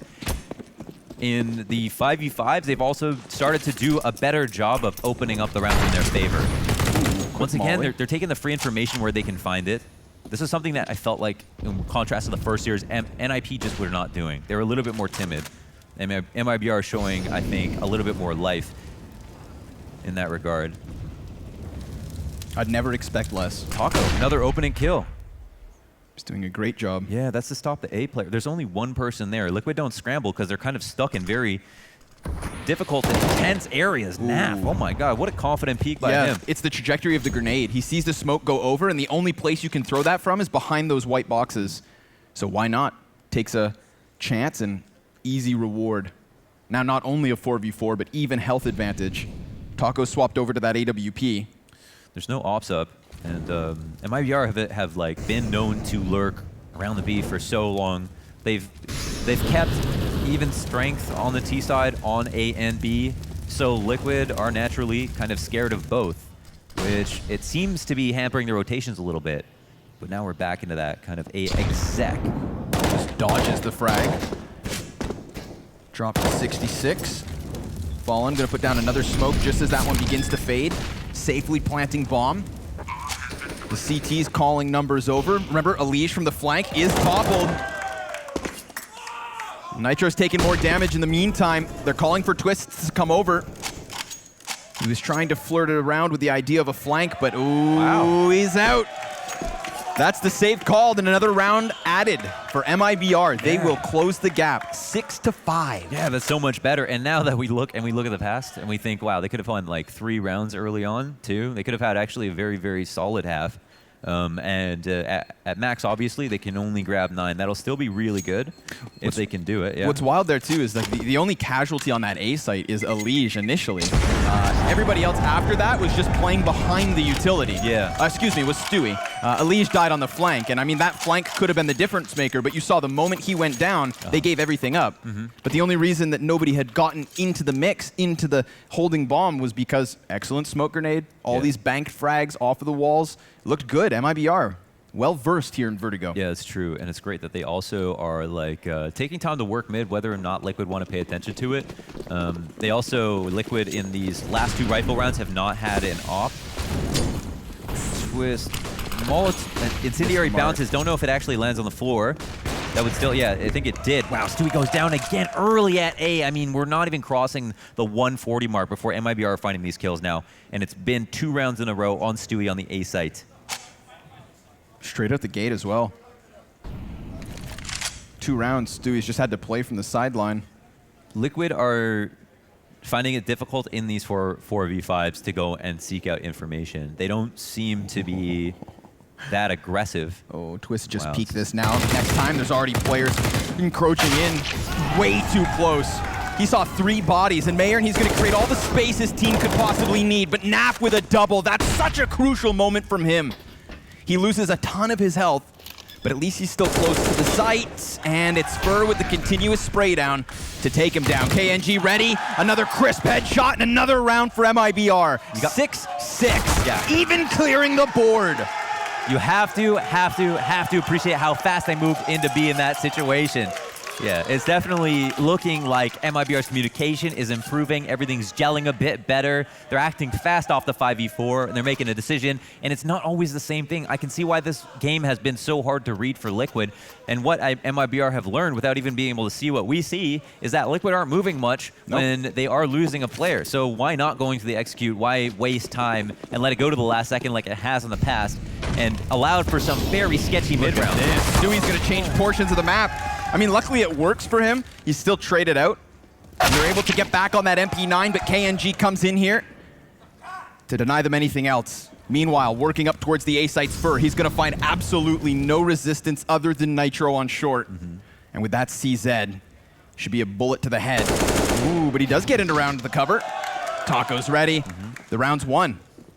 MiBR are on fire, which is something that you didn't expect to see in this app, which is something nice to have in the graphics. Props, speaking of the graphics, nice new stuff here. They're going with the that Into the Sliding First comic book vibe. And it's working. It's working. There it is. Now we're talking headshots on headshots. You can really see MiBR's form starting to take control of the game here, Mohan. Yeah. I felt like the first few rounds, they were really sizing them up. Like, remember when we had to wait till the last 25 seconds? Where did that go? Exactly. Yeah, things are starting to make a bit more sense. They've got a feel for the map. You know that they haven't played these. They probably haven't played against Liquid offline leading up to this tournament in scrims on Vertigo. This has got to be a pocket pick that they're throwing at them unexpectedly. So MiBR did a great job of just feeling out the rounds in the beginning, even though it cost them some wins, and have now actually taken a numerical lead in the half for the first time. 6 rounds in a row and gunning for some more, but at least Liquid aren't letting off this aggression either. We saw it with the half buy last round over towards B, this time straight back at the A site where we have seen Stewie fall round after round. Man advantage now, taken by MiBR. Nafly alone here on mid, but Taco, he has slipped within this A play, fallen. Ooh, tough shot, but he hits it. Easy pickings. You know that's where Fallen wants to be, right? Yeah. In the midst of the chaos, close quarters combat, that is hallmark Fallen. They're going to plant their bomb off this. MiBR not stopping. This will be 7 rounds in a row. Yeah. From 6-1 Liquid to 6-8 here for the Brazilians. Yeah. Very decisive. And they're being very decisive. They're getting the kills where they find them, and they're always winning these rounds now with Liquid saving with 2 or 3 players. Like, they're actually winning so dominantly at this point. There's not even a chance for those very sketchy post plants later on. Yeah, now it's just onto the save, and here's where MiBR get even more frisky. They're going to go out and seek out Team Liquid, knowing that they're playing back in their sights, and Twist might finally have something to do here. There we go. Naf for a shot, leads a helping hand. Nafly, I got to give some praise to in terms of Team Liquid. He's been throwing up frags. He's been rotating off of middle into A when needed. Yeah, and yeah, I think it is a good time for a Taco chance. He's got 122 ADR on this map so far. Yep, taking over the server. Yeah, not even potentially counting this round. And he's the player that I compared to MiBR. It's like MiBR's brought on as a young gun who's got tons of potential as a talent. Taco knows his role, and he knows why he's on the team. And he still put out better performances over an average in terms of just pure fragging power. Yep. Or HLTV rating than MiBR has. So definitely just like Deb has been daddying him here. 3 grouped up from MiBR over towards the A site. MiBR once again, slippery snake has snuck into B under the stairs. No kill and no fight just yet. Twist is playing a little bit farther back. It's the same game that we're seeing every round. But why wouldn't MiBR go back to what works if it's a site that's been the most exploitable? Yeah, especially in kind of this tempo of a round, right? We've seen Team Liquid get hyper-aggressive down B, maybe a couple of rounds, not even a handful. So let this sink in. Final and 15th round of the half. Oh, Nitro can't even get back. He was banking on the fact he could run through the Molotov, lose half his health, but at least get out a piece of utility first. And he does neither. Damn, we got extra guac on taco tonight. Yeah. Here we go, tucked back behind sandbags. Now, if they just let these smoke grenades fade and then give Fur a chance to duel this bomb site, I mean, they've fallen silent. Look at Team Liquid questioning themselves here. Nafly and Elige both pulling back to watch middle right now. That puts Stewie alone in this moment, and Taco could possibly come walking through the smoke. Stu doesn't know. It's FaZe. Ready for that. Yep, he's down. Taco, not going to find anything else, but that at least creates enough space for Fallen to sprint in with bomb, punch in the digits, and look to take MiBR to a 6-9 scoreline at the end of their T side. How perfect. But it's not over. With nothing to lose here, they are going to attempt one last retake. Elige can't connect his spray. Twist is going to try to throw out some smokes here. Block off line of sight. Naf gets one step closer, but Fallen misses the shot. That gives him a very real chance. With the bomb already halfway gone, though, time is the biggest issue. Twist gets just one, and he is down. MiBR not stopping. The Flames take over the server launders. Full control from the halfway point. Ladies and gentlemen, we'll be back after a break with the second half of Vertigo.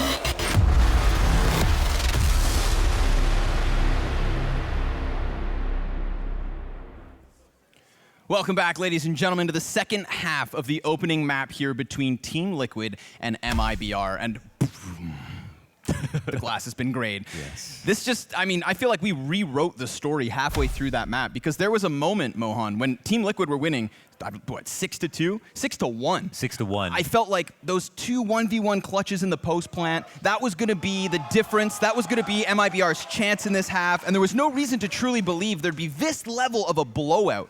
But 8 rounds in a row unanswered after the fact. And MiBR now with a 3-point lead as they start off the CT side. We know where the MiBR fans are. Can the Team Liquid fans please, if you're in the house, please, for the love of God, make some noise. Yeah? All right, a little bit late, a little bit labored. They're Come on. around. You got lots of time this half. Please, make some noise for your team. Let's go, let's go. Second pistol, hot and heavy already. Look at that mini-map. Look at the stack of players over here on this A site. That's what I'm talking about. Mohan, what have you started? Yes. What have you done? Whatever it is, I don't want it to stop. Taco, the first one to fall. Twist. Ooh, he's up next, and Fur's gonna pop some heads here on short, but Nafly gets around on the bomb site. Oh, it's back and forth to the 2v2 we go. KNG holds the line, KNG drops bomb, and Nitro now has to clutch this out. He's got both of them turned, and oh, baby! Mayern, quick 90-degree snap, brat, brat. And the pistol's picked up here from MiBR. Put a lot of mayonnaise on that one. You know what I'm saying? Dripping. Baby. Yeah, that's 4-round lead, money right back in their pocket. And you know what feels real good? What feels is that good? all that momentum you established in the first half isn't broken up by pistol. That's true. That's true. Yeah, no, no bomb plants there for Liquid, so no buy either. They're just going to chill on this. They have a single flash on Nafly, and for MiBR, they know they're going to buy up with a thought that they're just going to make as much money as possible. And that's a tough pill to swallow if you're Liquid. But this is the game you play these days. You don't get the bomb plant on the pistol round, you get punished hard. MiBR continue to be on fire. They also are paying a lot more attention to mid already than we saw from Team Liquid. 2 players here. As Mayern is the one who not only worked B on the T side, but has also taken the place of the defender on that side as well. It's nice to see a little consistency between halves. Count it up. The MP9 kills, $900 apiece. Money, money, money, money, money. But not too much. Oh, USP perhaps. Mayarn's on the other side of that window, wanting to get his cash injection. Just hoping somebody comes his way, but not to be the case. Little desperate boost here in middle. Twist does have the Deeg. They hope that Mayern would come through that windowsill, but not to be the case. And now they know where the last man's at. So Elige, his time is running out. They're going to go for the double peak, making the most of the money as MiBR get that 11-6 score. The story of 2020 is going to be opening up map pools. You just can't get away with having a weak map pool if you want to be a Tier 1 team. Yeah. If MiBR wants to take any wins at big tournaments of 2020, they have to do it starting with opening up their map pool. No matter how hard it was to get on their feet on the map that they had already, they are too big of an organization with too much on the line, too much pride, too many fans to have a weak map pool. So it's great, again, to see Vertigo. And it's more practice for Liquid. It's a map, but it's a map that now Liquid know that they can't scare teams into not picking against them. Yeah, and now they know that they're going to have to fight other people on it. And here's a situation where they might take their first match on Vertigo in 2020 as a loss to a team that they are definitely greatly favored then. The last time they played together was in Blast LA in July. Before that, there was 3 other times in 2019. These guys barely ever lock horns. So this would be a great start, a fresh start here for MiBR. Yeah, MiBR, a team that came to the NA region, took things over, pushed all of NACS out of the way to get what they wanted. Majors and a legacy started. Falling on rough times, but now maybe taking it back, at least here in this first map. Welcome to 2020, Team Liquid. Yeah. And I love that story we were talking about where, you know, this was Team Liquid's strategy in their final attempt at besting Astralis back in Bahrain. They won it. They what won. Goes around comes around. That's true, I guess. If this karma is real, I'm not sure. I don't have confirmation on that. If that's the case, then that's true. Up the B steps we go. Twist. He's playing like Mayer in that sense, leading up the B steps as he was here defending it just a few minutes ago. Coming around the corner, he's going to be the one elephant stomping across the site. Mayer takes advantage of that and will try to turn it into 2. It's Nitro to pull a bullet in his head and KNG's. Big one from Nitro. He's the reason this bomb goes down, but how about taking it over the line? Oh, Fern! Not going to give him the chance. Quick sidestep and a spray off the SMG, doubling up the score of Team Liquid now. From 8 rounds in a row at the end of that T side to 3 at this start. Woo. It's hot. They haven't gotten around since they were up 6-1. Nope. Not a single round. Just yet. We know Team Liquid have a T side, but they've got to give themselves a chance to play it. Here's one rifle round down where they'll have to move into another save. They haven't done enough here to build up a bank, so that's obviously great for Team Liquid. Nitro getting put down in the 1v2 once again, even though he did a pretty good job on the trades as they tried to entry onto the B site. Half-buy territory for Team Liquid. Armor on everybody, yes. Good pistols, yes. A couple of grenades, sure. Oof, now they get one player off down early. Meant to be that wall of flashbangs, but it's not going to hold much back. Naf, the only player with success here on these pistols. Excellent wall bang damage, though. He's feeling good. He gets the deke, and just like that, he's down to the 17 HP. Smoke grenades really kill the momentum here, and you could see Team Liquid, they came charging, stampeding even, into the base of this ramp, giving away all the audio in the world. So they weren't trying to hide their hand. They put it on the table. So far, they've been spread out. There's Fallen continuing to topple, and Taco trying to keep his head in 2 directions. Takes a bit more damage and wants to get spammed back as Naf, but nope. Oof. Close one. Yeah, that was actually one thing. One of the best parts about the Team Liquid's T side, when they went back to working on their A stuff, they were doing such a great job of connecting bullets through that wood wall in the A site. So before they executed, they always had 40 or 50 damage on a few players who were defending. And that's really hard to play against because you think that if you're going to start off the round and those are safe areas for you, you can stand there and wait. Team Liquid kind of nullified a lot of those positions before even entering the site. We saw that MiBR did a great job of entering the A site, even without those spams. True. So we know how powerful that strat in general could be. Now we potentially might see something like that, because again, from what we last saw from Team Liquid, this was their site of choice. Ooh, so many flashbangs again. This is going to be potentially consistent in the equation of Team Liquid's A hit. But that Molotov, that could screw Nitro out of this position. Nope, it's not going to spread far enough, so he'll be gifted a bit of space and be cautious. Fallen. Oh. Yeah, caught. Standing in no man's land. That's the 4v4 right back on the table. And Twist's curious. I would love to see this Twists versus Mayer and B hit, but our attention drawn on both sides of the map because Taco's tucked himself into the sandbags just as the molly comes over. He can smoke it out and he doesn't have to move. His teammates flashbang, meant to turn attention away, but there's so many sets of eyes here from Team Liquid. Yeah. But just as you mentioned, they're drawing time. He doesn't have to move. The sandbags are relatively impenetrable. If they want to throw another Molotov, they can try to do that, but they're expelling utility to flush somebody out. All while the CTs are getting more information. Taco makes his move. He goes 1 for 1 on the trades. KNG is back here with an AWP. He's a force to be reckoned with. He's nothing you can sleep on, and there are still 3 more Ts coming around that corner to try to look for a fight. Yep, and the longer they wait, the closer and closer Fur will get. He pushes middle, drops down ladder, looks to get behind this execution at that 30-second mark. So the question will be, does he buy his time? Do they give up the post plant? Does he get caught? Maybe, but he survives the gun duel, so Nitro's just going to desperately try to plant this retreat if he can, which he will. Fur taken down and a 2v2 ensues, but Mayer hot on the response and Twist the same. Now repositioning back over towards short. Fallen. Ooh, he doesn't look. Wow. It's KNG dead. Easy.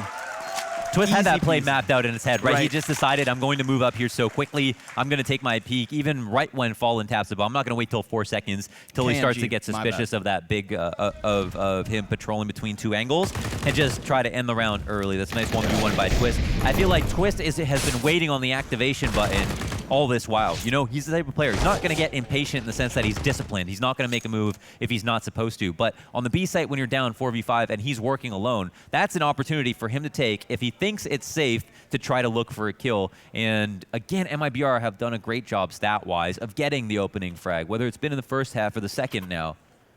And that's a very difficult problem for Liquid. But if it's not Twist, I'm going to assume that he's going to start trying to work things by himself over on the B site. We've got a little bit of a pause called, as we can see from the UI. We've got a full buy here for Liquid, where it's very mixed. A semi-buy here for MiBR. Mayern has his full utility kit. And that last round cuts the 1v1s into 2 wins apiece here between Liquid and MiBR. We had those clutches that came early in the first half. Well, let's see if momentum shifts off of this. Twist opening kill quickly. Maybe not anticipating Mayern, who holds off on the trigger. And with Fur getting that kill, Twist could very well call that this corner's clear. May not matter if Nitro decides not to go in on this. Yeah, enough times bled down. But damn, that was getting freaky. Yeah. Stewie getting revenge on Taco. Just taking the cilantro out and the diced onions and diced tomatoes and throwing them on the floor. Pissed. He finally gets that kill. Taco's up like 4-1 so far or something like that. Oh my God! Fallen finds an opportunity. At a nice angle. Elise just passing by. Didn't want to fight. Zero mid control. You can see Nav cautious of that T-spawn flank. Ladder could be compromised too. Mayern has retreated into the depths of the bomb site, of course, now trying to move his feet forward just before this hit comes in. Deep smoke, and he spots their heads. Goes for the spray down, but can't take down a second. Nope. Fur has an angle, but he misses. And Stewie, with such little health, is also able to just skate by into the bomb site. They will plant this bomb. And now they'll try to hold on. It's like Flanders Fields over here on the B side with the amount of kills that have gone down already. A split up now for MiBR in the 2v2. Timing's going to be essential. And Fallen, he doesn't see it. There it is. Okay. Okay, saving grace. But Nap, he goes for his peak. Separate 1v1s. Reload in with time. Smoke down. Now Fallen can go ahead and cross. Swaps to the op. Taps that bomb. Could very well look for the kill. A flashbang is crucial. Nitro, or excuse me, Naf is just desperate inside of the smoke. And that's it. That's all he needs. Uncertainty in the back of Fallen's mind. Oh, Fallen dies, loses the op. That's something there. A pretty good round overall. A decent attempt at the retake, though, from MiBR. Like bringing it very, very close. They give it their best shot. Liquid are within 5 now. Man, these rounds are these 1v1s are scattering my brains, Mo. Yeah, yeah, and it was so many kills that went down on B just kind of later on.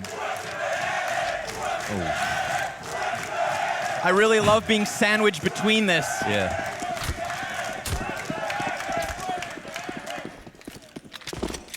Gets stomped out. Pistols out. Early push here. Hyper aggression. Yeah, gives Twist the business. Yeah, nothing to lose. Why not? Why not? We'd seen that attempt one time from Team Liquid CT side. The base of B. It's brazen. But it worked. Naf catches Fur on the lurk. And Stewie plants bomb. Yeah, so he just walkie-talkies over, says the A site's wide open, go for it. Clear for plant, over. There it is. Get the fastest possible round off of that information. And there's an AK in play. They don't want to give that up. There's a couple of guns that they don't want to give up. But at the same time, if there's an easy kill, they'll try to go and attempt the take. It's kind of interesting because you're seeing a lot of Liquid in MiBR and vice versa. And you want to say, obviously, it's MiBR who come into this with a whole bunch of new data and information and thoughts about how to play the map. And probably maybe talked it over with Mayern and thought, like, here's a map that we can adopt. Ooh, after him coming off the play with Sharks. Wow, Nap. 3 name tags. In just the waning few moments there before we switch to a new round, an extra $900 and a few guns down. Yep. Nafly now tying Taco for kills. We saw in the halftime the in-game chat was lighting up. Nafly said, Taco, look me in the eyes. Look me in the eyes, he said. Yep. Through the semi-opaque glass. We saw the banter in the tunnel before the match went live as well. So I think two teams that are happy to be locking horns here in the server. Still a 4-round deficit to the favor of MiBR, but it's the momentum that has shifted.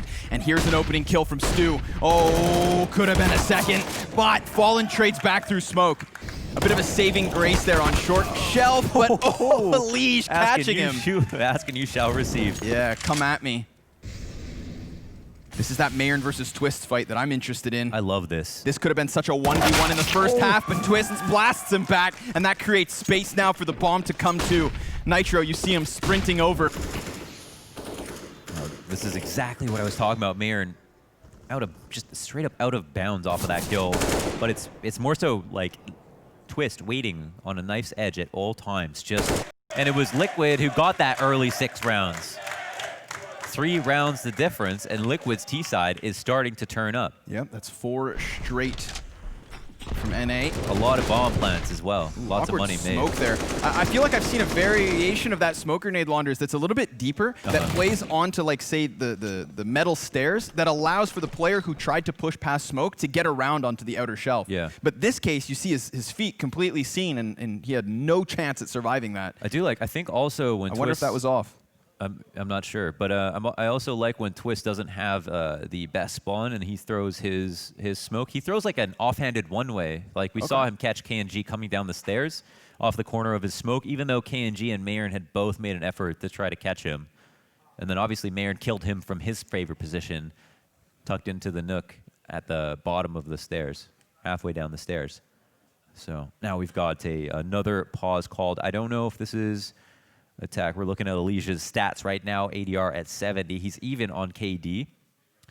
And is there anything else interesting that we could talk about? Sure. Taco's still leading the ADR in the server at the moment, hitting at 108. Okay, who gets the Unsung Hero award, though? That would be Fallen with 25 enemies flashed. Wow, okay, yeah. For context, nobody else in the server passed 11. 11. Yeah. He's up to 25, yes. And now we can see why he wanted to pick the map. Fallen, on the one hand, blast score of 81 in recent performances, just because of how much of a come up he's had. If in terms of his overall stats, he's teetering at very low in terms of his all-time performance. But obviously, what's most relevant in CS:GO is what's happened most recently, and that's the most pertinent thing. So it's really good that obviously for MiBR, if they want to start off this year strong, that Fallen's playing well because he does have a star player role. He's going to be opping. Yeah. Everybody else is equally as important in some way, but for him, there's just so much money invested into him every round. His individual performance can't lack, but it's great to see that his preparedness is coming through in these not team flashes, but flashes that are being used effectively. These team play moments. Yeah.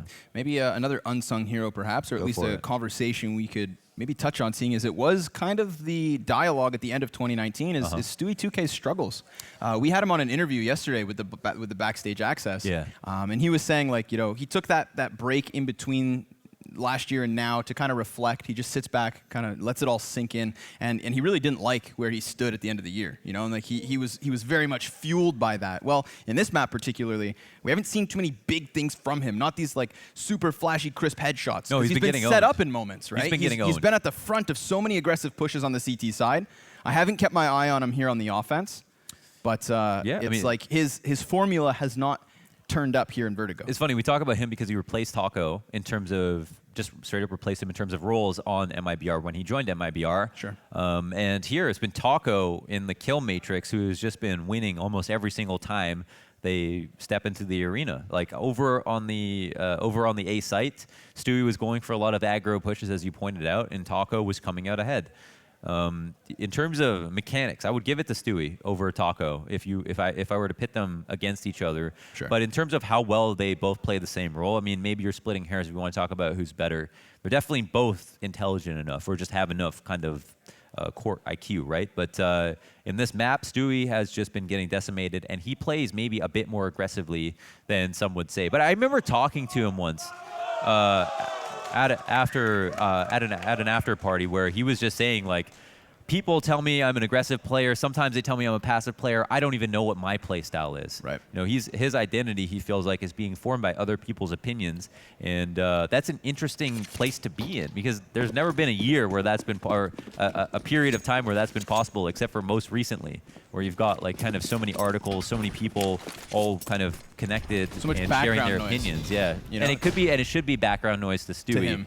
Exactly. And hopefully that doesn't affect the way that he plays. But we also know that Stewie is the #1 off-season grinder. He has played a hell of a lot of games coming into 2020. And that's going to be a meaty grenade. Oh, my God.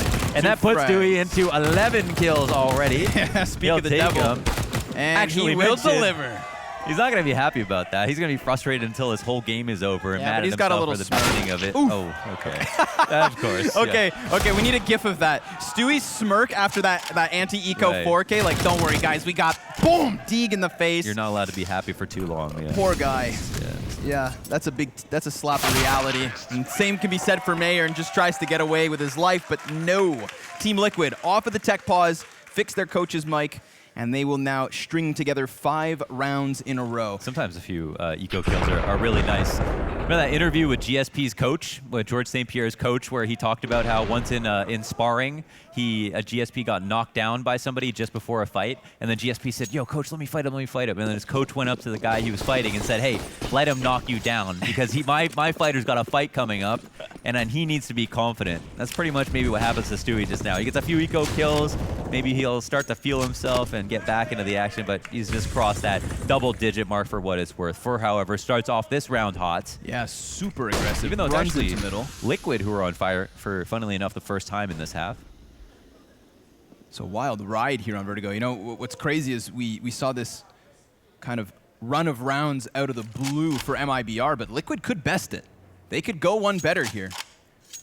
5 at the moment, although currently facing a man disadvantage. And what scares me is this triple op setup. Yeah. No, look at Fallen's positioning, though, already. He has more info than than Liquid did sometimes in some of those later rounds in that first half. So it was kind of disappointing how they dealt with it. This frees up rotations. They can answer towards B a lot more quickly. The thing is that the smoke wall comes down, and the CT's protocols to always play behind them. So they're going to sit and wait. Stewie comes out, confident peek, opts through the smoke onto those sideboards leaning on the wall. KNG answers back, but it's still an opportunity here. Yeah.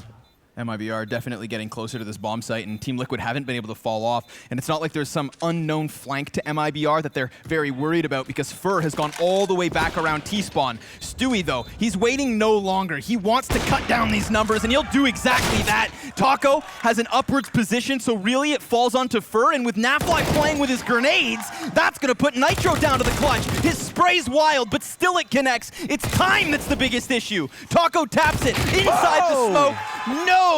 Doesn't matter. Team Liquid keep this one rolling. Yeah, just barely. Stewie gets a couple of critical kills there. Big ones. We were ragging on him hard. I mean, he was definitely... You think he hurt us? He was shit in the bed. Yeah. He was not doing well. He was playing badly. That op really coming to life there. And I mean, it was in such a crucial moment, because you could see MiBR just like salivating, ready to chomp down into the meat and taters. But no, because Stewie bites back. Yeah. They talked about him on the desk. And then he shows up in the server. Liquid are on fire. Usually only possible in SpongeBob SquarePants, but here they have won 5 rounds in a row. That's how they've achieved it, defied physics. MiBR are at risk of just getting tied up with. Once again, they don't want to give up that lead one more time. Woo. Not in this critical territory of rounds. Go dodging bullets here. Feel like it's been pretty even in terms of the wallbang spam so far. That's true. I feel like they've been, actually, Liquid have been quite timid in that regard coming up the ramp. They haven't done as much as they used to. That could have been it. Deagle was ready for the peak, ready for that fallback. Stewie at bat with the AWP. Just going to let the rifles do the work, make mincemeat of MiBR. And this, Launders, is what's going to tie us at 13 rounds apiece. Team Liquid keeping themselves on fire, winning 7 rounds in a row if they close this, which they will. Mayern's only defense, a temporary smoke. And you know what? Nitro was put in 3 1v2 situations in this half not really winnable ones. That last one, he put together. That was impressive. Great spray control with the SG on that one. 13-13. How quickly the lead has fallen apart. I'm so happy. I'm so happy to see this. I mean, we just really didn't expect MiBR to come out swinging, and it's so great that they had this very interesting veto to kick things off just for Blast Premier. It feels so good to be casting the best Tier 1 CS here on LAN again in 2020. Is that not a great grenade? It just lands below the railing, huh? Yeah. That's unfortunate. A bit off the mark. It was within vicinity, Give him brownie points for that. There are no participation rewards here, Mohan. Yeah, maybe that's for the best, actually, now that you mention it, now that you say it like that. You're right, corner. AWPs have kind of changed the narrative. Ooh, okay. But, this is not the first 4 versus 5 Team Liquid have been on this T side, and still they've won rounds. So, yeah. MiBR, don't let them out. Don't let them in. Deep Molotov. It's going to disable any sort of an elevator peak. Actually, no. Fallen puts the fire to his feet, still to come in with this.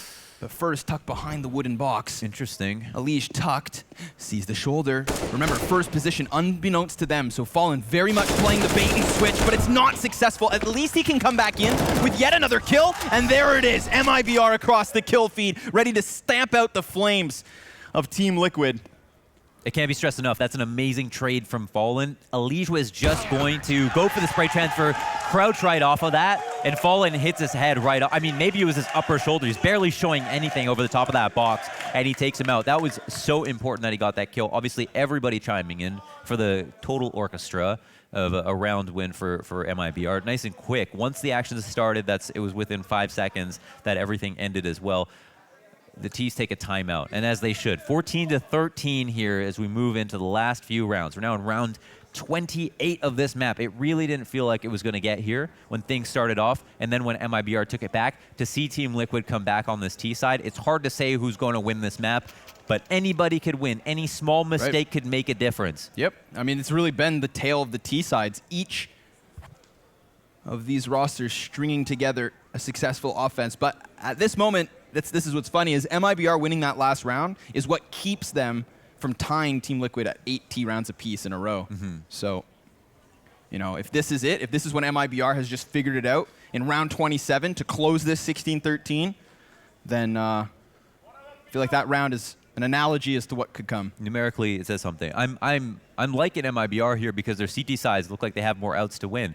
They're being more adamant to get information in the mid-round when things quiet down. They have great lines of sight. Fallen getting that op kill, I think, was kind of hallmark to the half so far for the rounds that they've won, where he's just like, he's winning the duel versus the op. He's the one who is getting peaked, which is the position he wants to be in as the CT, and he's getting information on A for his side of the map so early. The rotations that we see in between the map are so much faster because of it, and that's allowing the whole map to get freed up on top of him getting that opening kill.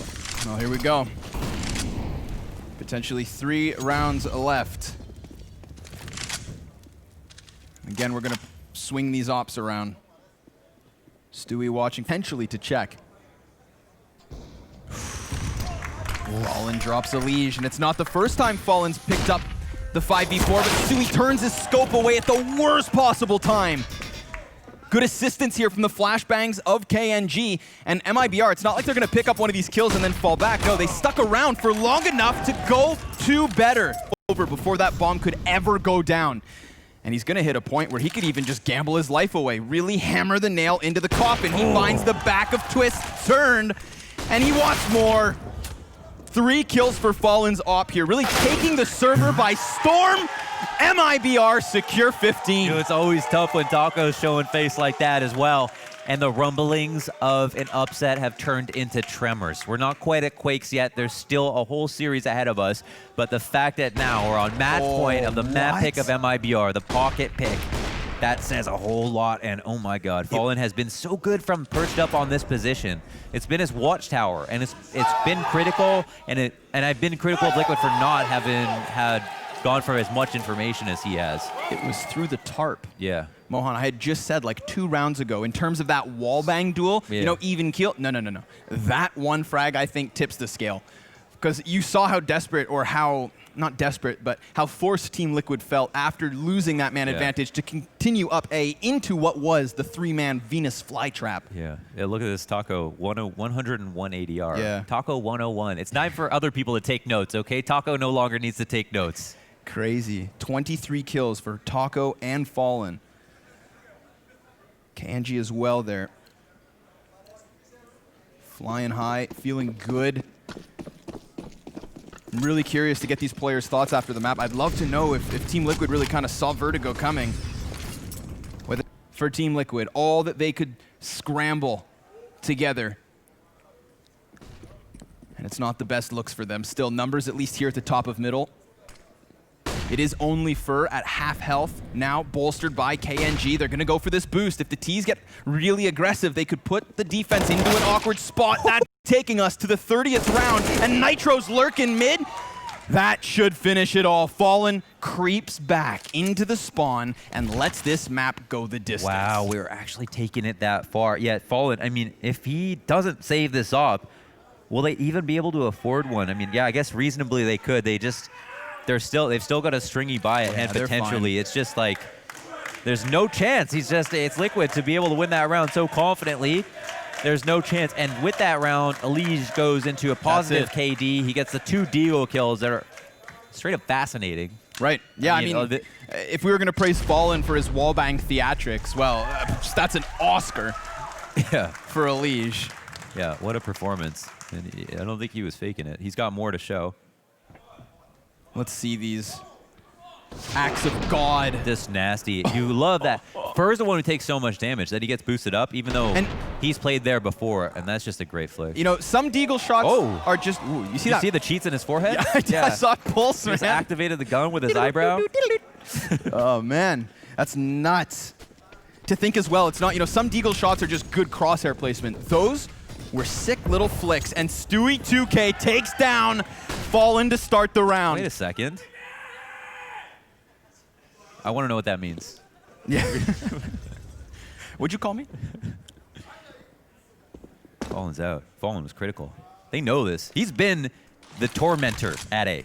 Stewie feels way better knowing that Fallen's dead. He's been the guy to just kill him over and over again after he's basically passed the torch to Taco, but now Taco's the one with the op as well. So it'll be round 2 here on the A ramp. This is interesting. I like that it ends here or potentially continues from here. Timing. Ooh, it's not been his friend. Stewie has to keep this scope glued to the left side. I know he's cautious of a short shelf peek, but here's Taco. He's going to take a little bit of damage to the sandbags. There's a big clash set up here on ramp. Stewie's giving chase, and it is Liquid to come out on top of it all. KNG 1v3, nothing to lose. He is all in towards this A site. They beat their biggest demon. They finally got up the A ramp. They get into the site, bomb down 3v1. KNG, you would think no way in hell. Yeah, but this man is made of magic, and he's wielding his wand. Dodges that first flash. Smokes begin to fade. How in God's name will he unearth these 3 Ts from their post plant? Missing the first shot's not going to make his job any easier. And down he goes. Team Liquid forcing it to OT. MiBR need to take this map. We're going to OT. The map's not over. It's extremely discouraging if you're MiBR at the thought that you have to go to OT, but they have to take it. There's no way they're winning the series without this map. You don't think so?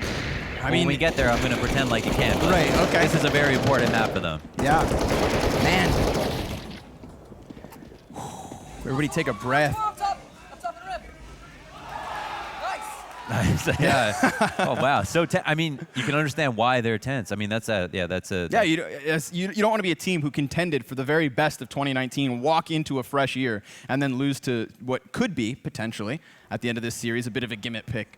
But no break, no real chance to catch their breath or wipe their brows. Mohan, I'm aroused. It's overtime here on map 1. Yeah. Okay. A little TMI, but that's cool. Another boost. It's a fool me once kind of moment. They can hard clear Fur from this position. I think they boosted the second time because he was low. They're going for it one more time, but he just gets, I guess, like a little bit info early. Oh, KNG is going to be the bait here. Oh, dude, collateral? He'll take if somebody peeks, that's a shot collateral. Fall off. There it is, one shot. One down for up top. Flash comes out to move him off of his angle. It's an okay nade. 15 damage. Could have been better. Tough one to nail perfectly. And this is the response we want to see, right? Moving in a pair. MiBR are looking to retake map control. Stewie's got an opponent. He'll take one out, but he's got help. However, it's the smoke that allows him to get through KNG. Well, finally, just as Stewie tries to splinter cell through the smoke, end up getting shotgun with that op. Ooh, Nitro hits Naf in the feet with a Molotov, but it's not going to affect the bomb site all too much. Fur could have just spotted that Shadow. There was 100% a Shadow seen, but Nafly still pushes one deeper. There's fire all over this bomb site. Everybody's taking damage on the side of Team Liquid. And KNG catches Naf midair, but Nitro swings it back. Can he win this 1v2? This is like the 4th or 5th time he's been in this position. He sees it and he takes him! Liquid opening up overtime with a 16th round win. Losing on this half. I mean, you know, they need every single round, obviously. I think things will start to taper off for both halves because there were clear faults, and then there were like great starts followed by lackluster performances afterwards. I feel like a lot of lessons were learned in regulation is what I'm trying to say. There it is, KG playing this round nice and easy. He played so well here, only to get 1v2'd by Nitro. It's 4 1v2s that he's been in. Something like that, 2 of which that he's won. Great to have Nick Nitro here in the clutch. Damn, there's no letting off. Alige goes to the top of the ladder, and the timing on that duel for a terrorist to go up ladder into position compared to the CT to push in through doors, like that gives him such a little chance to prepare for the fight. Yet Alige still bests him, loses more than half his health, but they'll be content with this 5v4 nonetheless. Yeah, 5v4 is name of the game here. Oh! Chance dropped. No damage even to show for it. Oh, how much will they peek him? They've got players on both sides. They're ready to tag team, but at this point, I think Liquid are done with this duel. Or are they? Nitro. Backlines here with the SG to cover whatever Stewie's not watching. The kill is answered back, and MiBR can be less curious. MIG, LMNOP. At this point, make it up. Liquid's got ground to make up themselves. They've lost so much health in these duels. But MiBR have lost utility, and 2 players on the flank. Not 1, but 2. Half of MiBR behind, and they're going to see so many players all just setting up their execution. KNG drops the double. Still, it's even. Bomb thrown back down. Twists now 1v2. He's seen Nitro do it just a round prior, but 20 seconds left, and he needs that bomb, so he sprints. And he's gonna find it.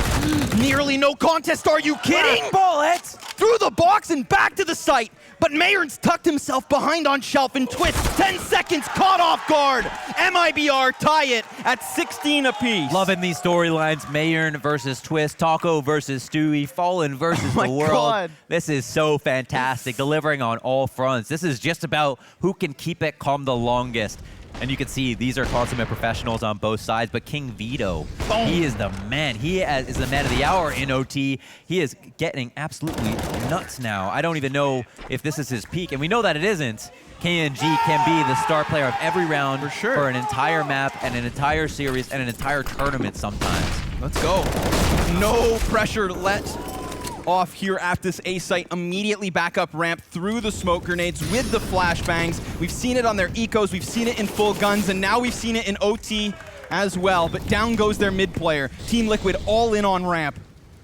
And KNG's already back behind them. And the thing is, at a minute 20, he doesn't have to activate. He can cut them off. There is 0 way for Team Liquid to get anywhere other than this A site. Yes. Oh, but that's gonna help. That is surely going to help. With the rest of the CTs on the other side of the smoke, that one frag is what enables this bomb plant. And suddenly MiBR go from locking down a flank to being smoked off on flank with so much space to still make up and a man disadvantage. So they'll cross their fingers and try to get back into this. Nothing to lose except for Fur, who's gone down off the top rope. Mayern toppled next, and KNG slain as Team Liquid remain in the lead at 17-16. 2 T rounds in overtime is great for them. Yeah, no, they'll take it. I mean, I feel like anything numerical at this point, because it's hard to say like who learned the most out of the first or both halves, because they both had these weird starts and things changed a lot as the map went on. Look at the kill distribution. It is so even across Team Liquid. 25 to 22 is the spread. The wallbang kill. I personally, that wallbang frag changes everything. This for is me. what Team Liquid were great at. That's actually what Stewie was especially great at on the A-site takes on Vertigo. And it's interesting because when you pointed it out earlier, it felt like they were not using them enough. In fact, we look back at Vertigo in general, there's just been situations where people get up the A ramp, they stand there for 40 seconds spamming through the walls, trying to fish out a kill if possible. Stewie tries it once and gets a kill. Why wouldn't they be working it more often? Now, Fallen can't stand in that spot comfortably. That makes things a lot more complicated. You can never rest when you're on the CT side, and that makes it a lot harder to win the duels you're supposed to win. Keeping the other team uncomfortable is this kind of intangible aspect to Counter-Strike that's really important. You know, throwing a flashbang just to let them know you might have presence, spamming a wall just so they can't feel comfortable in their favorite spot. Well, these are the things that define Vertigo, especially for Team Liquid on their wins. Here we go. It's all in on B. KNG still left to flank. Twists up close, deals with Taco, but Taco still does drop the first rotator at least. Here come those Molotovs, meant to flush the terrorists out of this bomb site. So many bodies stacked up in such a tight position. It's Ops v Ops on each side of this, and Fallen is going to extend the gap between the teams with another frag at that. 4 versus 2, and they lock down this B site in the post plant. Huge approach here from MiBR to take the site so quickly, to get up into Twist's face as he was playing passively, expecting the round to be a lot longer. And then once they got on, they had such a good post line. It's very solid. Even though they had Nick had thrown that same Molotov that he's been throwing, Nitro, excuse me, onto default to flush out Fur. He moves into the first generator position. Taco does a great job on the entry, just being a Baneling, running in, exploding, taking one with him. Everybody else has this very core, tight operation where the op is the line of sight around the generator. The smoke is on the left side. Everybody's getting funneled into the same spots, and it just leaves the op to be the king of the round, and in the easiest, most comfortable way possible. Yeah. MiBR now have another strategy that they can put into play. Man, we've had like 4 or 5 ops at times, and now there's just one. Fallen, the only man equipped with a cannon. Can Liquid still handle it? Well, they've foregone mid, and Fur will waste no time getting into the mix here. They're gonna go ahead and start jumping through window. Bomb is at the base of B. Molotov extinguished, and they're just gonna try to replicate the events of the last round. Twist now falling down off of the boards, and the Liege with Napfly taking 2, at least keeping this one even. Look at the HP for MiBR, it's low, and Fur taken down. Liege now still by green, and he's calling for this flank to come up from Stu. That's bomb, drop, and Fallen nowhere to be found. A 1v3 attempt cut down to the 1v2 with more than 50 seconds still on the clock. This is where we get into sandbox mode for Fallen. The god brain of Brazilian Counter-Strike. Here he is in the 1v2. 45 seconds left over. Team Liquid know that they, just to mirror Moses, can't camp the bomb. Nope. They have to wait, but they can only be so aggressive. They know Fallen's got an op. He's He did this clearing last the angles up. Here he spots a player. Elise comes back into focus. It's hard to make him out. Elise just barely passes by the grating. That might be the only opportunity he gets. Smoke plumes in his face. They know where he's approaching from. He can't reinvent that. The bomb's just dropped on the other side of it. He's going to try to collect. He does, but he still has to work into the B site. He's going to dodge some shots. He's going to have one more chance at this. 10 seconds left. Thinks about maybe switching to the Krieg. Can't get his hands on it. Awkwardly at 6 seconds. Now it's just frags. Just frags, his only chance, and they're going to hide from him. Played with until time expires, and so does he. Team Liquid 18, MiBR 17. We could talk if he had gotten that first kill. Like if he had hit Elise through the grating, then maybe we're onto something interesting. Yeah.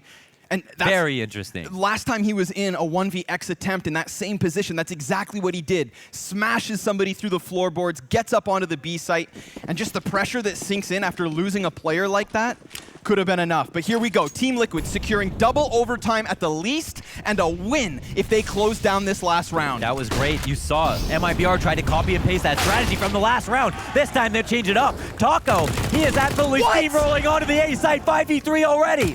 And he's just gonna keep on going and keep on going. 3 kills into the A site, but they don't know about Nitro. He has been left to his own devices, with Twists having picked up a kill and him now knowing that there's a back turn. If he plays it carefully, he knows, and they haven't cleared him just yet, but the bomb is going over towards B. Mayern has made getting his way outplayed. clear. That's it.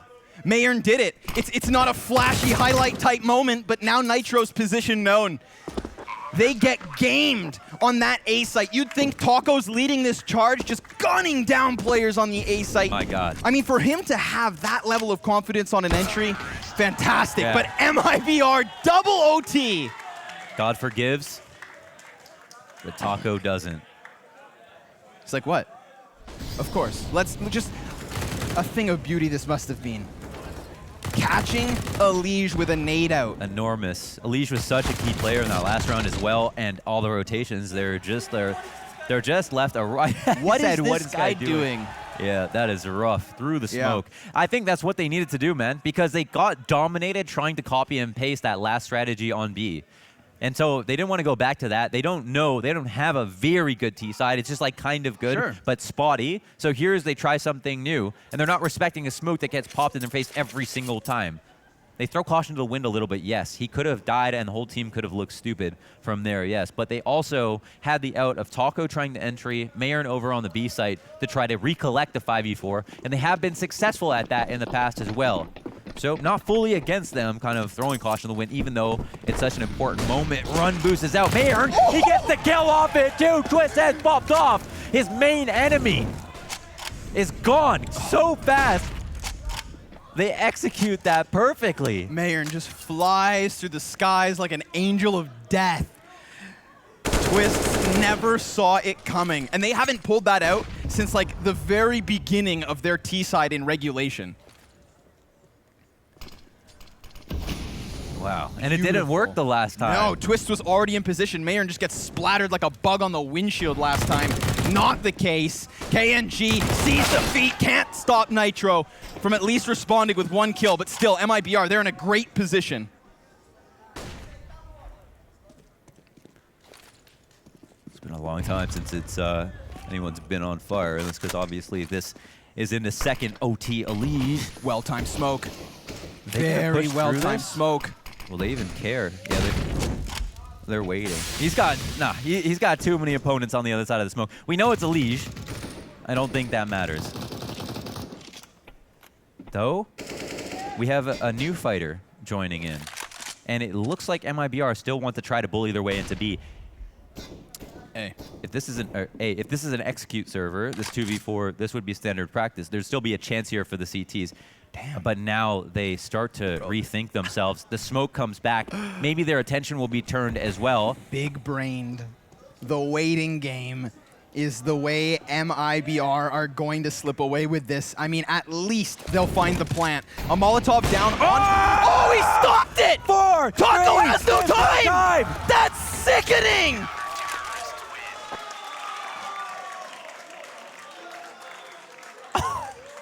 Easy peasy, nah fly. Crack of the neck. What a way to stop it. It looked like they were gone. It was speechless. What a ridiculous round, too. Here, Mayern coming through the run boost. Easy kill on Twist. That's just to kick things off. 4v2 in this situation. Time is below just hitting 5. There's no chance to replant. Molotov comes down just to put salt in the wound, so they can't even give it a second attempt. And Nafly absolutely nails his prey with that beautiful op shot. 22 to win.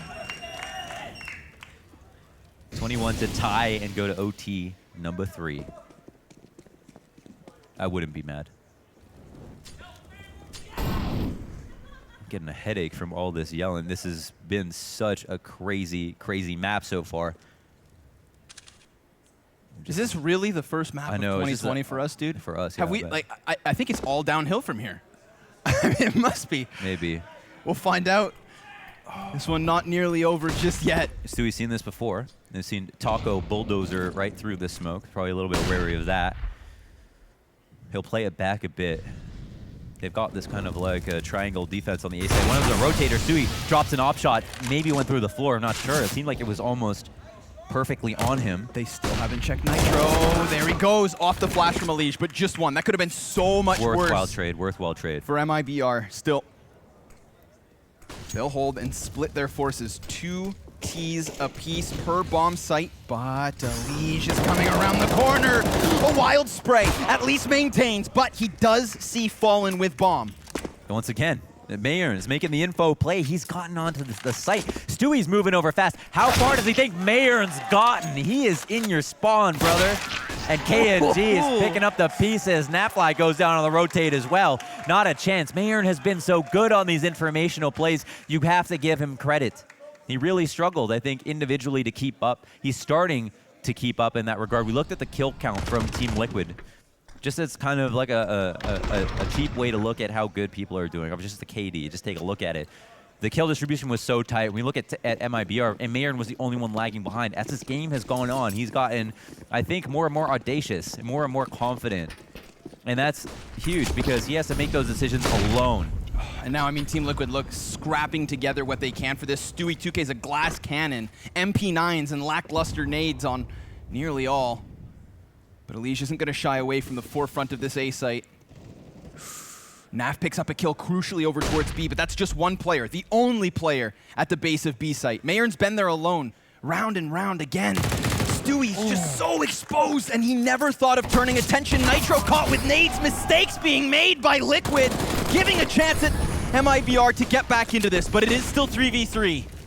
Everybody's in the same position now! Oh my god, what? He just runs right through! And Team Liquid! Stop! Come on, man! What the hell?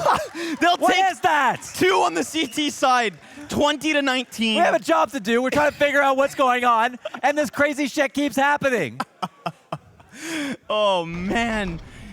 Balls to the walls. Balls to the chin. Naf using Fur in the mix to take the lead. A tea bag and a cup of tea.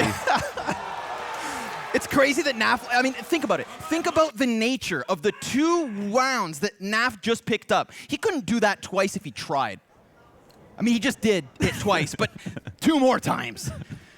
And we just like that, we're meant to switch over and keep this one going. Man, come on. Or MiBR. It was like a couple of rounds just like that.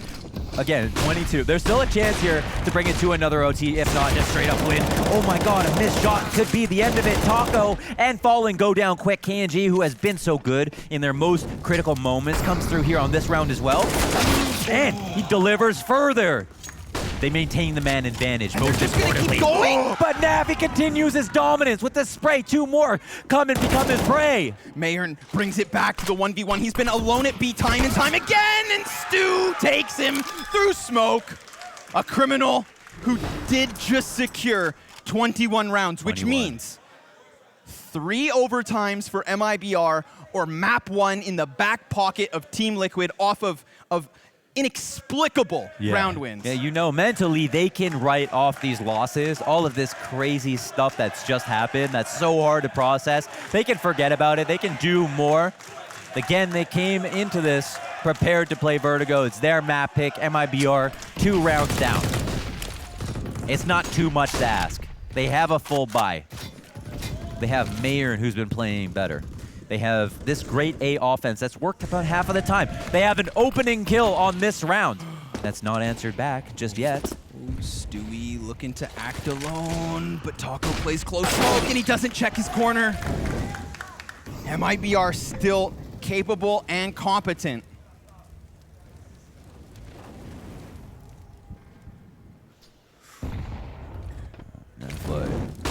OS Sloth roaming around with the bomb slowly through the spawn. MiBR, oh, he's got a couple attacks coming up at him. That headshot angle, not very favorable to the M4. Fallen will help out, though, just to calm the nerves a little bit. It was a 5v3. Nafly, though, he gets the flank kill.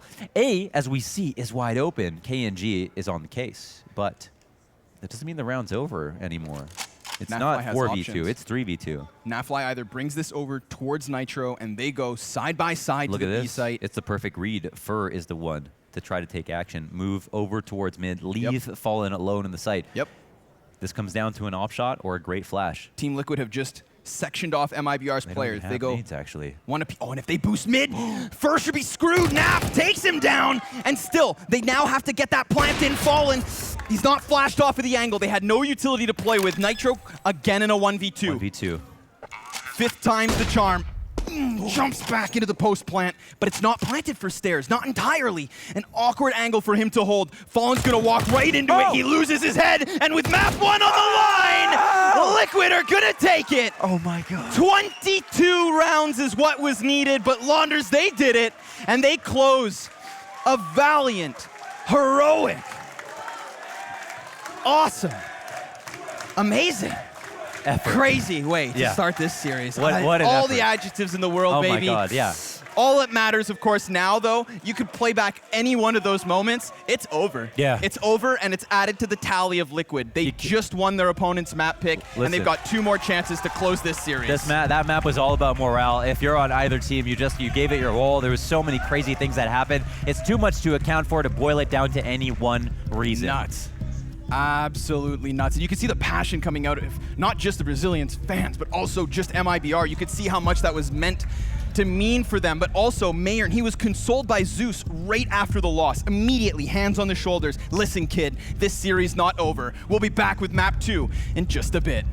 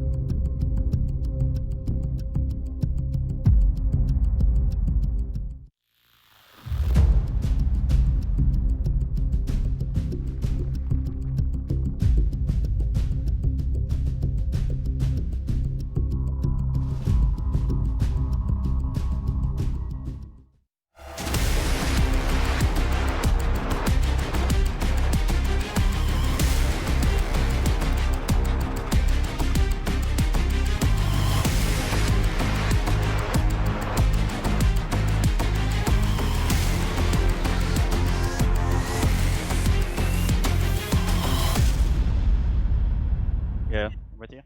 Upping second. It was up.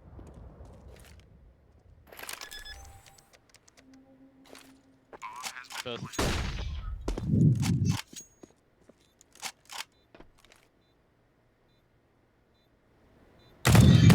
Nice.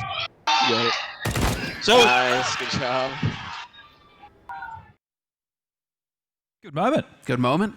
Not a game they should have won. But not a lot on the comms, but you know, that was a Team clutch. Liquid should be renamed. They're 100 Thieves because the amount of times they stole this game. Like, if I'm MiBR, I think the universe just doesn't want me to win this match today. They had everything going for them. There was 6 1vx situations that went in the favor of Liquid there compared to the 2 of MiBR, and I thought that in the early stages was, you know, going to be probably all the rounds MiBR would get, but they were actually able to make this competitive. Their pocket pick, it worked, but they still weren't able to get the win. You know, what else do they have to do? They have to shut down Stewie. Second half, he came alive. Plenty of good plays, and then there in overtime, NAF is just coming up with multi-kills everywhere. So you have that star potential that's on Liquid. Seems like they turned up right when their team needed them.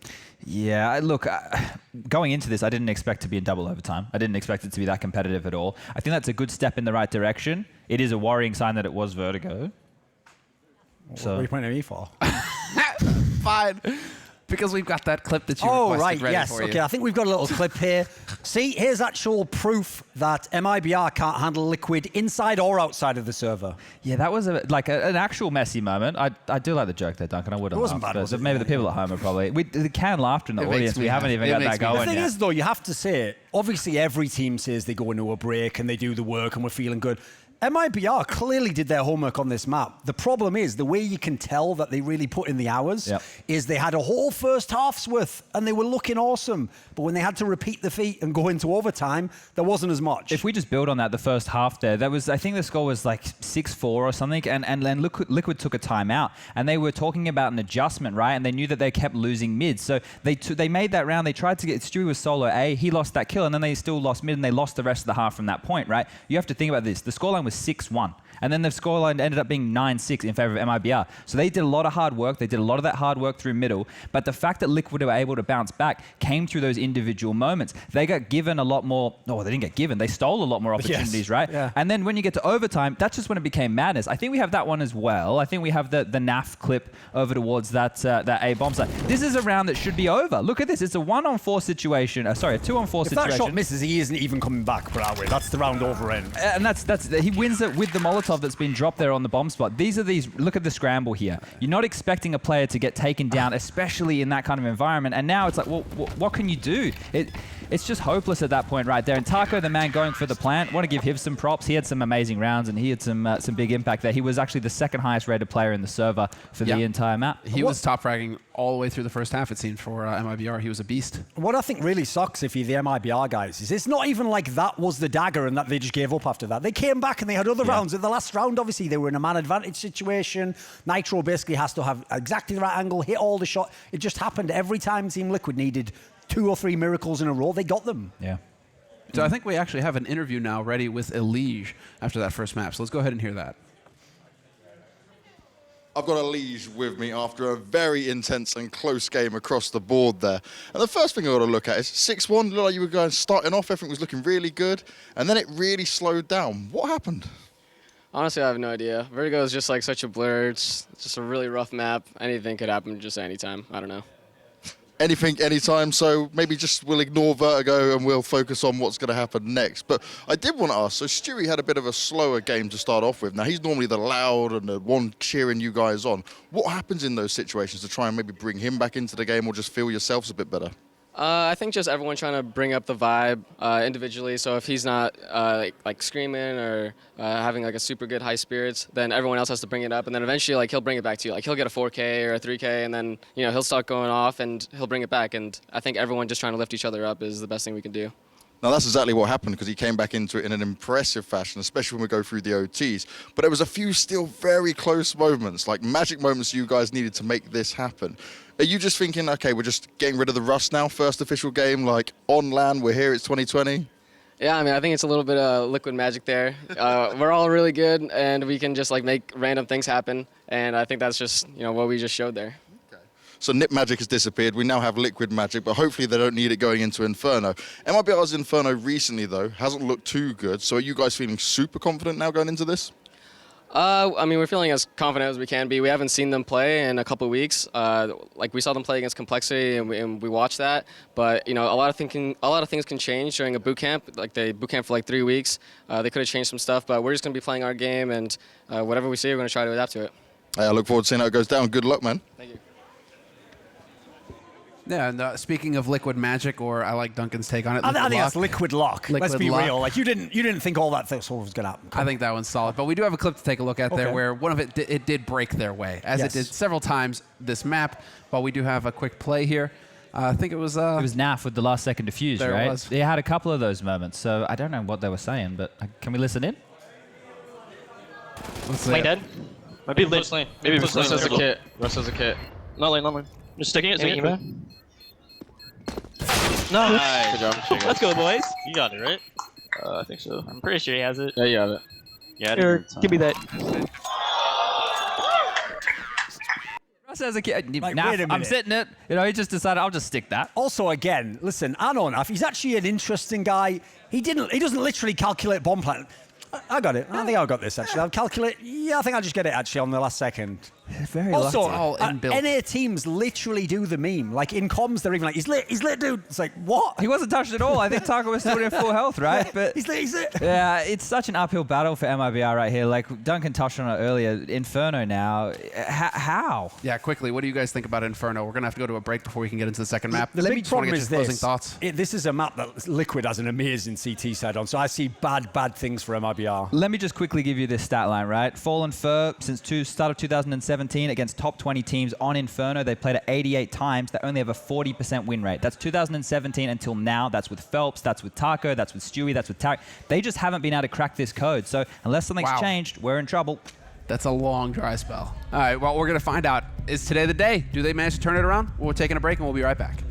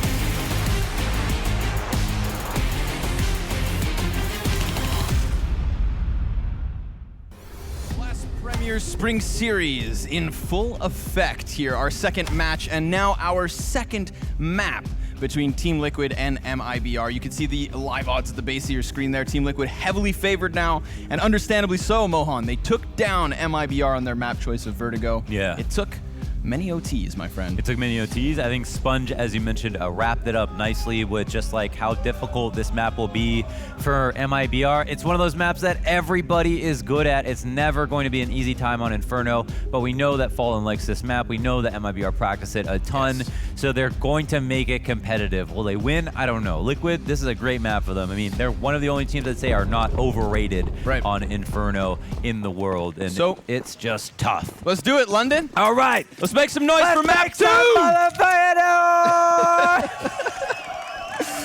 Absolutely love the energy you guys were bringing. Let's hope for another scrap, another back and forth between these two teams, because, I mean, is it possible to beat Vertigo? Only time will tell. They know every move. This is one of the teams they're going to practice against that they know is good at Inferno. They're going to be able to read every situation if they put their minds to it. This pistols could be defining. So we've got MiBR, 3-man set up towards the pit. We've got a graveyard player. I don't know if anyone's up on balcony from what I could see. KNG, he's actually down. And there's a bunch of T's coming his way. 5 to be exact. That is 5. All in. But wait. There's a layer to this. They're going to wrap 4 players around some library. Stewie dropping Mayarn first and foremost. They've killed 2, but they may not suspect a third. KNG comes out from his cubby, splattered on the pit.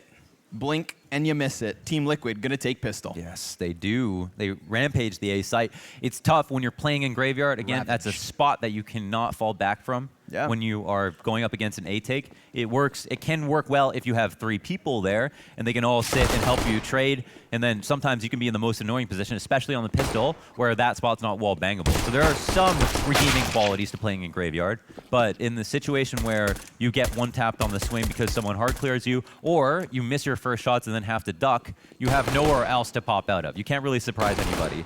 So it just comes down to like how nice your first bullet accuracy is.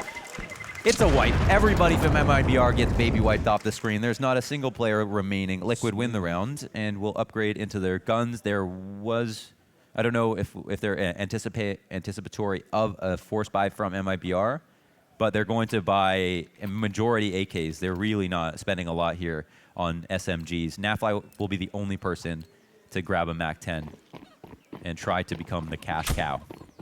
Try to ascend into the form of a cash cow.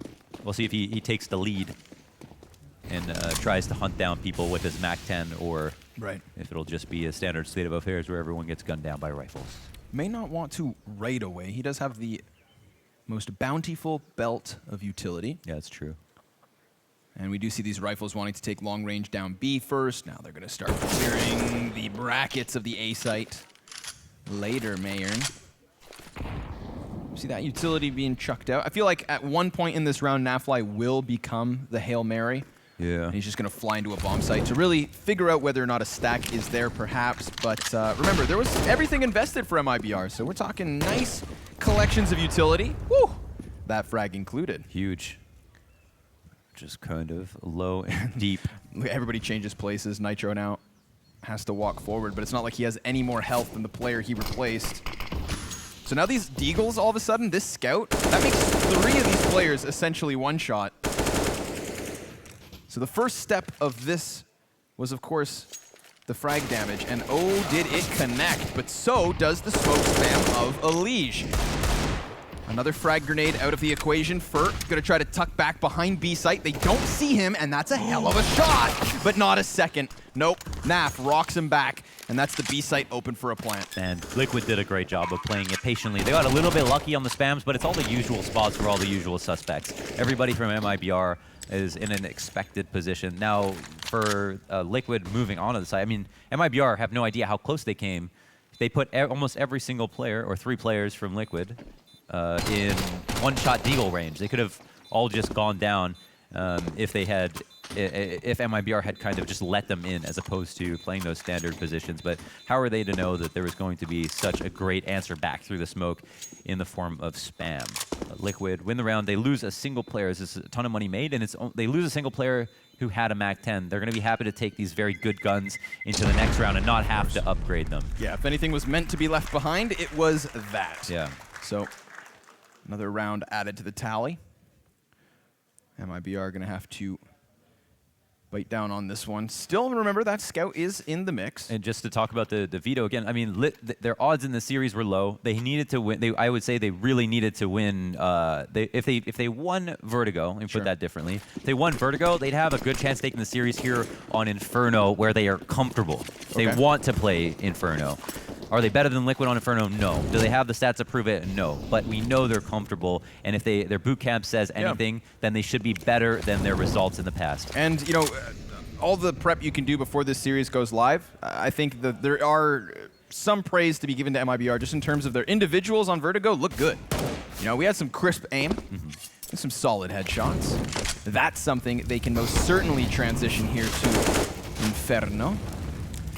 But tested at this B site by utility, they look to lock down. And Team Liquid really not taking any chances so far.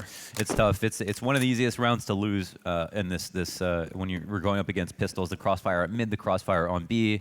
It's just so nice for the CTs in a lot of these situations. There's so much close quarter combat that can occur. They do just go through the thoroughfare of throwing like the smokes that they need to, and then they move into an A site take versus just Taco in the pit. They're going to take Arch because it's open. Arch is a nice way to take, obviously, long-range angle on pit. They throw a smoke down, which inhibits their push a little bit more. But again, it is just Taco, so we're maybe just counting the days before he dies. That's grim, man. Yeah, it's a bit of a dark humor there. Still, but I think he's going to die. 20 seconds. This is one of those rounds where, like, all it's going to take is NapFly to maybe wallbang a box. Let's see. Eagles up. Oh. Stewie down. There's the wrap now from Naf. And, of course, remember, nothing else at this A site. So poor Taco left on his own. Yeah. Bite size. They had a different WhatsApp group, and they just left him. They didn't hit him with the notification that the party was on the B site. Yeah, sorry, bro. You're cut. Further chip damage, you know, if only all of this had been stacking up prior to a bomb plant, then maybe MiBR can rack up some losses versus Liquid. But again, 4 players surviving by the looks of things. Yeah, 3 rounds in a row. Pistol round less important, but 3 rounds in a row where they don't get majority deaths. That's going to be an important stat for MiBR, because if Liquid just makes so much money that they can keep buying, like it's going to mean nothing to go on this giant loss streak that will grant you the ability to buy back-to-back.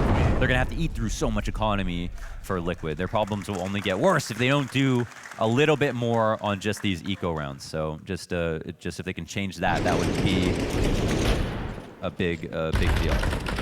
Taco 1-for-1 as we're seeing. Not too much exciting stuff happen. That's because not a lot of Liquid players are dying. They're being very smart about this. Arch side cracked wide open a couple of rounds in a row. Yeah. And that's something we should see more often. Full buy here for MiBR. Round 4. KNG going to be opping here on the CT side to kick things off.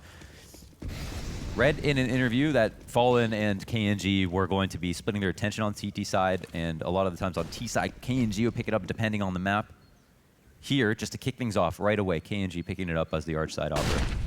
Ooh, and there's an op for him to find. But Stewie! Oh, okay. Coming in for the double. Woo! Could have been a third. Got excited. Calm down. Mayer now left on his own, calling desperately for Fur to rotate over. He empties his belt of utility. There's that last piece, the smoke. And it's going to give him some temporary cover to work around. Now, they don't know which box he is behind, but he's definitely back here. Twist taking down the rotates huge. They've cleared this A site yet again. And with 4 players standing, Team Liquid are off to a flying start. You got to look at the minimap right now. We've got 4 blue X's on the A site, and it all happened nice and early. So what does that say? I mean, they had the appropriate amount of people to defend on the site. They had them all in positions where they were taking duels right away. Stewie was put in a very tough position to get 2 kills with the op, but put into, and obviously maybe got a little excited, went for a third, but then How could he not take that chance of trying to catch someone crossing? That guy's scared of him, trying to get away from under porch after his 2 teammates died. So you got to say that makes a lot of sense. And then with that information, Liquid executed very quickly. Yeah. But from there, I mean, round's over, right? If you get the 2 kills on lane, those are some of the hardest kills to come by, then you should say that T team is going to take it 9 times out of 10. So pushing a man advantage into a win are Liquid. Another round where Liquid win with 4 alive. That's key. That money really starting to rack up. I think there's a world where... Oh, hold on. Let's do this. This is crazy, right? Second one. My God. And almost the third. But this. Oh, my. Did him dirty. Twists from the top rope of the apps really cut off Mayern's, lifeline. Yeah. He had called in for Fer to come over. Fer still had so many pieces of grenades he could have thrown into that mix. And I think Mayern did a good job of putting down his smoke, using that cover to rework his position. He just needed a little bit of help, but here in the half buy of MiBR, they find themselves down a man already, trying to trudge through the fire and the flames of this banana hold. It was Taco to go down first, but Fallen answers. He just threw an AWP out of the map. Yeah, they're actually now, that just signifies that they're somewhat worried of losing the round. They are just going to go for the straight rifles. They know there's no sense in giving up an AWP in this situation, and they have the money to be able to make decisions like that. Money is power, ladies and gentlemen. Don't ever forget it. Boom, Mayern.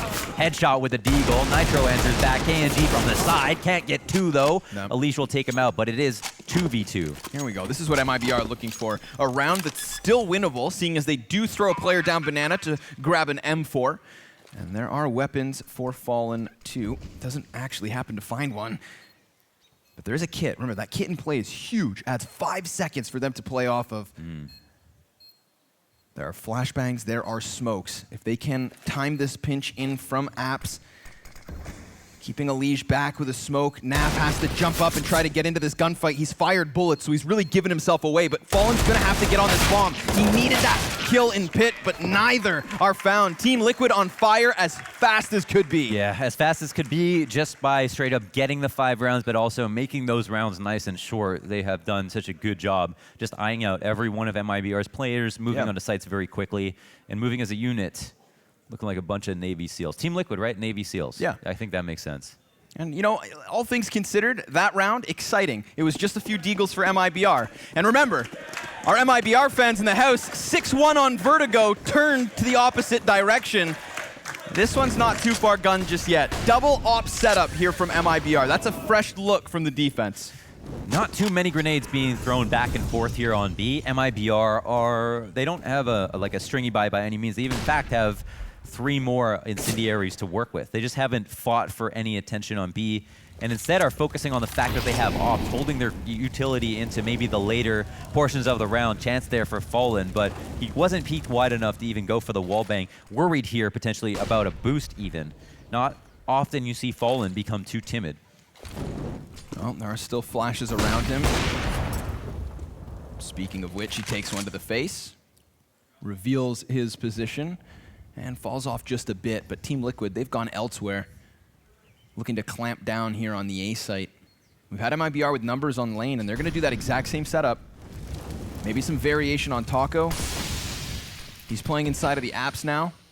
So he's looking to lock down balcony and allow for his teammates to really hold mid here, but it's all on Mayern. He's pinned into the corner, and Nafly successfully trades the man advantage. Taco down empty-handed, and again the A site crumbles. Yeah, a bit of a disappointing setup to see the exact same thing being used again, but they don't have like that high-low defense where they can spot in case a Liquid want to take Arch.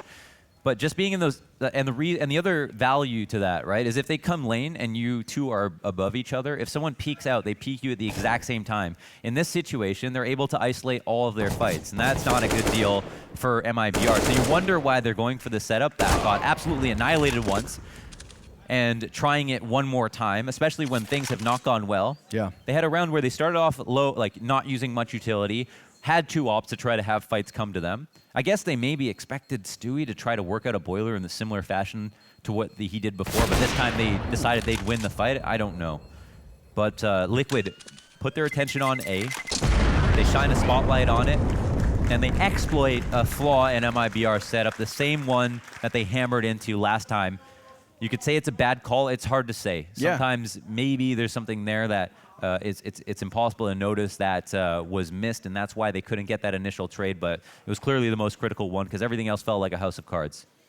We saw those double ops picked up.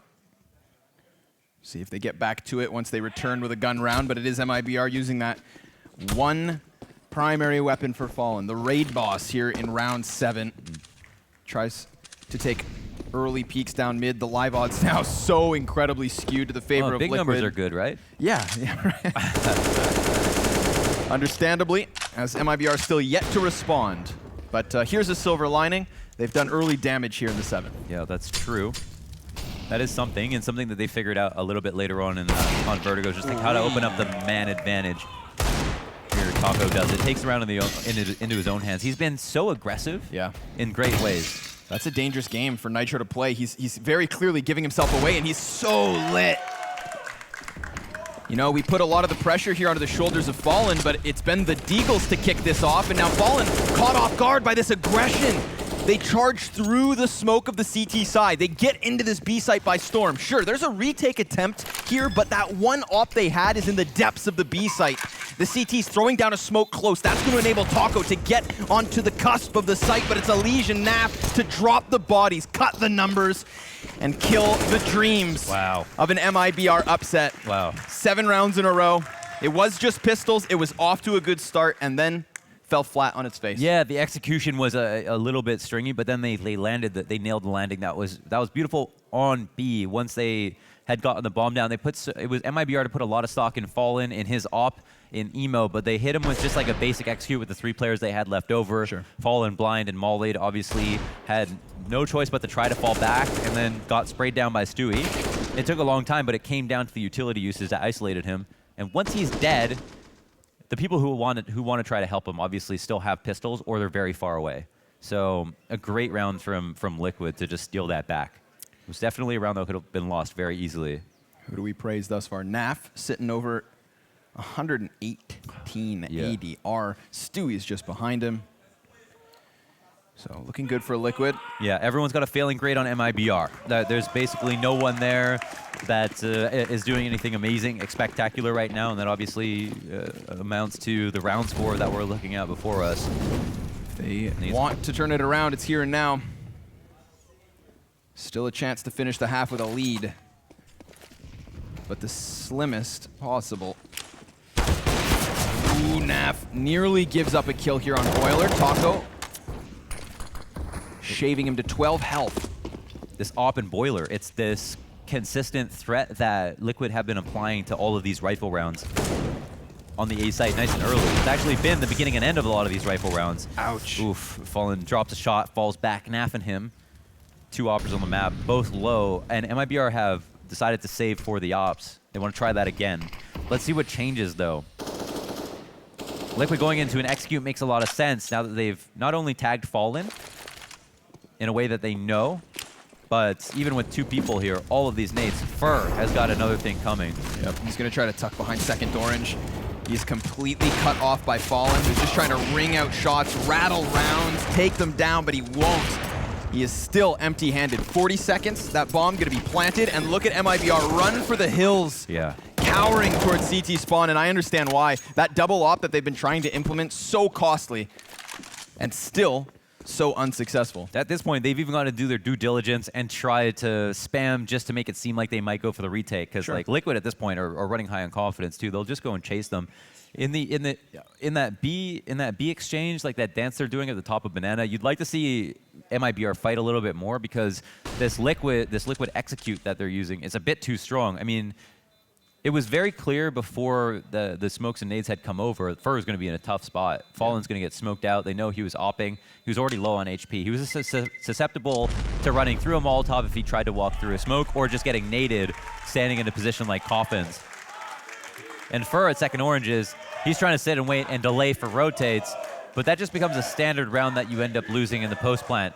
And Liquid's execute wasn't that It wasn't that special in any way. No, you know, it was just a B-side execute that was really good. One that made sense, having tagged down the only way to get away from that is to get the kills early, get info early, like op down Banana, or just win Banana in the beginning without even getting a kill. Maybe MiBR need to think about trying that. Oh, okay. I mean, you could try. You also have to make it happen. But yeah, that's definitely the hard part. A good boost nets its chance. He actually spots someone there. Just doesn't nail the shot. That's awkward. It's definitely not going to leave them in a good mental place. To be down 8-0, to be again in a 3 versus 5, to be scratching their heads and finding themselves still uncertain as to just how this is so one-sided. Yeah. Liquid they were rare. Now they're like almost well done with how they've been on fire. Oh my God! Another pick by Stu. He just inches out into position. They're just hoping Fur can hit his shot. That's it, man. That's it. Tail between the legs here for the last 2 players of MiBR. Liquid up to 9-0, and it doesn't seem like they're showing signs of stopping. Yeah, hard to do on T side, I'd say. Sure. Yeah, fair enough. I think this is a really good reminder that Counter-Strike is a drug. You know, this is the come down from Vertigo. Right. This is the morning after. We got one good map. Yeah. I mean, it was a hell of a high. Yeah. But we are riding the low. Or at least MiBR is. Liquid going to be more than happy.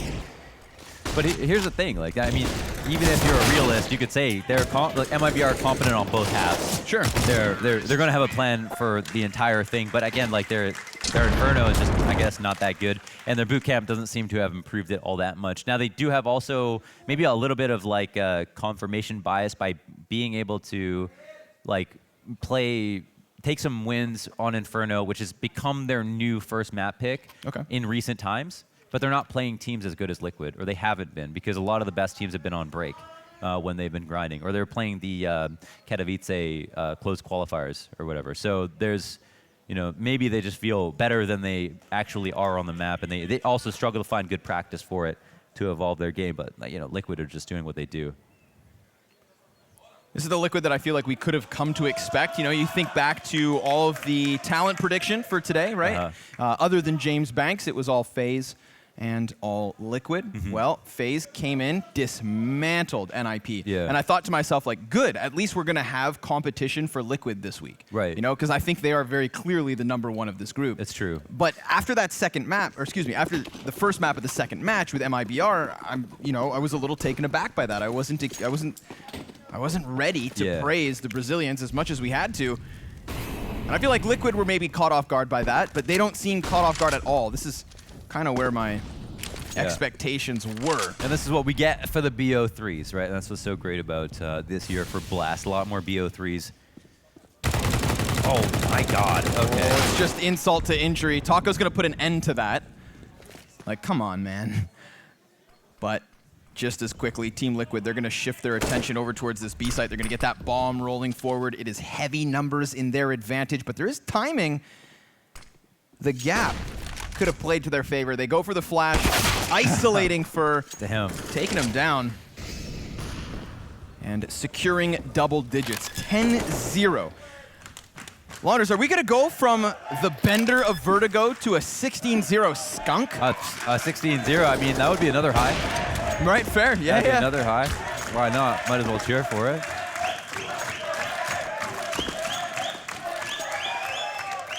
At this point, MiBR fans are cheering for a round. Yeah. Let alone a half.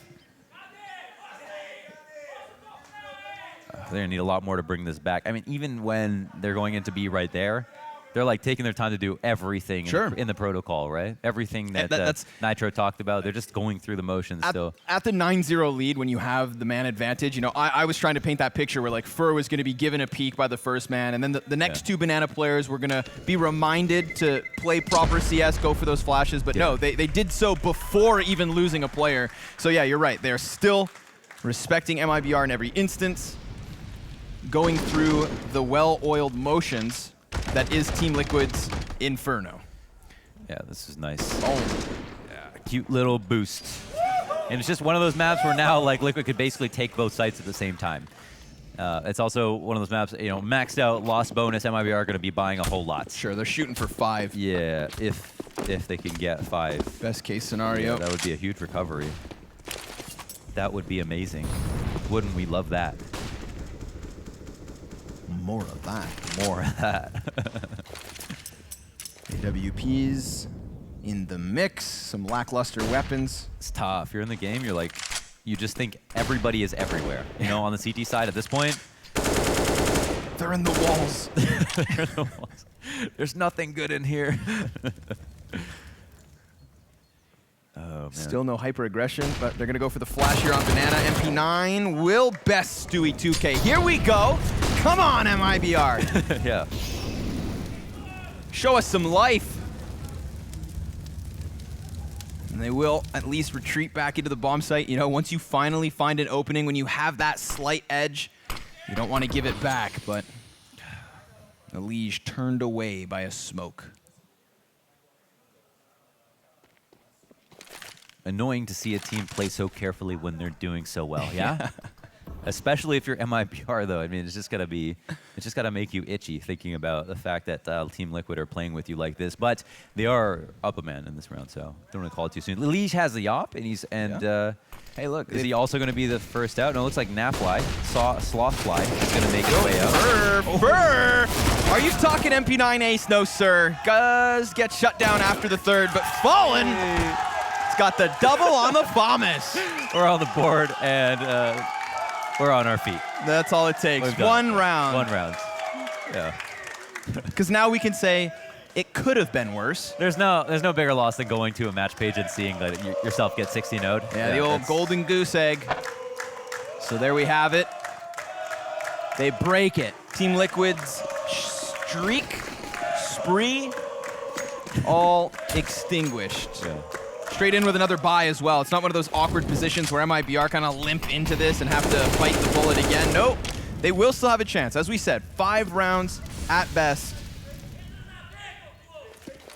Good luck. Have fun. Liege out front. Oh, man. Fallen's got a whole bunch of enemies, a whole bunch of nades coming his way. He misses the shot. Somehow lit. I don't even know how he gets away with his life there. I think that might have been a supporting flash from Fur to push them off. So I thought Fur was a bit too far to help. He does do a lot from an estranged position. Twist working on halls all the while. Taking his time, though. Bottom of the steps.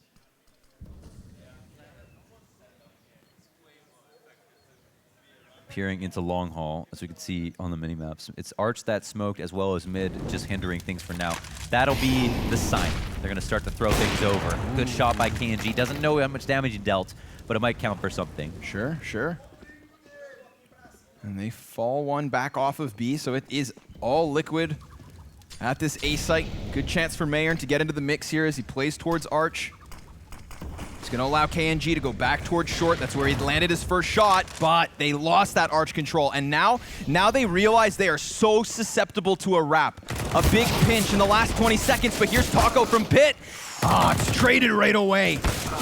All they needed were those last 20 seconds to plant bomb and get themselves 3v2 in the post plant. Do MiBR throw caution to the wind and just try to win at least all 5 rounds? Yeah, I guess not. Wow, they're actually not even going to go for this.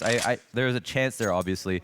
That's tough. It's a very standard round in the sense that A exec comes. MiBR all in very standard positions. This time they don't go for their atypical A setup, like on lane with the 2 players by porch and then 1 opping. Instead, they go for the arch setup with Mayern, who's playing a rotator spot, coming into peak mid to see if it's a fake. There hasn't been any fakes from Liquid. They've just been able to get away with moving to the site that they deliberately choose. But dying to the bomb is something. But then Mayern just has to get a kill. You know, it's just one of those situations like, now we're in a spot. Everyone's in their prototypical position. Mayern's got to deliver a frag. Everybody on the site has to deliver 1 frag, and then maybe the execute can happen. And ideally, they just get both. Players coming out of Pit is not a great sign. Obviously, one of the strongest positions to be in. Don't know if they were shooed out of it. Twist was talking about the trials and tribulations of playing Pit these days and just how known it is what your move is. And only the best players can just get away with a frag when there's all these nades coming their way and they know it. Fallen, here we go. Finally getting some eyes down to the depths of Banana. I feel like we have seen CT shy away from these sorts of plays, but new flavor. And a tasty one at that. MiBR, 5v4. Fallen doesn't even shy all the way back into the bomb site either. No, he wants a second scoop. He's going to be flushed out by the Molotov. Elise tries to spray and give chase, but they will not get that equaling kill. Nope. Still at the 5v4. Yeah. Again, just taking this very seriously, step by step.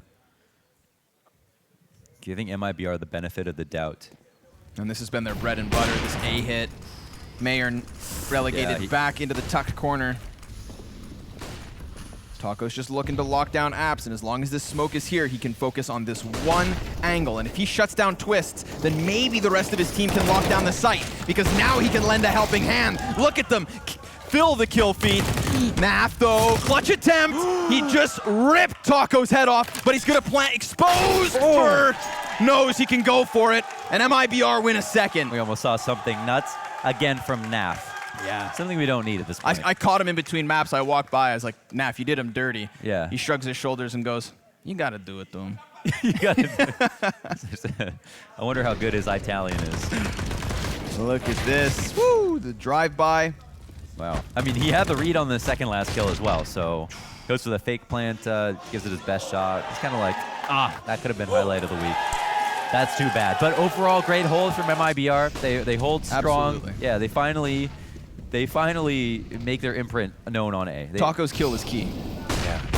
Oh, good flashbang versus KNG. Look how many players are going to give chase. Naf looked blinded still. Arm up.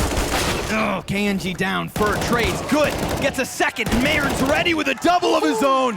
MiBR. A caged beast on this CT side.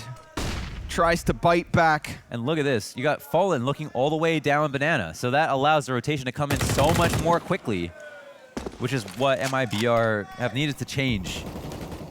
They managed to come up with it. Fur right behind Mayern. Like, Mayern dying alone, that sucks, and there's no one there to trade here. We've got a different round. A site has now been reclaimed by MiBR. Stewie. He's got to check back behind him. Fallen's holding, and yeah, he's got it. All too easy with that deep B play. I feel like Stewie gets caught off because we haven't seen that aggressive B play until the later half of this half. They did condition Liquid into not thinking too hard about trying to work on top Banana, wasting too many grenades, because they know that MiBR are not going to fight back that hard. So MiBR slip in. Prime opportunity where Liquid are like, well, if they're not going to ever peek down Banana, why don't we go up mid quickly? And they finally peek down Banana, and allows for this very nice rotation to come in just in time. Of course, the classic question, is it too little, too late? We said 5 was the best case scenario once upon a time. Well, 4.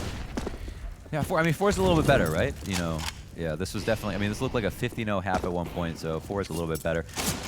Ooh, we hopping over some bullets, but no, just 1 actually, 1 of 2.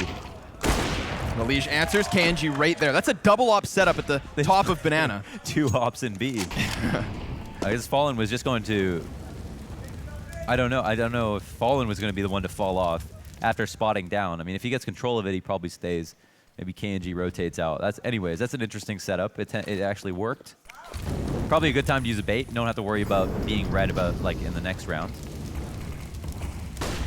Execute into B. Is this over, Connor? It's full-blown execution. The old commitment. KNG. Whoa! Turns around, finds Naf. Bombs planted. 4 versus 2 advantage here. He's got the depths of the bomb site and teammates all over. Twists has slipped into the depths of connection.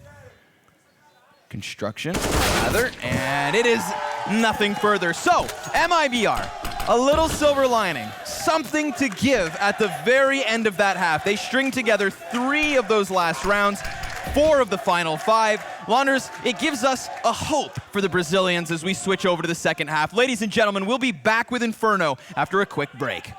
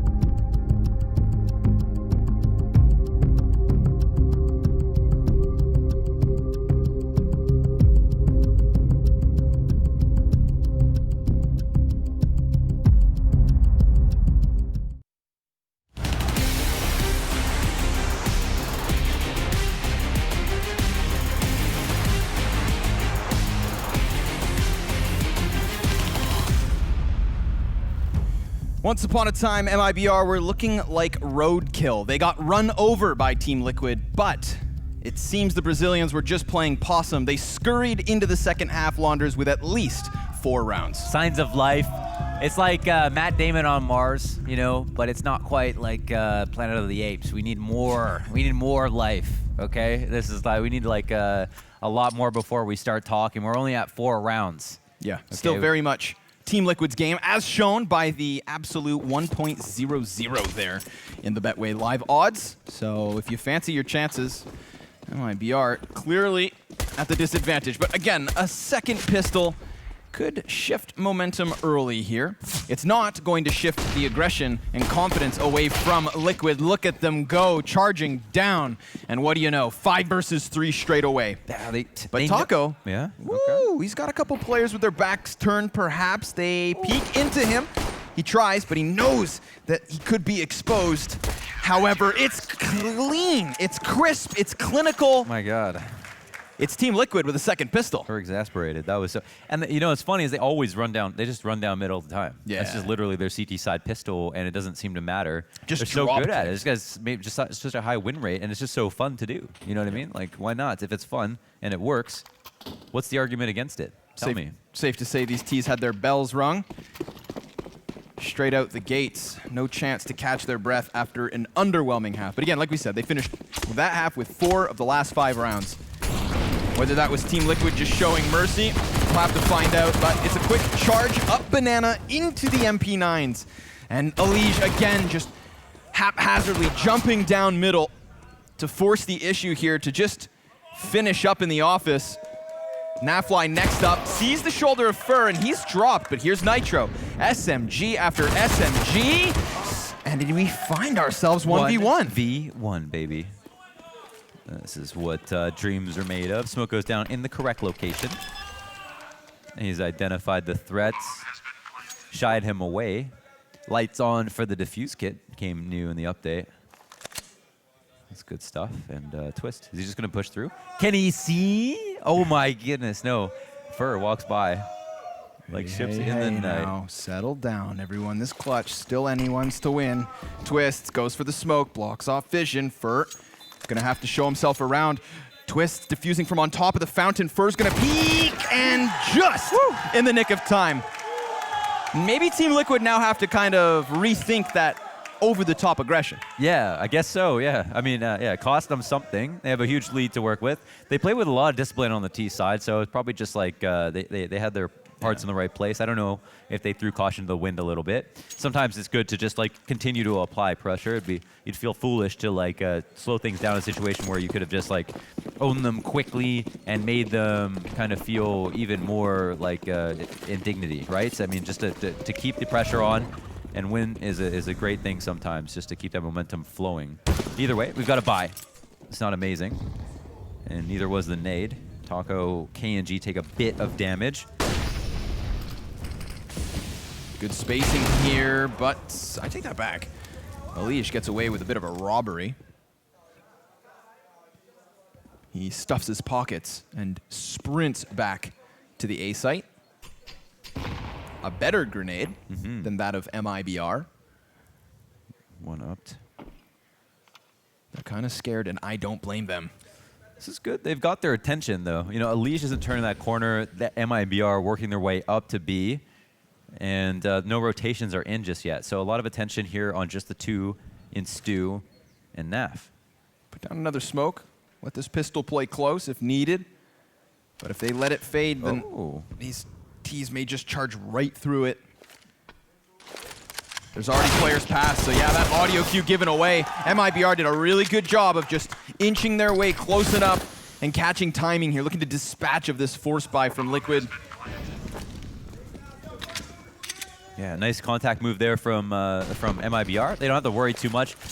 I was surprised. I thought Naf was just going to chain the smoke, but instead he decides to hold off, knock the habit. You know what I mean? Yeah.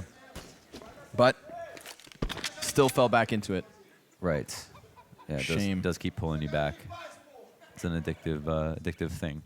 But yeah, it's sometimes it's good to do contacts, obviously, just as like a general tip, just because If you know somebody's going to throw a nade at you once they see your nades coming your way or their way, you'd be better off just like trying to throw a body at the problem and then having a lot of people behind to trade if something goes wrong.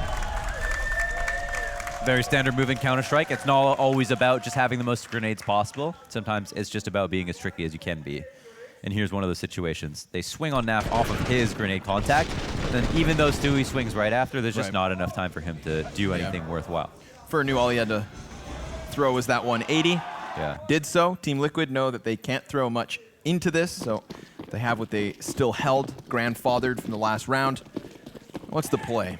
They'll scamper towards a single smoke. MiBR riding a wave of momentum here versus an anti-eco. This kind of goes back to what we had with Team Liquid on their T side, consistently surviving with 3 to 4 players, you know, getting that early economy advantage.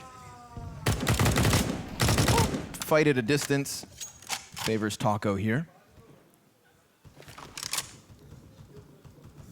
Yeah, we know how scared MiBR were on their CT side in the rounds like these, and you should be. You should take your time.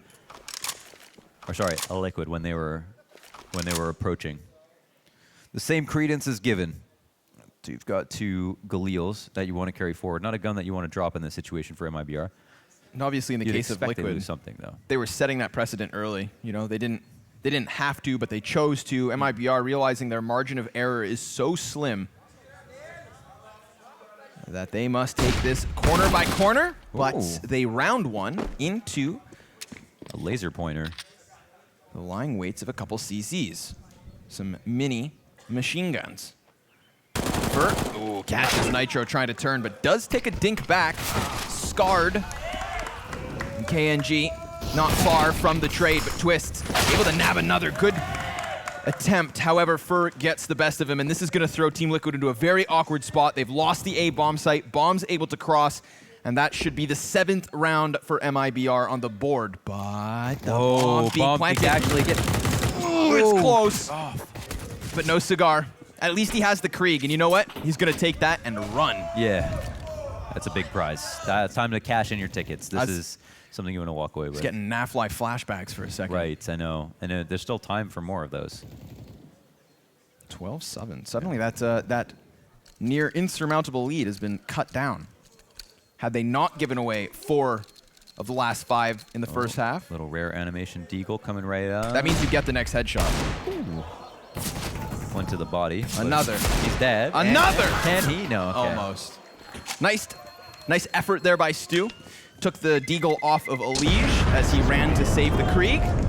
So still half of the rounds of Liquid, but MiBR doing a good job minimizing their mistakes and at least making the most of what this is. That's true. A chance to play Liquid on Inferno in LAN. Yeah, it is. And on that round, Liquid do something that MiBR had a lot of trouble with, and that's just knock down majority deaths on their eco rounds. So, and that's probably thanks to Stewie there with those extra 2 kills. So that's a big deal. As we can see, Taco's at $0. Everybody else has half a buy in the bank. Liquid lead by 5, are certainly not out of the woods, and MiBR are certainly not to be written off. We now move into another rifle round fall and starts off hot. An opening op shot for him. Look at this guy go. Gets that opening pick, immediately extends into Arch, anticipating a rotation through CT spawn, and he'd be right to do so, but it's Elige over towards the library, twists, falls to pit, and that rotator's dead. A round that's done in an instant. Oh my God. Yeah, it's one of those situations you look and you're like, in my scrims, I can't do that, right? And it's because, like, it's not often that you, as the opper, are going to run up mid and take a dry peek into Arch because you think that you just understand how the other team plays. Like, this is only something they can do versus each other. And Fallen just picks the correct opportunity, just that instant capitalization on the shoulder peek. And then, yeah, the rotator kill comes easy. It's not hard. Like, Nitro's like, all right, well, I just hope Fallen's not being too aggressive because I'd like to come in and try to help Twist. Twist gets 1 kill. If there's 2 within the site, there's still a chance to play. Once Fallen gets that next kill, doors closed. The gates come down. The fair's too high. There's no way to rotate in. And now we move to within 4. And things once again get a little bit more interesting. I wonder if Team Liquid are starting to stress. Again, can't come into the buy, so they're just going to have to let this one slip. Oh, how they wish they had played that second round different. 2 M4s in this one. Oh, a lineup! Stewie! Hello, hello. It's been a while, my friend. And what's nice is this is going to enable the CZs to start playing forward too. I mean, you've already gotten a 5 versus 3, so why not throw a couple pistols at them?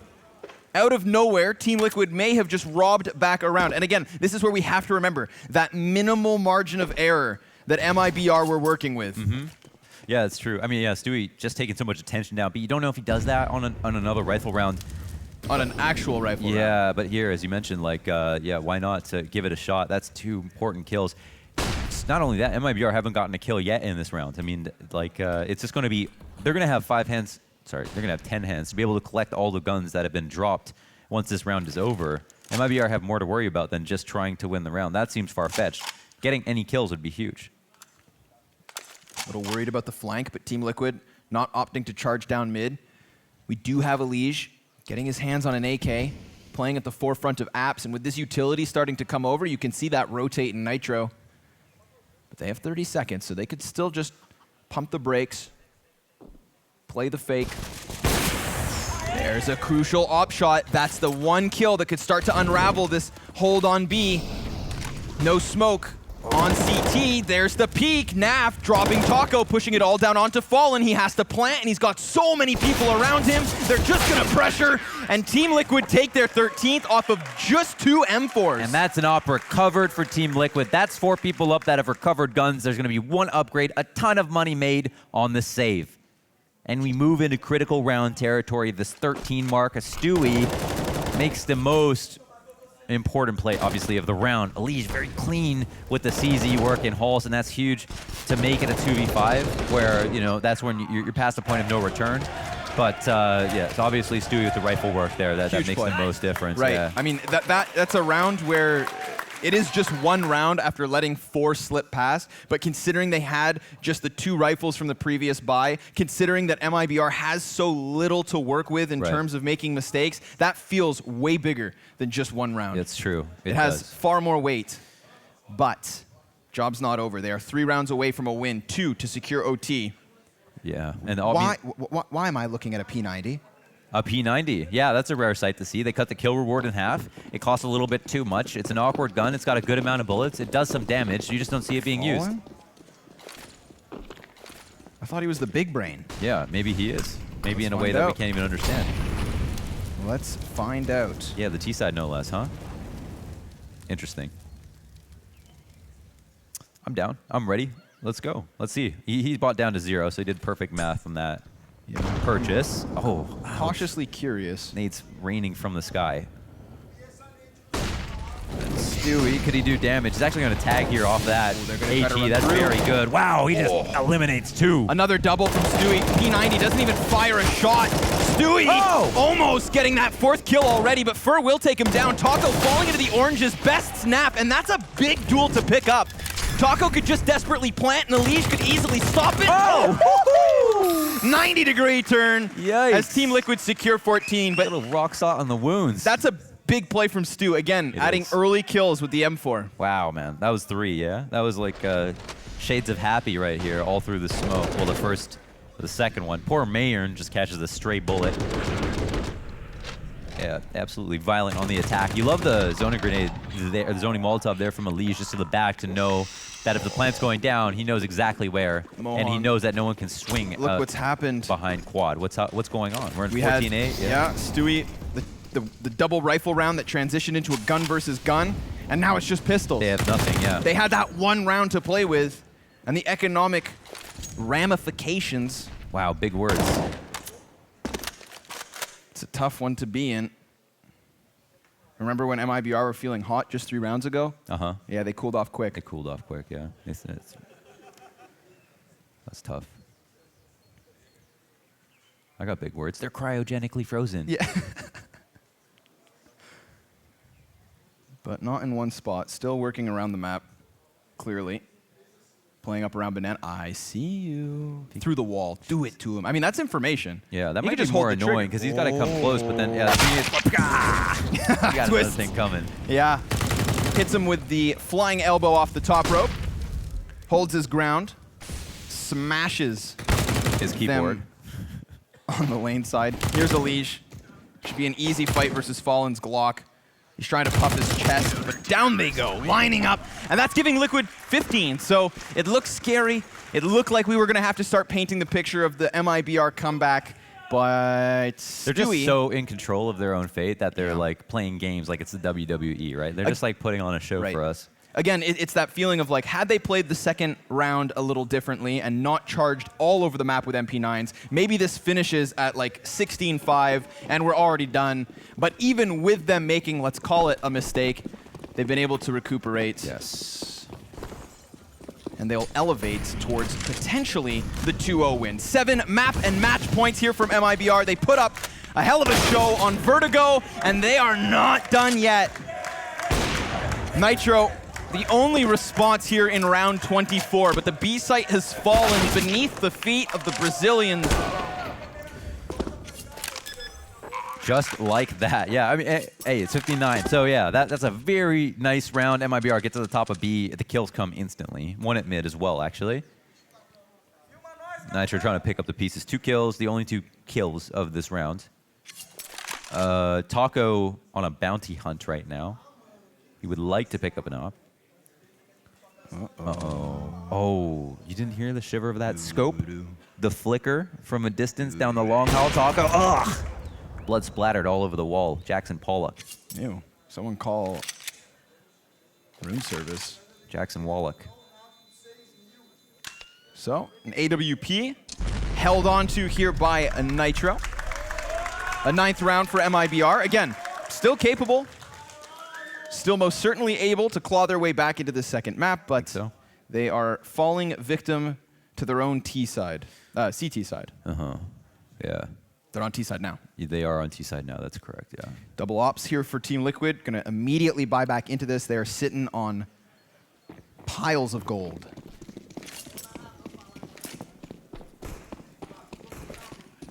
To open things up. We had a strong B play just now. Yeah. The 2 kills that fell into place. All Liquid have to do to avoid that is not go down Banana this time around. Play it out, make it a longer round, see what happens, see what MiBR's response is. They go for the aggression right away. They end up taking a tiny bit of damage for their efforts. It might have been worthwhile, though. They get some info on the setup. They have scared the blue team into trying to retake or peek at top mid. Now they can move back to B, but good thing for Liquid, they've got eyes here still. They play a little bit more aggressively than MiBR did to them. Yeah. Oh, that's a flick! Oh. That's a flick to remember! Nah, hell of a shot, falls back. Stewie, who was trying to cheat his way over towards CT spawn, is caught with grenades, and that's gonna put NAF back in the test. Stewie ready to just split through these T's. They've got backs turned. Sure, NAF goes down, but Stewie has been so consistently in the mix at this B site. A smoke over towards Coffin, spamming through, may have just screwed MiBR's chances at keeping this match rolling. A bender on Vertigo and an attempt on Inferno after a near flat half. They cannot bring it back. Ladies and gentlemen, Team Liquid, 16-9 on their map choice. And they will open up shop here on the very first day of our action-packed adventure. Wow, what an amazing series. Regardless, we don't go to the 3rd map, but I don't think many expected us to. And while the maps were being played, I thought there was a good chance that that might happen. That was a new MiBR, a really strong, a much stronger MiBR. They have a lot to be proud of, and Vertigo was so close. Vertigo, a sick map, I think, that kind of sets us up for 2020. I mean, Liquid versus MiBR is such a great matchup in terms of NACS. So it's nice to see MiBR back in a form where they're contending in that regards, right? At least on Vertigo, in a very real way. Inferno, we always kind of anticipated as being a beast, and that just leaves me in a place where I wish I could have seen a 3rd map. Yeah. But what we will have, of course, is James Banks down in center stage with Stewie 2K. Take it away, bruv. Thank you very much, Scrawny. I've got Stewie 2K with me now. Hey, let's go back to Vertigo a little bit there, because you yourself, you had a bit of a slower performance, and I know you need to get that momentum going at times. You certainly did towards the end, but was it just getting rid of some of the rust? I think practice in NA is a little different on Vertigo. Usually it just ends pretty fast in the round. But I think playing against MiBR, sorry, the noise is distracting me, but playing against MiBR is a whole different game on Vertigo, so they played it really well, and I was getting punished a lot. I couldn't find my rhythm. Maybe it's the nerves coming back to the LAN again. I'm glad I shook it off and was able to come back on overtime, though. Now, going into Inferno, you guys had a dominant start again, some 11-4 first halves, looking good, but they started to claw a few more rounds back. Was there any nerves kind of coming in there? Because it looked like they might have been able to make a comeback. No nerves. I think we had our first gun round after we got eco'd. In the first gun round, Fallen just ran up mid and killed Nitro and pretty much just ended the round right there. So there's nothing to look back on the first gun round, and we just look forward. Now, you're going up against FaZe tomorrow. Did you have a chance to watch what they were doing today, and what do you make of them so far? I think FaZe is still the same team as they were last year. Maybe we'll see some progression this year, but we're going to just play them the same way we played at MiBR, and hopefully we're coming back a lot stronger and come back like the same Liquid in the beginning of the year. Now, you got some of them distracting Brazilian fans over there, but you got any words for all these Liquid fans that have been cheering and supporting for you as well? Yeah, thank you guys for coming out. We appreciate the support. We're here, you guys. You just got to cheer louder than them. Let's see if they will cheer louder for them for Liquid for tomorrow. We're going to go to a break, and we'll see you guys in just a few minutes.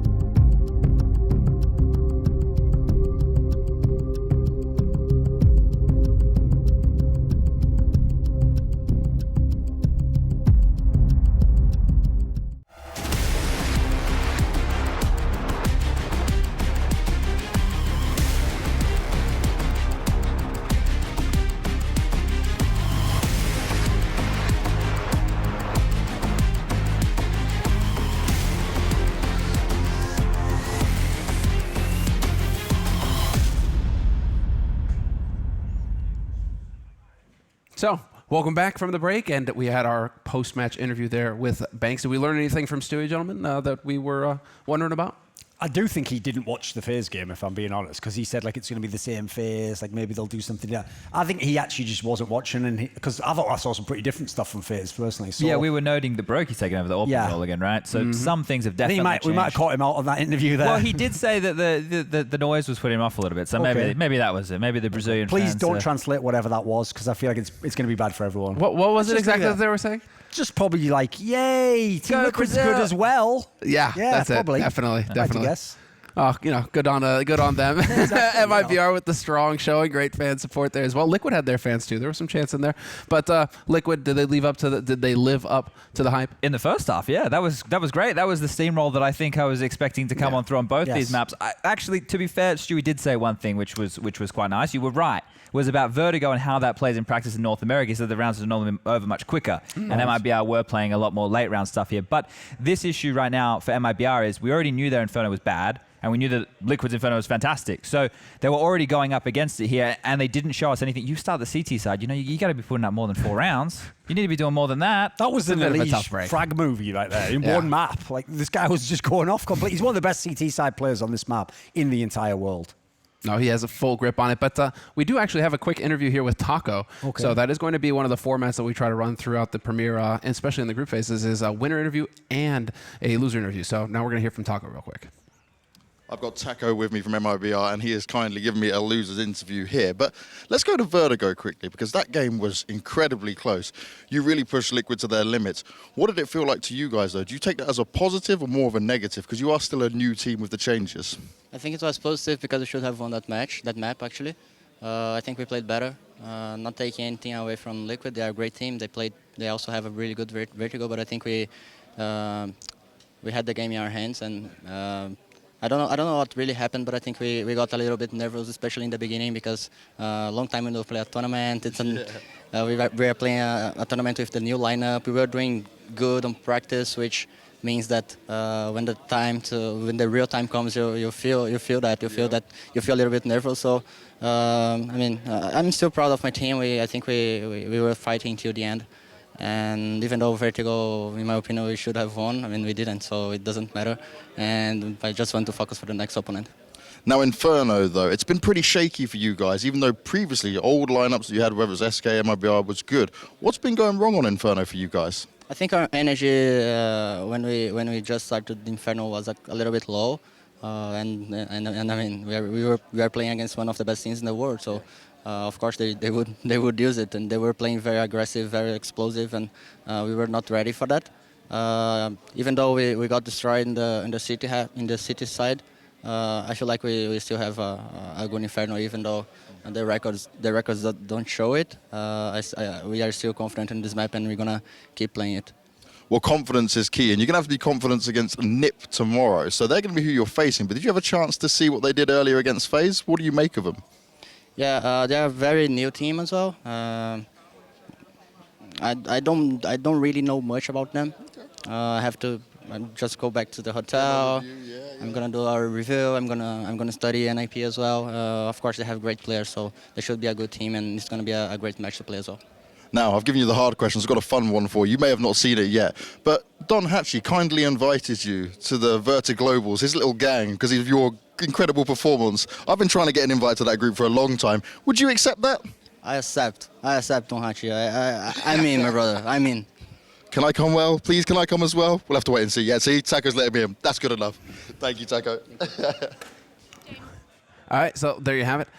Cold start on Inferno, but after that Vertigo match, that's pretty much what we expected, isn't it? It's so hard to come back from a double overtime scenario where you don't manage to pull it off. I will say, Fallen was going to be right. It was going to be a 2-1, just obviously for Team Liquid. Like, I have to say, I can't really look at the Vertigo game and say Liquid, like, I know it's a loaded term, but like, deserved it. They had everything go their way practically, and all the clean rounds was just MiBR actually out-executing them, playing well. So when you come to this map, in your mind, you already hoped you had your map anyway. I don't blame them for losing this one. Every aspect of the stats said they should lose it. I'm actually amazed that Taco can still believe that they're good on it, because it's like, at this point in time, I'd have to flip the question and say, what proof would actually tell you otherwise? Because every single sign in the universe says, you guys just have never had a feel for that map for years at this point in time. Yeah, I don't know. The thing is, I think because the project as a whole has been in trouble for such a long period of time now, even when they add new players, it gets difficult to see any light at the end of this tunnel. Mayans joined, they've played 12 games on LAN so far. Most of them were at Summit towards the tail end of last year, which we know is one of,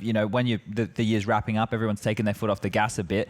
But right now, they've only won 3 out of the 12 maps that they've played officially on LAN since Mayans joined the team. It's not a lot of games. They haven't had a lot of time. Those aren't very good teams they're playing. So yeah, there was like the OG, that was their debut right there. It was the Virtus Pro when it was still the Polish guys. They lost 1 map to those guys right there. We had Mouse Sports with the stand-in of Netasafix because Wox couldn't get there. And these are losses that they were accumulating against teams that the MiBR or the Brazilian core that we look at here, we expect them to be beating. So this team now, they're starting to get a bit older, right? They're starting to be one of the older teams. When, like I said, are we going to see from the stars of this team that they can actually get it done? Because the fans, they want to see it. We want to see it. We love Brazilian Counter-Strike. Well, yes. I mean, that is the thing. We do love those players. But when it comes to what could be holding them back, do you think Fallen dropped a tidbit yesterday in the pre-match, in the media day when we got him backstage, where we got to hear from him in terms of when you start doubting one thing, you start doubting everything. It's a slippery slope. And then you start wondering, do you have any fundamentals left at all to build on, or are you going to start second-guessing yourself? Do you think that MiBR is still stuck in that?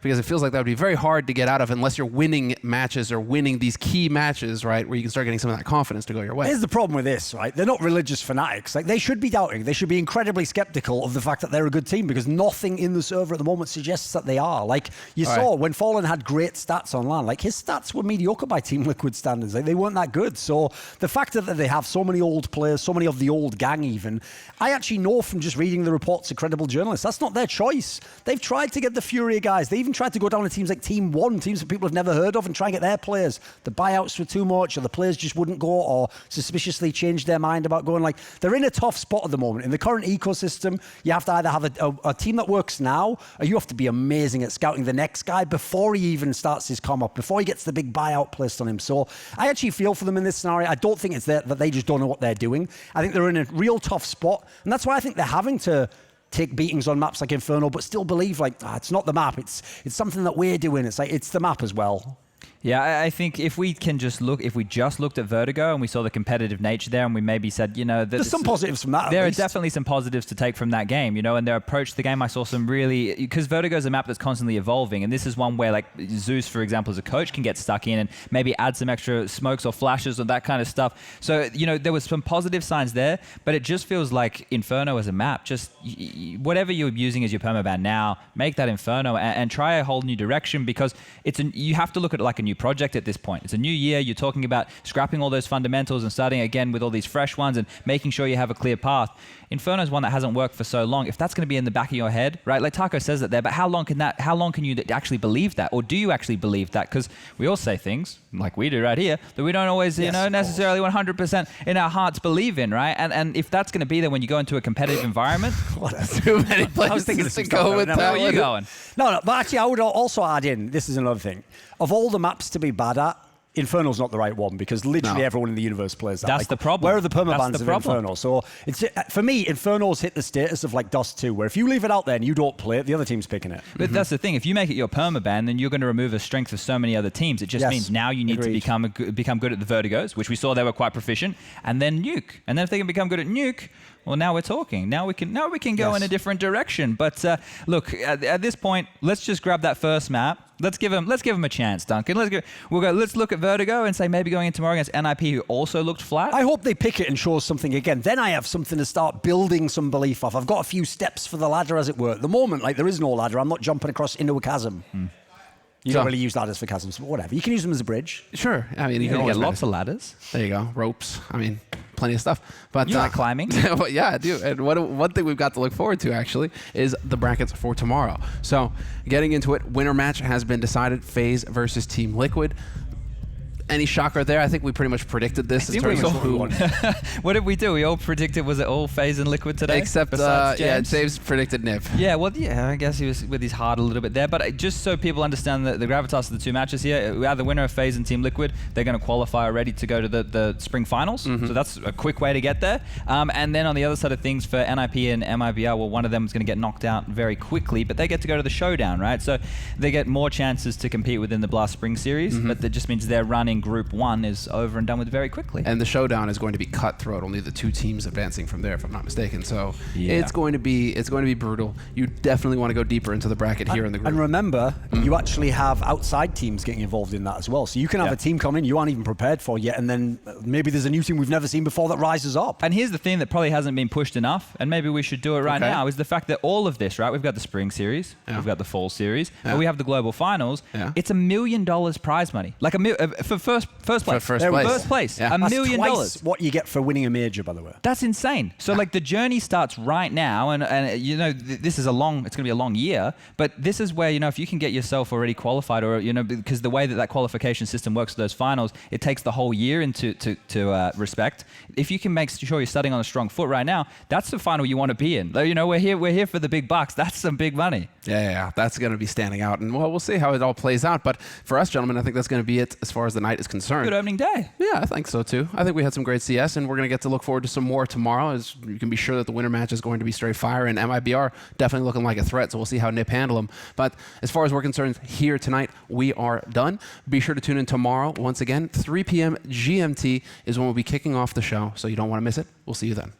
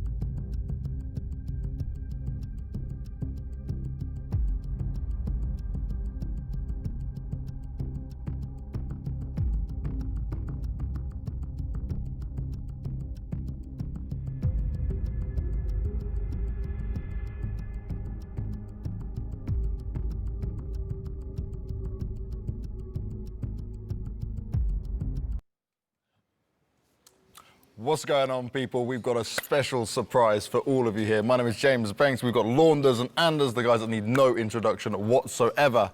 And this is Blast Overtime.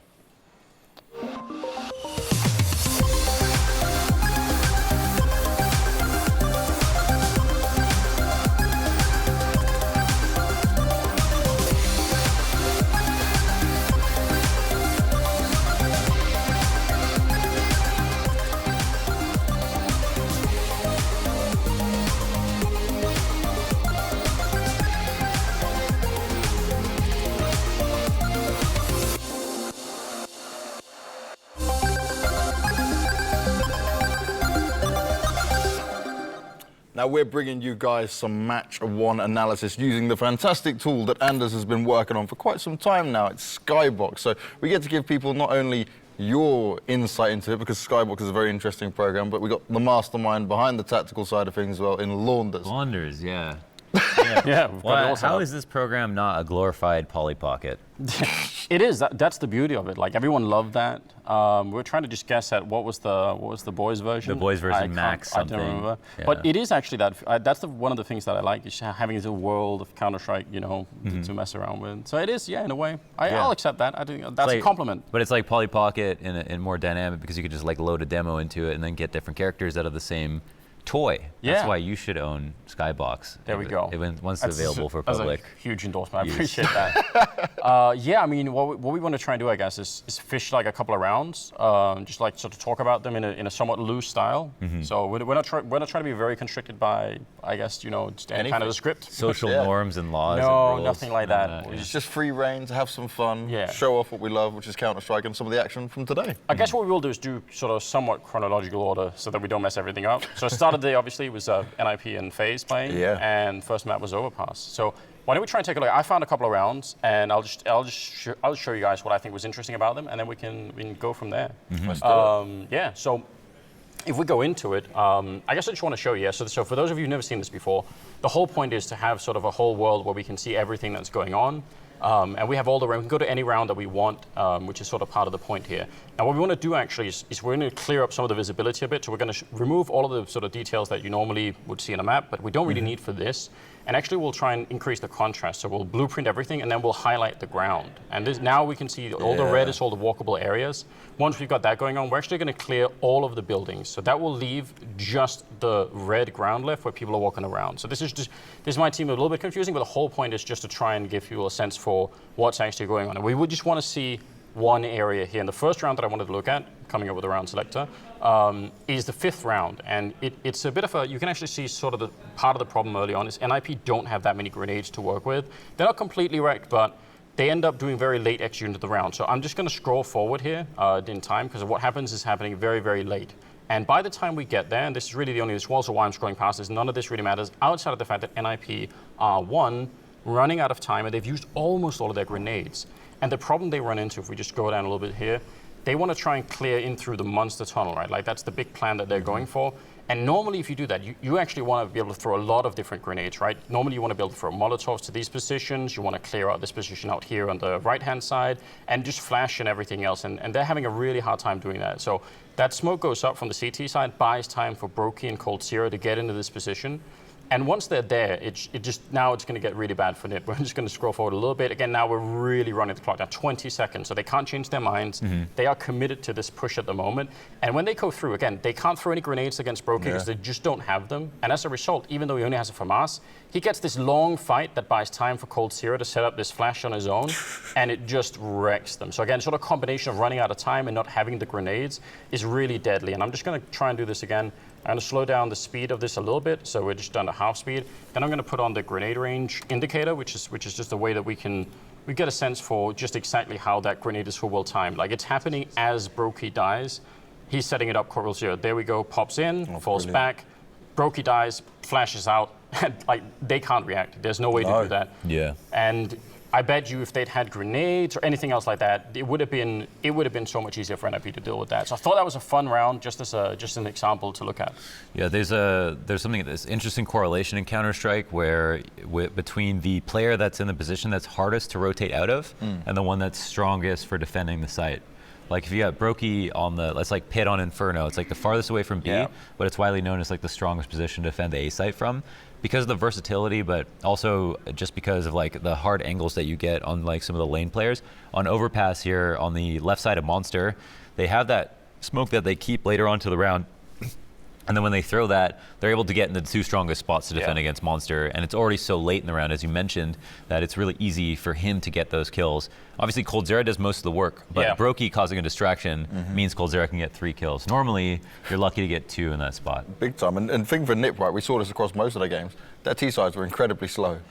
Yeah, they were, and like they were slow and they were poor, so they wouldn't have those grenades most of the time, and it's like just the amount of punishment you receive in that position is it's hard to deal with. Yeah, it's like a game of inches too. Like Brokey, what we talked about before was that Brokey sprays with the FAMAS for like I mean, we could probably show it again, but like he doesn't take that he doesn't take that much time in like real time, but in Counter-Strike time it really feels like forever, because Coldzera gets the flash off, it bounces off of the pillar in the site and pops just when he needs to peek, and those guys are already tension turned and facing Brokey straight in the same direction as him as well. And obviously they wanted this to be sort of a pincer movement going in from 2 sides, right? So the rest of the NiP team was supposed to sort of come in and join, but when one half of that pincer is gone, then it's not much strat left. And they can kind of refresh each other's positions. So Coldzera can move into Brokey's spot if he wants to. His teammate dies, so he comes back to short. But what happens is they keep replacing the guy in the best position, and then B is just like impossible to get into.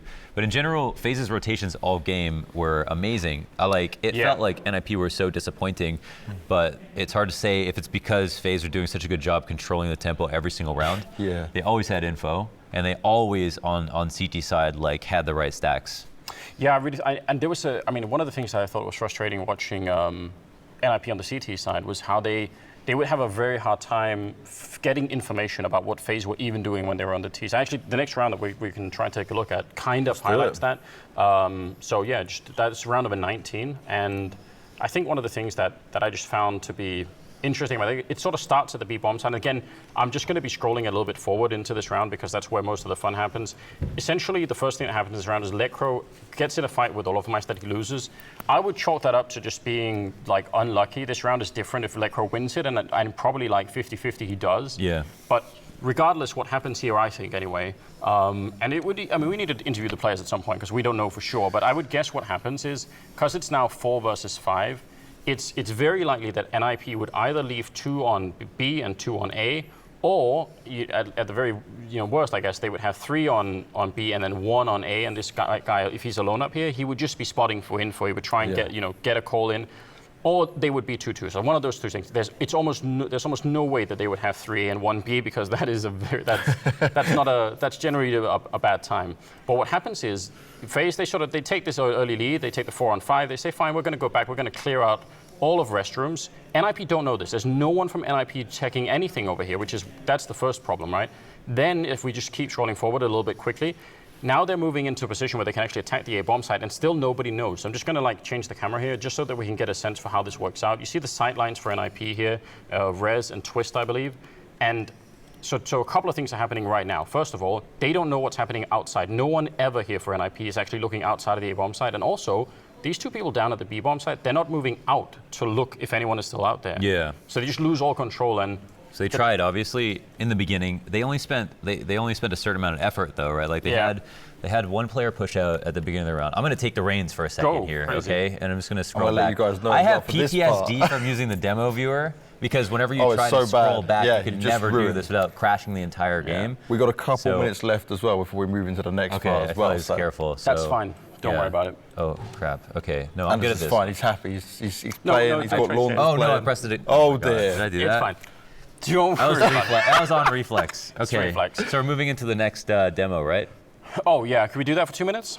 Yeah, if we can get through it in 2 minutes. It's kind of good if we get through this pretty quickly anyway for NiP and FaZe, because it was like a sort of a one-sided affair. Yeah. The thing that I just wanted to highlight on this particular map on Mirage, I thought that was interesting, was that 6th round where they basically, they go for we'll just go into it here again. We'll do the same thing where we just highlight everything. And we're going to scroll forward a little bit to the action. There's a lot of mid control, and this is one of the problems that NiP had throughout this whole game, is they could not really hold mid against FaZe, and FaZe just kept exploiting that. But this is an outrageous sort of scenario where FaZe, again, mid control for all this time as we're scrolling through the round here, just going in. Then they line up 3 people that are going to be behind that smoke. You can see this is actually a FaZe smoke. We've colored the smokes, right? And then this flash is going to be coming in from the middle. That flashbang absolutely destroys the CT player. That's Rez here in the middle. And it's thrown from top mid, which means this player, he can rotate back and help really quickly. If he throws that from, here instead. He's got the baton early, right? Yeah. He can just run with it, and they come through the smash. Beautiful. We're in a time where you have to throw that flat. You have to left click it from very far away, otherwise people can hear you throw it. Yeah. There's not an easy way to flash into connector unless you throw it over. So it might as well be from someone who's very, very far back. Yep. It might, and it's one of those little details that's so much fun to watch. And then obviously what they do is they have that flashbang, then they follow up with another flashbang to take down the AWPer here in CT spawn. So those are 2 flashbangs to just give them, the entry kill and then the follow up, and it's just it doesn't take a lot once they have the position. I think that's the point of this part of it, is you need the position to actually make this work. And I think they just do a good job with that. So I thought that was exciting. And again, NiP, they struggled with that mid-controller Mirage. That's a huge takeaway, I think, for this so far. But yeah, that's the first match done. And it was, it was kind of shocking, wasn't it, yes. to witness. It was a very interesting first series, because maybe we expected a bit more from NiP, but didn't kind of live up to expectations, maybe need a little bit more time with it. Now we're going to do the second game as well, but before we get to that, Launders has a little bit of a special moment here with CS Money and the skin game for us.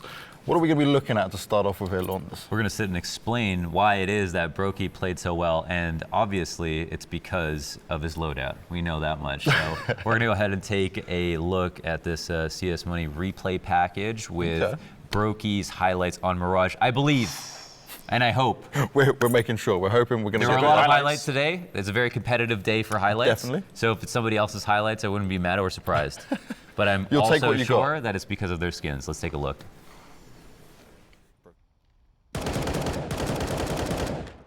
Up 5-2. This is just him kind of going through the motions all game. Obviously, not too much of an impressive skin here with the black M4. How much do you think that one costs? I don't know, maybe get it for free? Yeah, probably. I'm pretty happy with that. I'll take scam it. someone for that. But yeah. By the way, this was brilliant from him because his movement was just so perfect. Isn't it great how comfortable he looks? When we were interviewing him yesterday, it was just first of all, you're like, yo man, you got the sleepy eyes. You're too relaxed all the time. He has the Anders sleepy eyes. And I was like, dude, you're playing with a bunch of superstars, and maybe it's because you don't realize it, and that's why you're so good. Yeah, in his mindset, he's just completely oh, it doesn't matter, it's another game of CS. Yeah, exactly. He's all too relaxed. And even on Mirage, he was doing a lot of good stuff. And that's just the end of that map. So now we move into the second map. This is one game you casted. That's Anders. a real I'm sure he stood out. Yeah.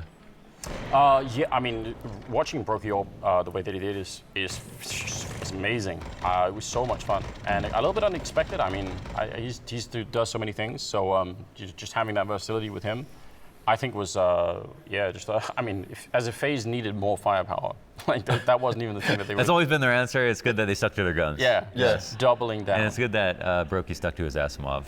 It's quite funny because you look at it, right, and you look at FaZe, it's yeah, we're just going to build a superstar team, and they had the one really yeah, we had Carrigan with a great in-game leader, and they're nah, that doesn't work. We're just going to have 5 people that are just incredible. And then 5 articles come out, we shouldn't have kicked Carrigan. Yeah. Our grave mistake.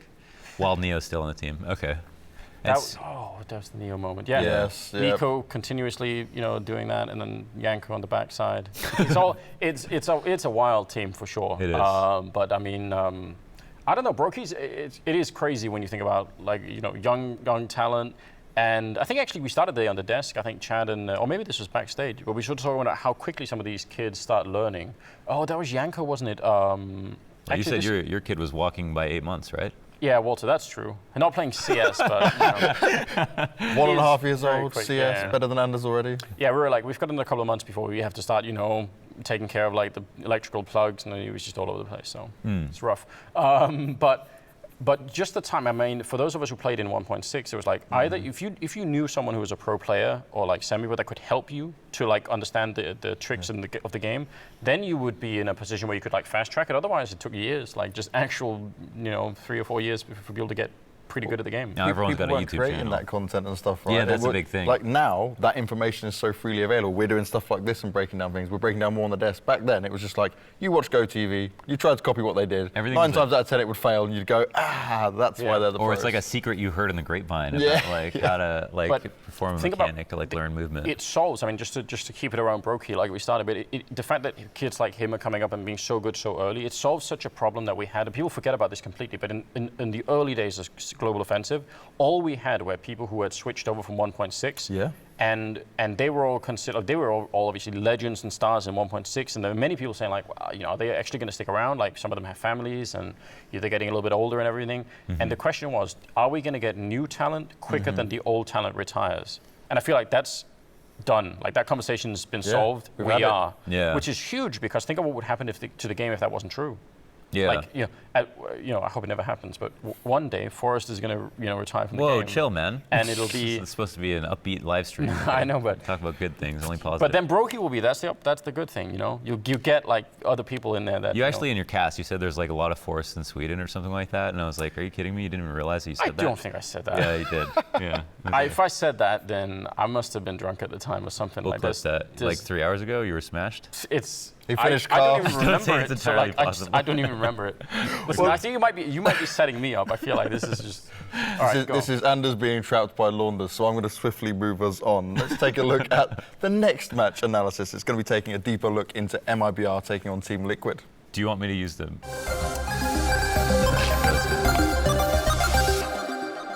That's right, we're back and ready for it. You can finish what you were starting to say there, Launders. Do you want me to use the mouse and keyboard, or should you take this? You know what? Go for it. No, I was just kidding. I literally ruined the show. No, it's fine. Please. Listen, we'll get you. We'll get you. Actually, we'll be fine. Okay. Don't worry about it. Yeah. So Vertigo was obviously. What a way to get started. Yeah. I can't believe it. I was freaking out backstage. But so actually what we're going to try and do is just going to remove all of this top building. That's, again, it's in the map, but we don't really need to take a look at this at all, because it just becomes a little bit confusing. And then we're going to be sort of trying to take a bird's eye view. We can, if we want, with this particular kind of stuff, we can go and look at the lower level of the map, but it is just not that interesting. Like, there are times when it might be relevant, but we're going to keep it to the upper level for now. Yeah. And then we're just going to kind of do what we did earlier. So we're going to go for the blueprint and the highlight. So again, this is kind of the view that I want to show you guys. And even if you've been playing a lot of Vertigo, you might not realize that this is kind of what the upper level looks like, or at least it's a view that you might not be completely used to. So I think it's kind of relevant. There are so many rounds to look at this game that I almost lost track a little bit, but we're just going to go to one of them, sort of the 9th round, where I just think this is such an interesting thing. It's a cool choice for MiBR to take mid control. So I'm going to forward a little bit. There's an early fight that happens in the middle of the map here. I guess it's sort of like in the early third of the map here. Where they just have a fight that they kind of come out on top a little bit, MiBR, but they also reveal where everyone is, right? So they have that fight, and they say, okay, now it's a 2 versus 3, but they know where we are, and we're not sure where maybe the rest of the Liquid defensive team are. So we're going to fall back. There's plenty of time, 1 minute and 10 seconds on the clock. We don't need to really do much of anything, and we're going to fall back. And you see, this is really confusing to Liquid. They first go over to the A-bomb site to check, like, should we group up here? And eventually they decide on going, 1A, 1B, and then MiBR, and this is the next level. They go back to the middle, because I would almost say, like, what's the one place they're probably not going to be sticking around and grouped up? Yeah, in mid. I mean, I can add you some insight here as well. At this point on the comms, I think it was Stewie that said there's no one middle. Like he was just calling it to be like it's not going to happen. But again, that's calling off of maybe information he had in the past or whatever, which made it interesting because we all sat there listening, going, "Little do you know what's about to happen." Yeah, and that's cool. If you're either one of these players, either Elish or Stewie here, right? You want to take one fight and get a kill early, and then fall back and call your teammates so at least 2-on-2. The one thing you're not expecting, and Stewie's not even looking that way, is that they'll actually shoot you from where you just came from. Yeah. So I just think that's such a and it goes to a more general point, I suppose, about mid on this map, which is just like this part of the map is huge. If you can get that control on the T side, you've done it. It's funny because like Liquid win this map, but they barely tried to take mid on their T side. And it's changed again, hasn't it? Because at the beginning, everyone was like, yeah, focus around mid control. Then we saw people split away from it, and now... Just go straight to A or straight to B. Yeah, it was the fast hits all the time. And Liquid, like, everyone's having trouble winning rounds in post plants on B. They keep... It's like, it feels like it's cache A site, where, like, you have to, like, push a little bit more to get your kills, and then you win the round. But when it's 4-on-4, it seems like the CTs are almost always winning because they can throw, like, an incendiary on default. Nitro is throwing that a lot. And then all of the other kills are, exactly where everyone is, behind the one pillar, around the perimeter, and they're easy to flush out basically.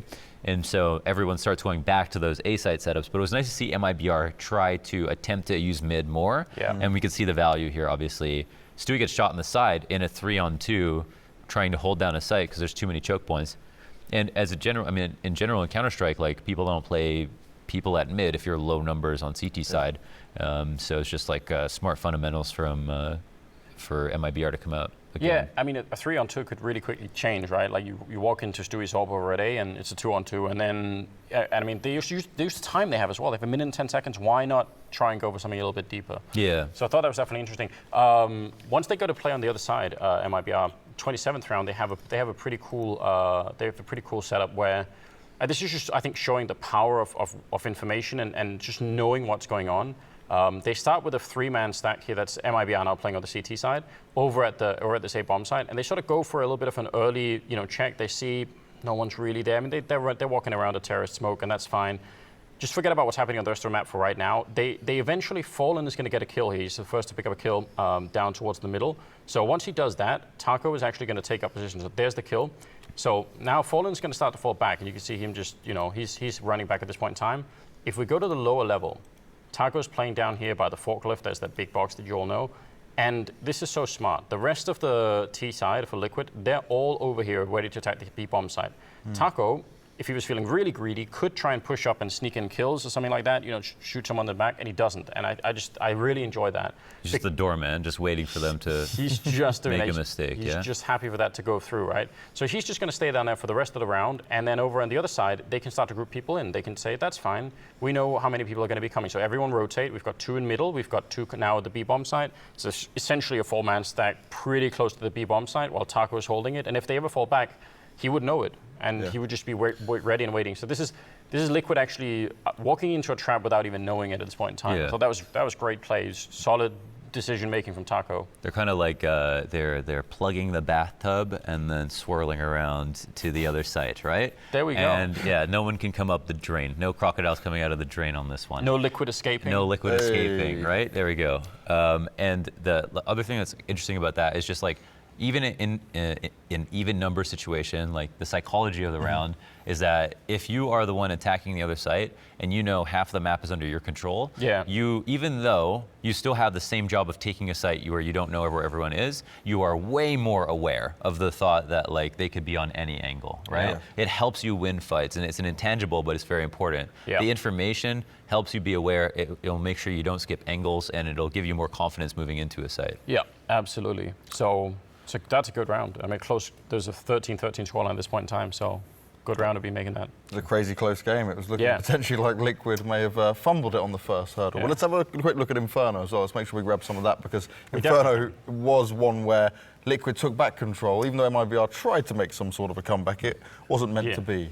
You brought this up as well. You wanted to talk about the pistol round, I believe. And I wanted to make a bit of a comparison. Did you want to see Liquid's pistol round first? Or? I want to see the first round of the game, Okay, so Liquid's T-side pistol. Be this one. And again, just if you're new to it, we're just going to be, highlighting everything, removing all the buildings. So this is essentially it.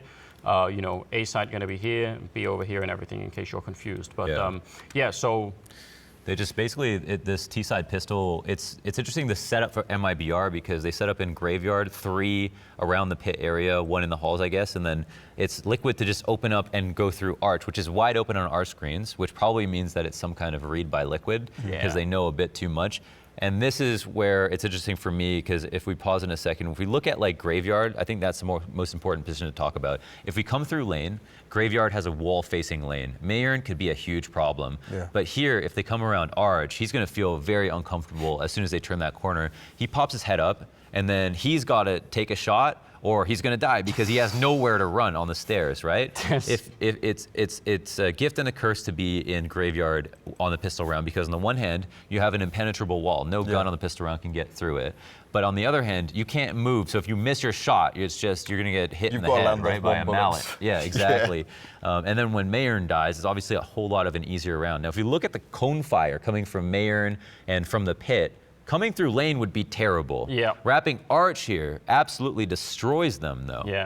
And they don't have to worry about the difference. USP from KNG. Like, that smoke is just making sure that there's no long-range fire. Right. I'm just laughing because of how he's going to stand up. Look and how it's many just lasers are on It's like, him, yeah. there we go. They're just all looking at him. That's so rough. Yeah, this is a beautiful round.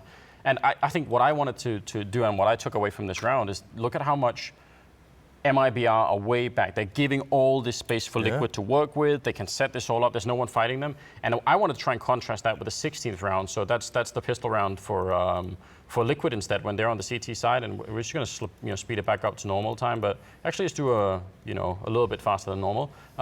This is so aggressive. Like this is the mid aggression. This is the opposite, right? They're saying, you know what, MiBR, there's not going to be any kind of a time for you to sort of mess around. You're not going to set anything up. We'll take this control, we'll take this fight, and whatever plan you had, it's cancelled. Like, at the very minimum, you have to react to this. And that's such a Liquid way of playing these pistol rounds. Where's Taco at this point? Because he's the one he thought he had a flank, and they just wrecked him straight after as well. He had he's not no even hope. sure, no one can call anything. Someone would have to make a call to Taco to say, and actually, they've probably seen Nitro here. That's what happened, right? So they he's had like, an idea. What do I do? Do I walk forward and look left or right? And like, he's just not finding one, them. missed a shot, but it's like already too late, you know? That's the thing. If he has to literally land the first shot, otherwise it's complete game over for him. That's the way it all just went terrible. That's an unbelievably. I think that's a cool contrast between those two teams.